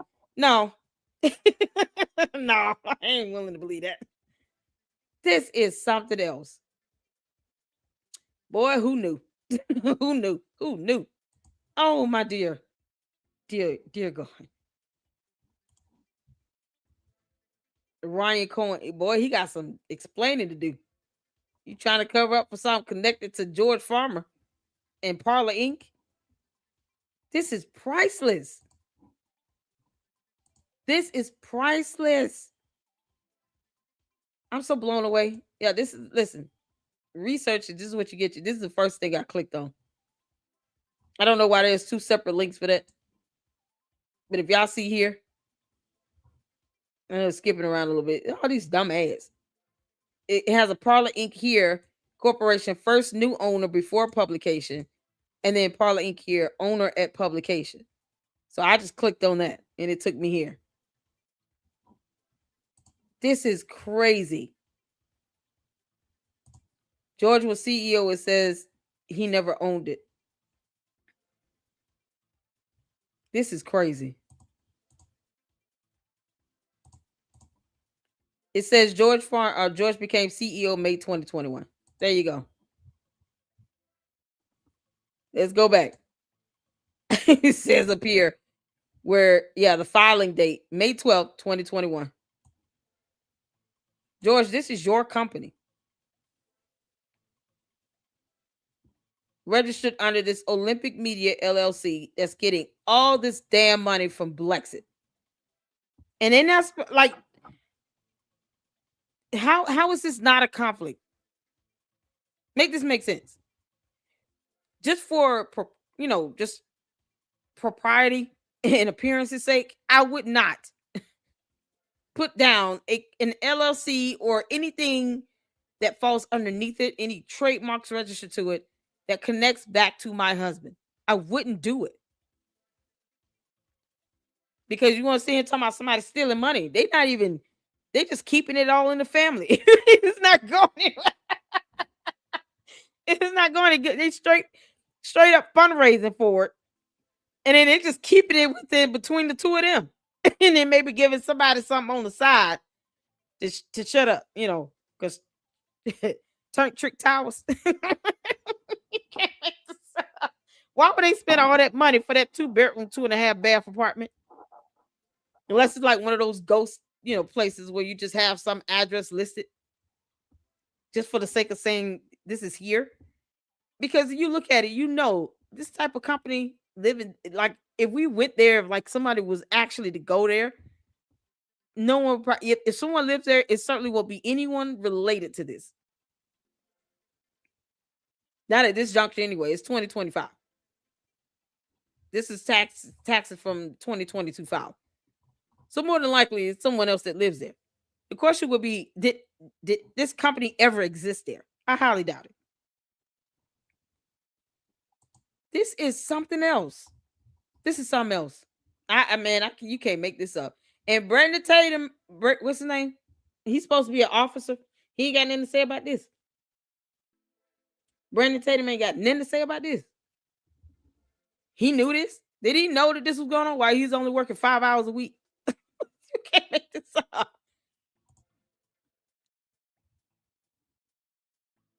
Oh my God. Because reasons. Oh my God. Any money laundering going on, just asking questions. Exactly, Sarah. Y'all. So Candace was taking a $250,000 a year salary. They're paying over $309,000 a year to a company connected to her husband. Exactly. Well, the trademark fell under that LLC that went to a 2-bedroom, 2-bath apartment where the monthly rent, even probably 2-3 years ago, was probably about the same. Let's just say if there was some level of inflation on it, I highly doubt anyone ever occupied the place. They would ever be able to prove that a business was there. But rent valued at $5,000 a month, average. That's stupid money. All for LLC connected to his company at Parlor that he sold. Maybe Tatum giving Tatum the VP a bit on the side allegedly. He had to be. Officer Tatum's supposed to be upholding the law. You mean to tell he don't understand anything about ethics? Just the appearance of things on this is crazy.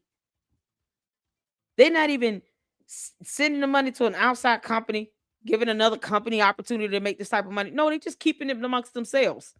So they're fundraising this money, and in between the two of them, depending on what LLC they're putting this under, they're basically just paying themselves the bulk of this money. And get this now, both of them together combined assets valued at $224 million. 244 million. Sorry, 244 million. Based on the last time we looked this up last week. $244 million. This is what is on these tax documents. So she wants people to answer her questions, but stuff like this, she'll never tell anybody. Because it just sounds and looks horrible. It's horrible. P. Parler, George Farmer's company, falling under Olympic Media, where Blexit was paying it $284,000, $384,000 based on gross receipts from activity. If I look up Optimized Consulting, am I gonna see the same thing? Probably. Optimized Consulting. What we getting with that? Candace said she had LLCs registered in Delaware.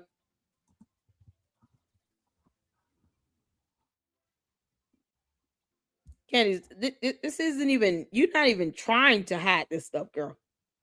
She's not even trying to be slick about it. What's Optimized Consulting? This is like a scam. It doesn't even look real. Oh Lord, y'all, this is like one of those pyramid scheme type websites where they promoting Bitcoin. Look at this. This is the website for optimizedconsulting.biz. Let me go back. You can't make this stuff up.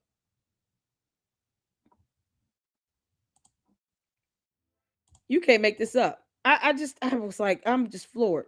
I'm floored. Candace, you really tried it.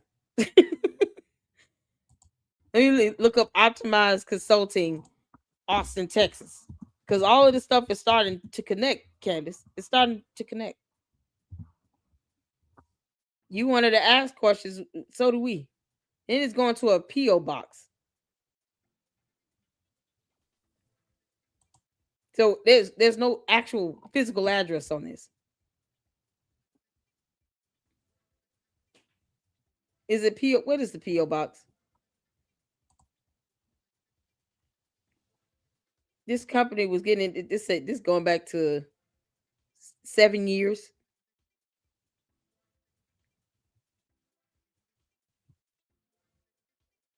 I'm trying to see if this is it. It might be.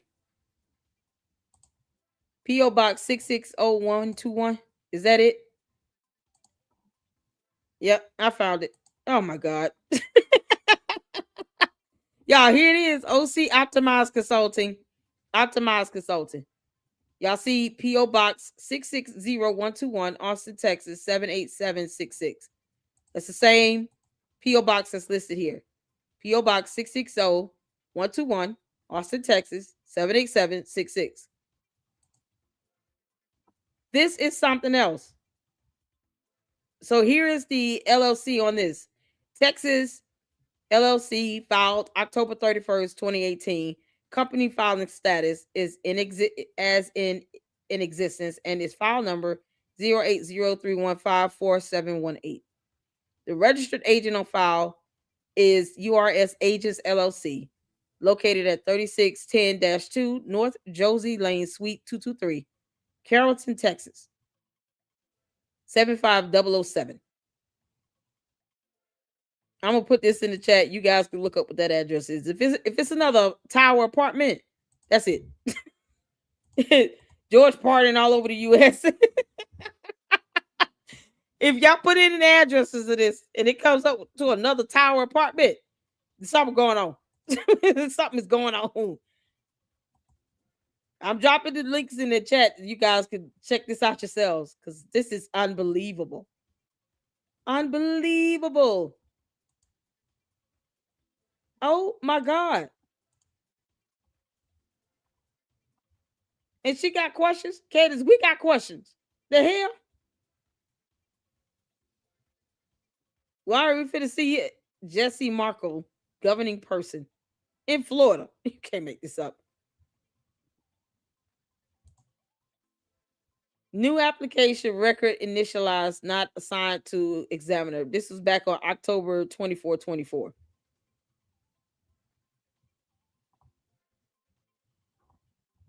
Let's go back to the other one because this one is saying is new. This is insane. Candace, you were giving this company all this money.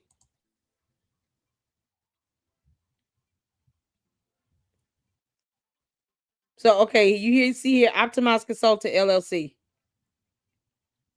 Owner at registration. Let's see what that is.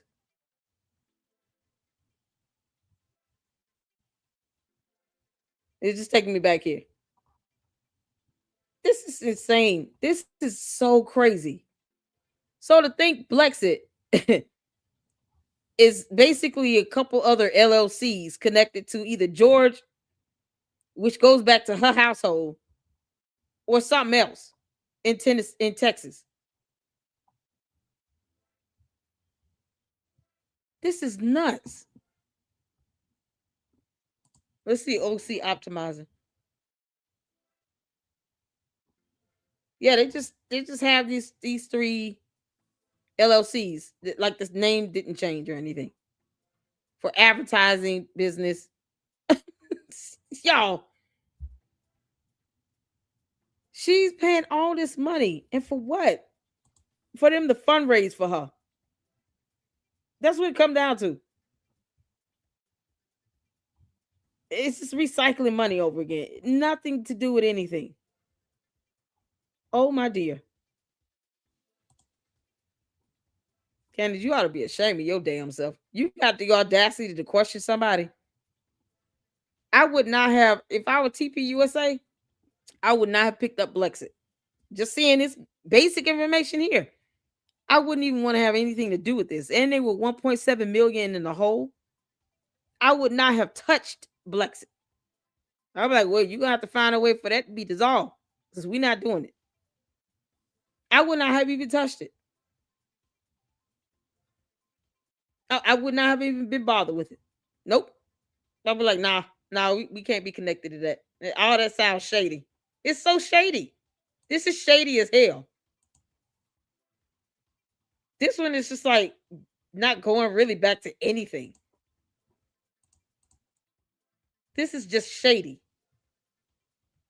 It don't even sound like a real LLC. It's just like a shell company.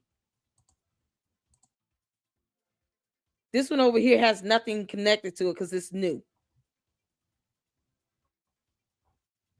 This is nuts. See, this is recently done. Updated February 20th, 2025. I would not have touched Blexit. I would have left Blexit alone. Oh, y'all broke his hell? Oh, okay. Well, sorry about that. I don't know what to say. Like, nah, this, we don't, you can't explain half this stuff. How would she explain this to somebody? She probably don't even know what this half the stuff is it herself. And yet she paid all this money to it. $553,000 to something that doesn't even seem to be legitimate.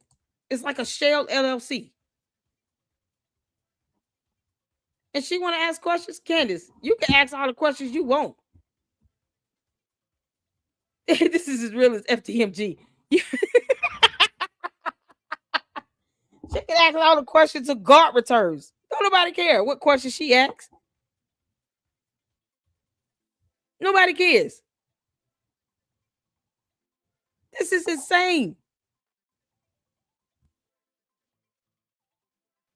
Parlay is a IG back when it was endorsed as hand. Was their first off.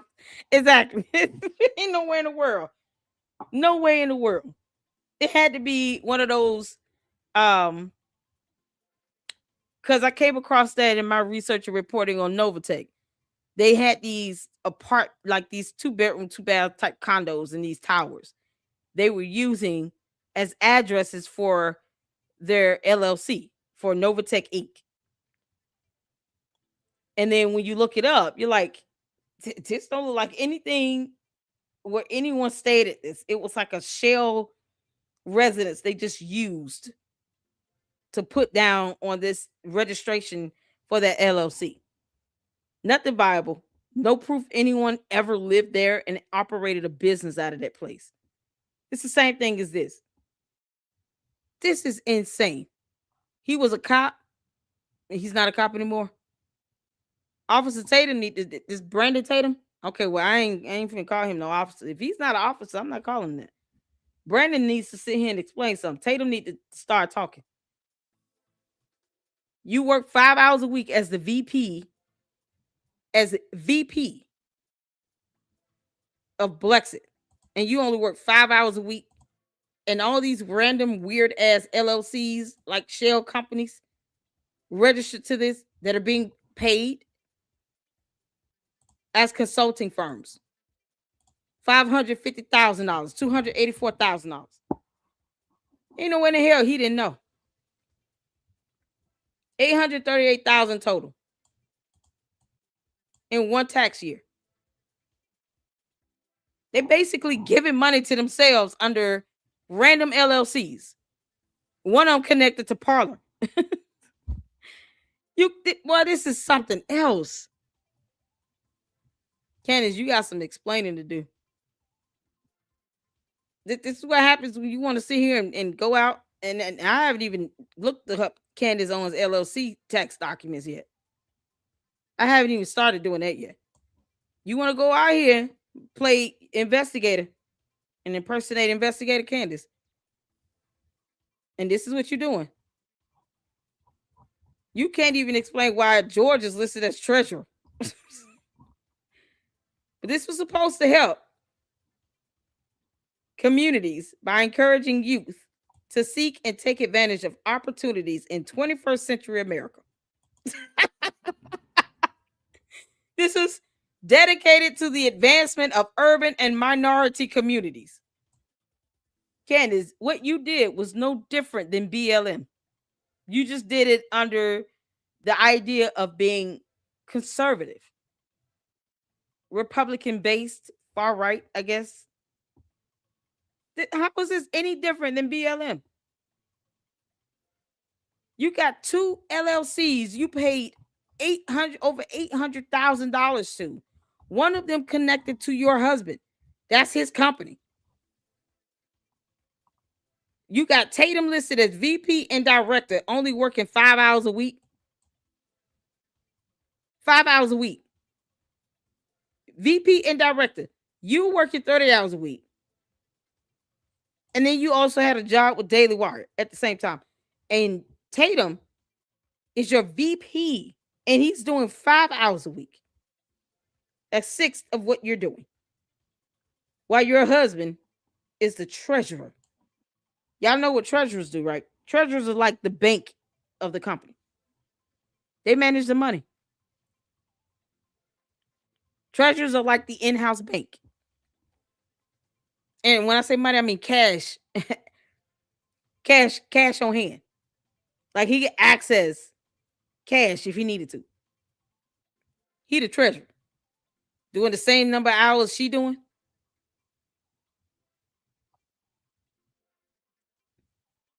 And he got an LLC connected to his Parler Inc. Oh, God. Yeah, okay. Yeah, because somehow that seems all right.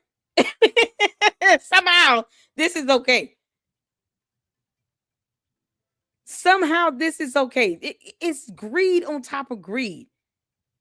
Greed on top of greed. She get views and everything. Candace, it's not hard to believe that you done paid for some bots out here. You got social media fundraiser websites. I mean, hell. You might as well just say, yeah, okay, at least they did something. They went and got bots. Because otherwise, you just gave money to an LLC for nothing. You weren't even connected to a real address or a real business. And then Parler Inc. It's a trademark connected to that LLC that George Farmer was the CEO of. You can't, man, this is mind-numbing. This is mind-numbing. Tatum originally from Texas. He's from Texas. Yeah, because, yeah. My goodness. So that optimized consulting, this is registered to Austin, Texas, y'all. This is to Austin, Texas. This is a P.O. box going to Austin, Texas. And it really has nothing else. It's like a shell company. It was originally called OC Optimized Consulting. It's like a shell company. It didn't do anything. Advertising, business management, business administration, office shit, nothing else. Nothing that to me would, okay, this is a real thing where they actually do some real work, real company connected to it. None of that. Nope. Owner registration is still connected to this P.O. box in Austin, Texas.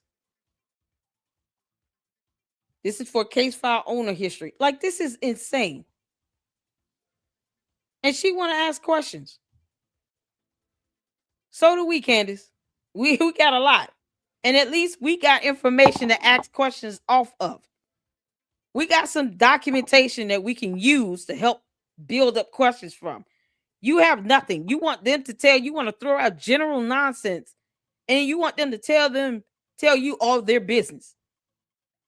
You couldn't even look up endowments, Candace. You know your candy ass cult members. They couldn't even look up endowment. Wills and Finance, they missed the mark. He missed the mark on this one. Is he gonna look this up?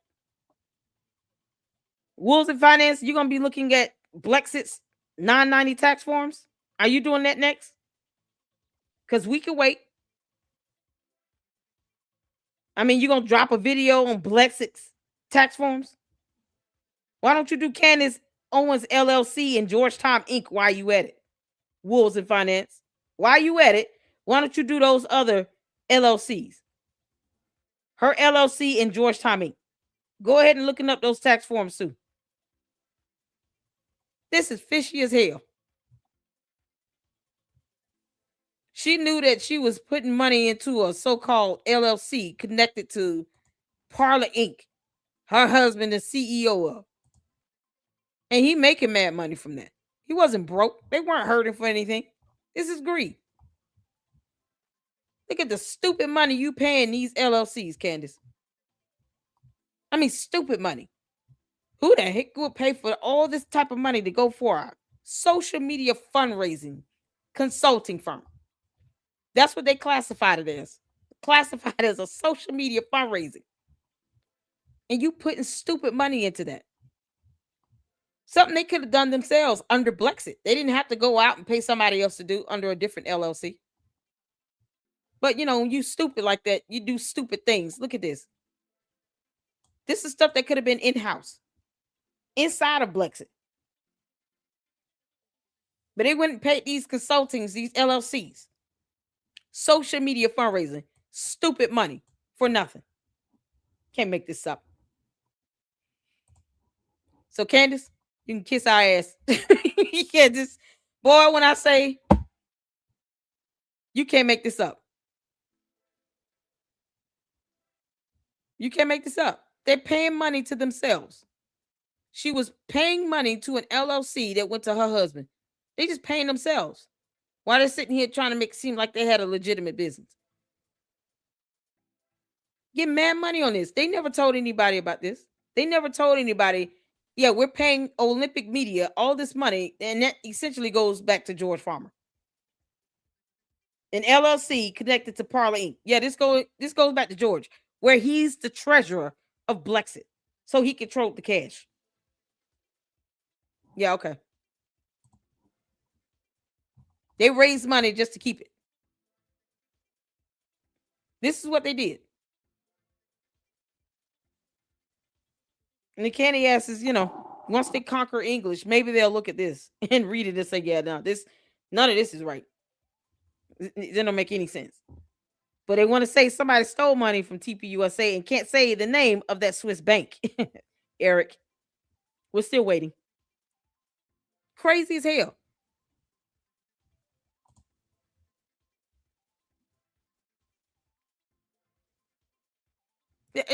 Why steal money? Why take money? Why put money into an LLC? You can't open this up. Yeah. The candy asses, they're cult members. I don't expect them to, like, hypocrisy is a concept they're not familiar with. While she says, I hate everyone, they think this is hating. No, this is called research. It's not my fault that you don't know the difference between the letter N and the number 9, Candace. And you're teaching this to your cult members. They're just as dumb as you. You can't make this up. Yeah, that's all I got, man. Wonder why Turning Point bought it. I know. I wouldn't have. I would not have taken on TPUSA. I would not have taken it. They did acquire it. TPUSA acquired Blexit. I would not have even touched it. I would have been like, hell no. These are your LLCs. This is just basic research here. I haven't dug in deep into anything yet. This is basic research. Those LLCs, if I go into their taxes, who knows what I'm going to find on that? This is an LLC. This is an LLC. If we would look up these taxes, tax filings for these two LLCs, what the hell are we going to find on that? This one goes to Parlor Inc., where George Farmer was the CEO. At the same time, while he is treasurer of Blexit, controlling the cash. Candace, you can kick rocks, girl. You can make this up. This is mad. I just never, like, they bought it knowing that they were 1.7 million in the hole. No wonder, because she was spending $838,000 to two LLCs, one of which sounds like a shell LLC, and Olympic Media connected to Parlor Inc. That was basically Parlor Inc. That went to a 2-bedroom, 2-bath apartment type place where nowhere. It's in Arlington, Virginia. No proof that it was a real company in this at this address, apartment 2031. It's an apartment where the rent is $5,300 a month. You can't make this up. What is it with Candace living in these high ass apartments? When she sued the apartment complex, she was paying $3,550 a month in rent and went 7 months without paying rent. And then lost it, of course, because she didn't even show up for court. This apartment, monthly rent, $5,394 a month. It's madness. Madness.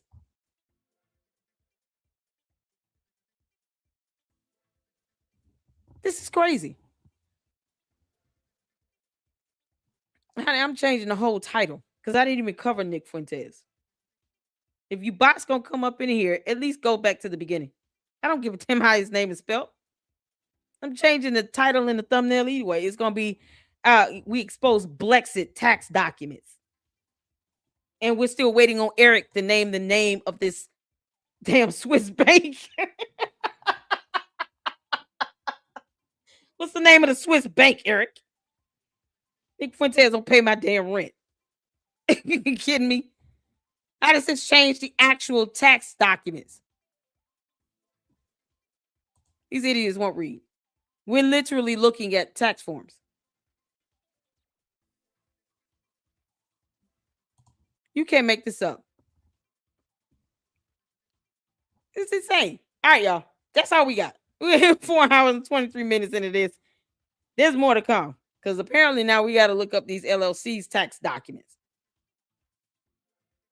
The bots, if y'all gonna come in here late, go to the beginning. We've already gone through the LLC registrations and everything else. We've already posted up the documentation connecting this stuff. You came late. So good night to you. I appreciate you all for tuning in. Let's see here. Make sure you all, y'all boy got the comment of the day. Turnt trick towels. Boy, comment to a Playboy near you. You can't make this up. George. You didn't hide that too well. You were the treasurer of Blexit. Parlor Inc. under this media company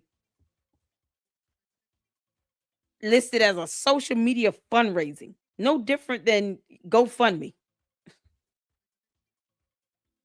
And you getting in over $284,000 into it.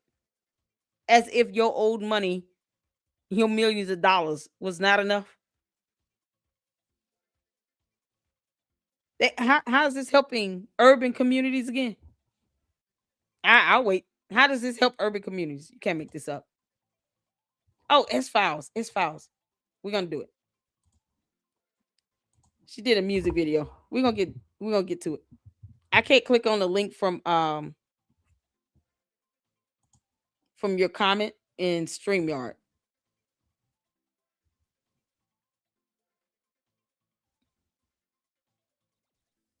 Can you send me the link, S-Files? I can look it up in the meantime. She's got a Christmas video she did, and we're gonna check it out. Shout out to my mods, the S Files, the candy ass coat box. Y'all just have to read. If thou knoweth how to read. I care about that Fentes' last name spelled. Child. We changed that. We didn't even go over Nick Fuentes. Shout out to what's her name? Kyla. Shout out to her for putting that video up. Because that's the video we were looking at earlier. And she worked for Blexit and she put that up. Or I'll tell you the truth. So you guys, make sure you check out S Files here. My fantastic mod. Let me put your YouTube channel. Did you put your YouTube channel link in the chat? If not, I will do it. We're going to end this live stream out on this video. This is something else. Boy, Candace, you done effed up, girl. You done effed up. She want to sit here and question them, and she don't think nobody's supposed to question her. Her bots are just, insane. The madness. Oh, they hate my guts.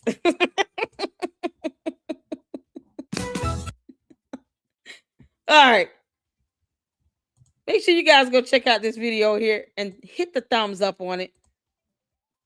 I read the lyrics. This is the same lyrics from Yuck 2.0. The Luxes are absolutely creative and funny. And there's a Christmas song of the Conspiracy, 12 Days of Conspiracy. So we're going to check this out. Put a one in the chat. You can see it here. Let's get to it.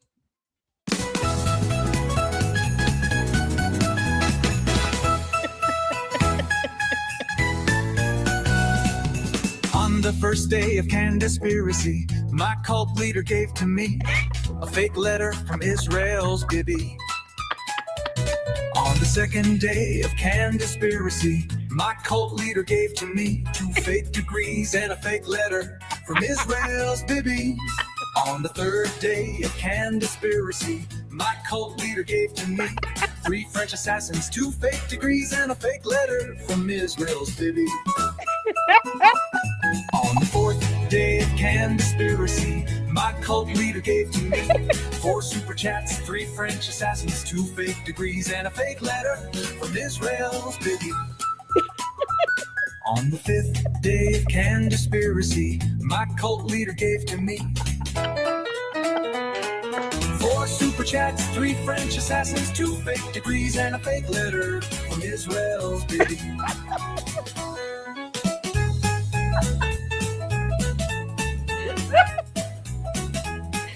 Oh, man.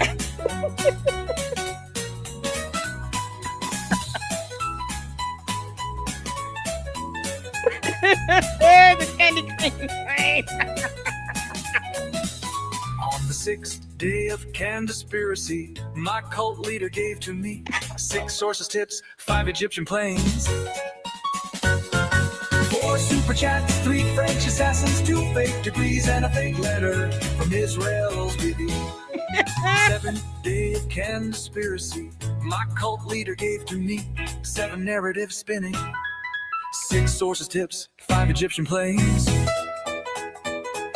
4 super chats, 3 French assassins, 2 fake degrees, and a fake letter from Israel's Bibi.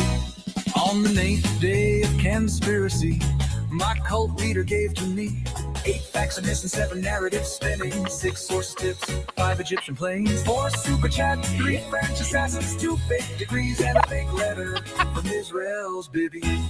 On the 9th day of Candaspiracy, my cult leader gave to me 9 bees are swarming, 8 facts are missing, 7 narratives spinning, 6 sources tips, 5 Egyptian planes, 4 super chats, 3 French assassins, 2 fake degrees, and a fake letter from Israel's Bibi. On the 10th day of Candaspiracy, my cult leader gave to me. 10 goalposts moving, 9 bees a swarming, 8 facts are missing, 7 narratives spinning, 6 sources tips, 5 Egyptian planes, 4 super chats, 3 French assassins, 2 fake degrees, and a fake letter from Israel's baby. 11 cell phones in Israel, 10 goalposts moving, 9 bees are swarming, 8 facts are missing, 7 narratives spinning, 6 sources tips, 5 Egyptian planes, 4 super chats, 3 French assassins, 2 fake degrees, and a fake letter from Israel's baby. 12-day conspiracy, my cult leader took off, went to Tucker Carlson's Christmas party.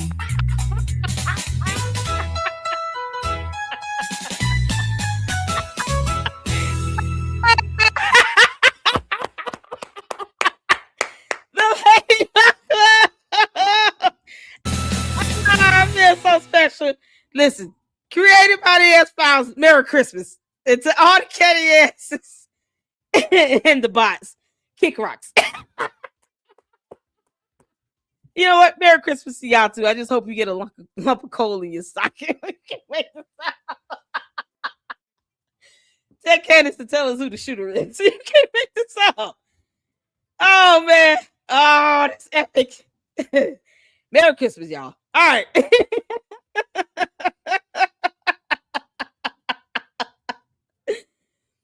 Oh man. I think everybody in Kentucky's Christmas party should be investigated. Nah, that is worth $7K. I know, right? I'm still waiting on Bibi Netanyahu to pay me the money. Give me the money. Give me the money. Oh no. You won't be giggling like fool when there's like fool. You come back where you can speak English. I'm not doing that. Like fool. Anything, chop it up. They so why can't we get bots that actually speak actual English? Oh, stop doing Google Translate. It's not working for you. Go to bed. Thank y'all so much. I appreciate you all. Yeah, the candy asses, but they hate my guts because they know I don't give a damn how they feel. This is so good, man. This is so good. We're gonna be looking more into these tax forms, Candace, because we are. This is what you wanted, right?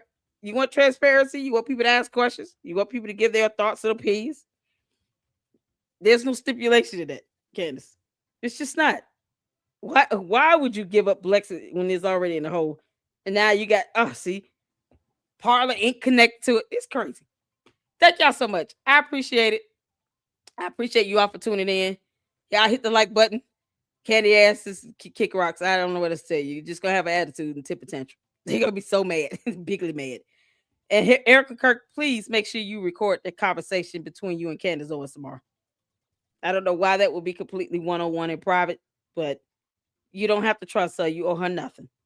And if she go bring up questions to you, bring up these tax forms and ask her some questions and say, you brought this to us, negative 1.7 mil in the hole. And then we find out these registrations going back to Parler Inc. to your husband. What we doing? Yeah, okay. All right, y'all. We'll be back on tomorrow and see what happens from this conversation with these two. If they end up having something live or posting up something, we will cover that. And then I'm going to do an Umar video tomorrow. If nothing comes out of that, we'll just do Umar. All right. So y'all get some sleep.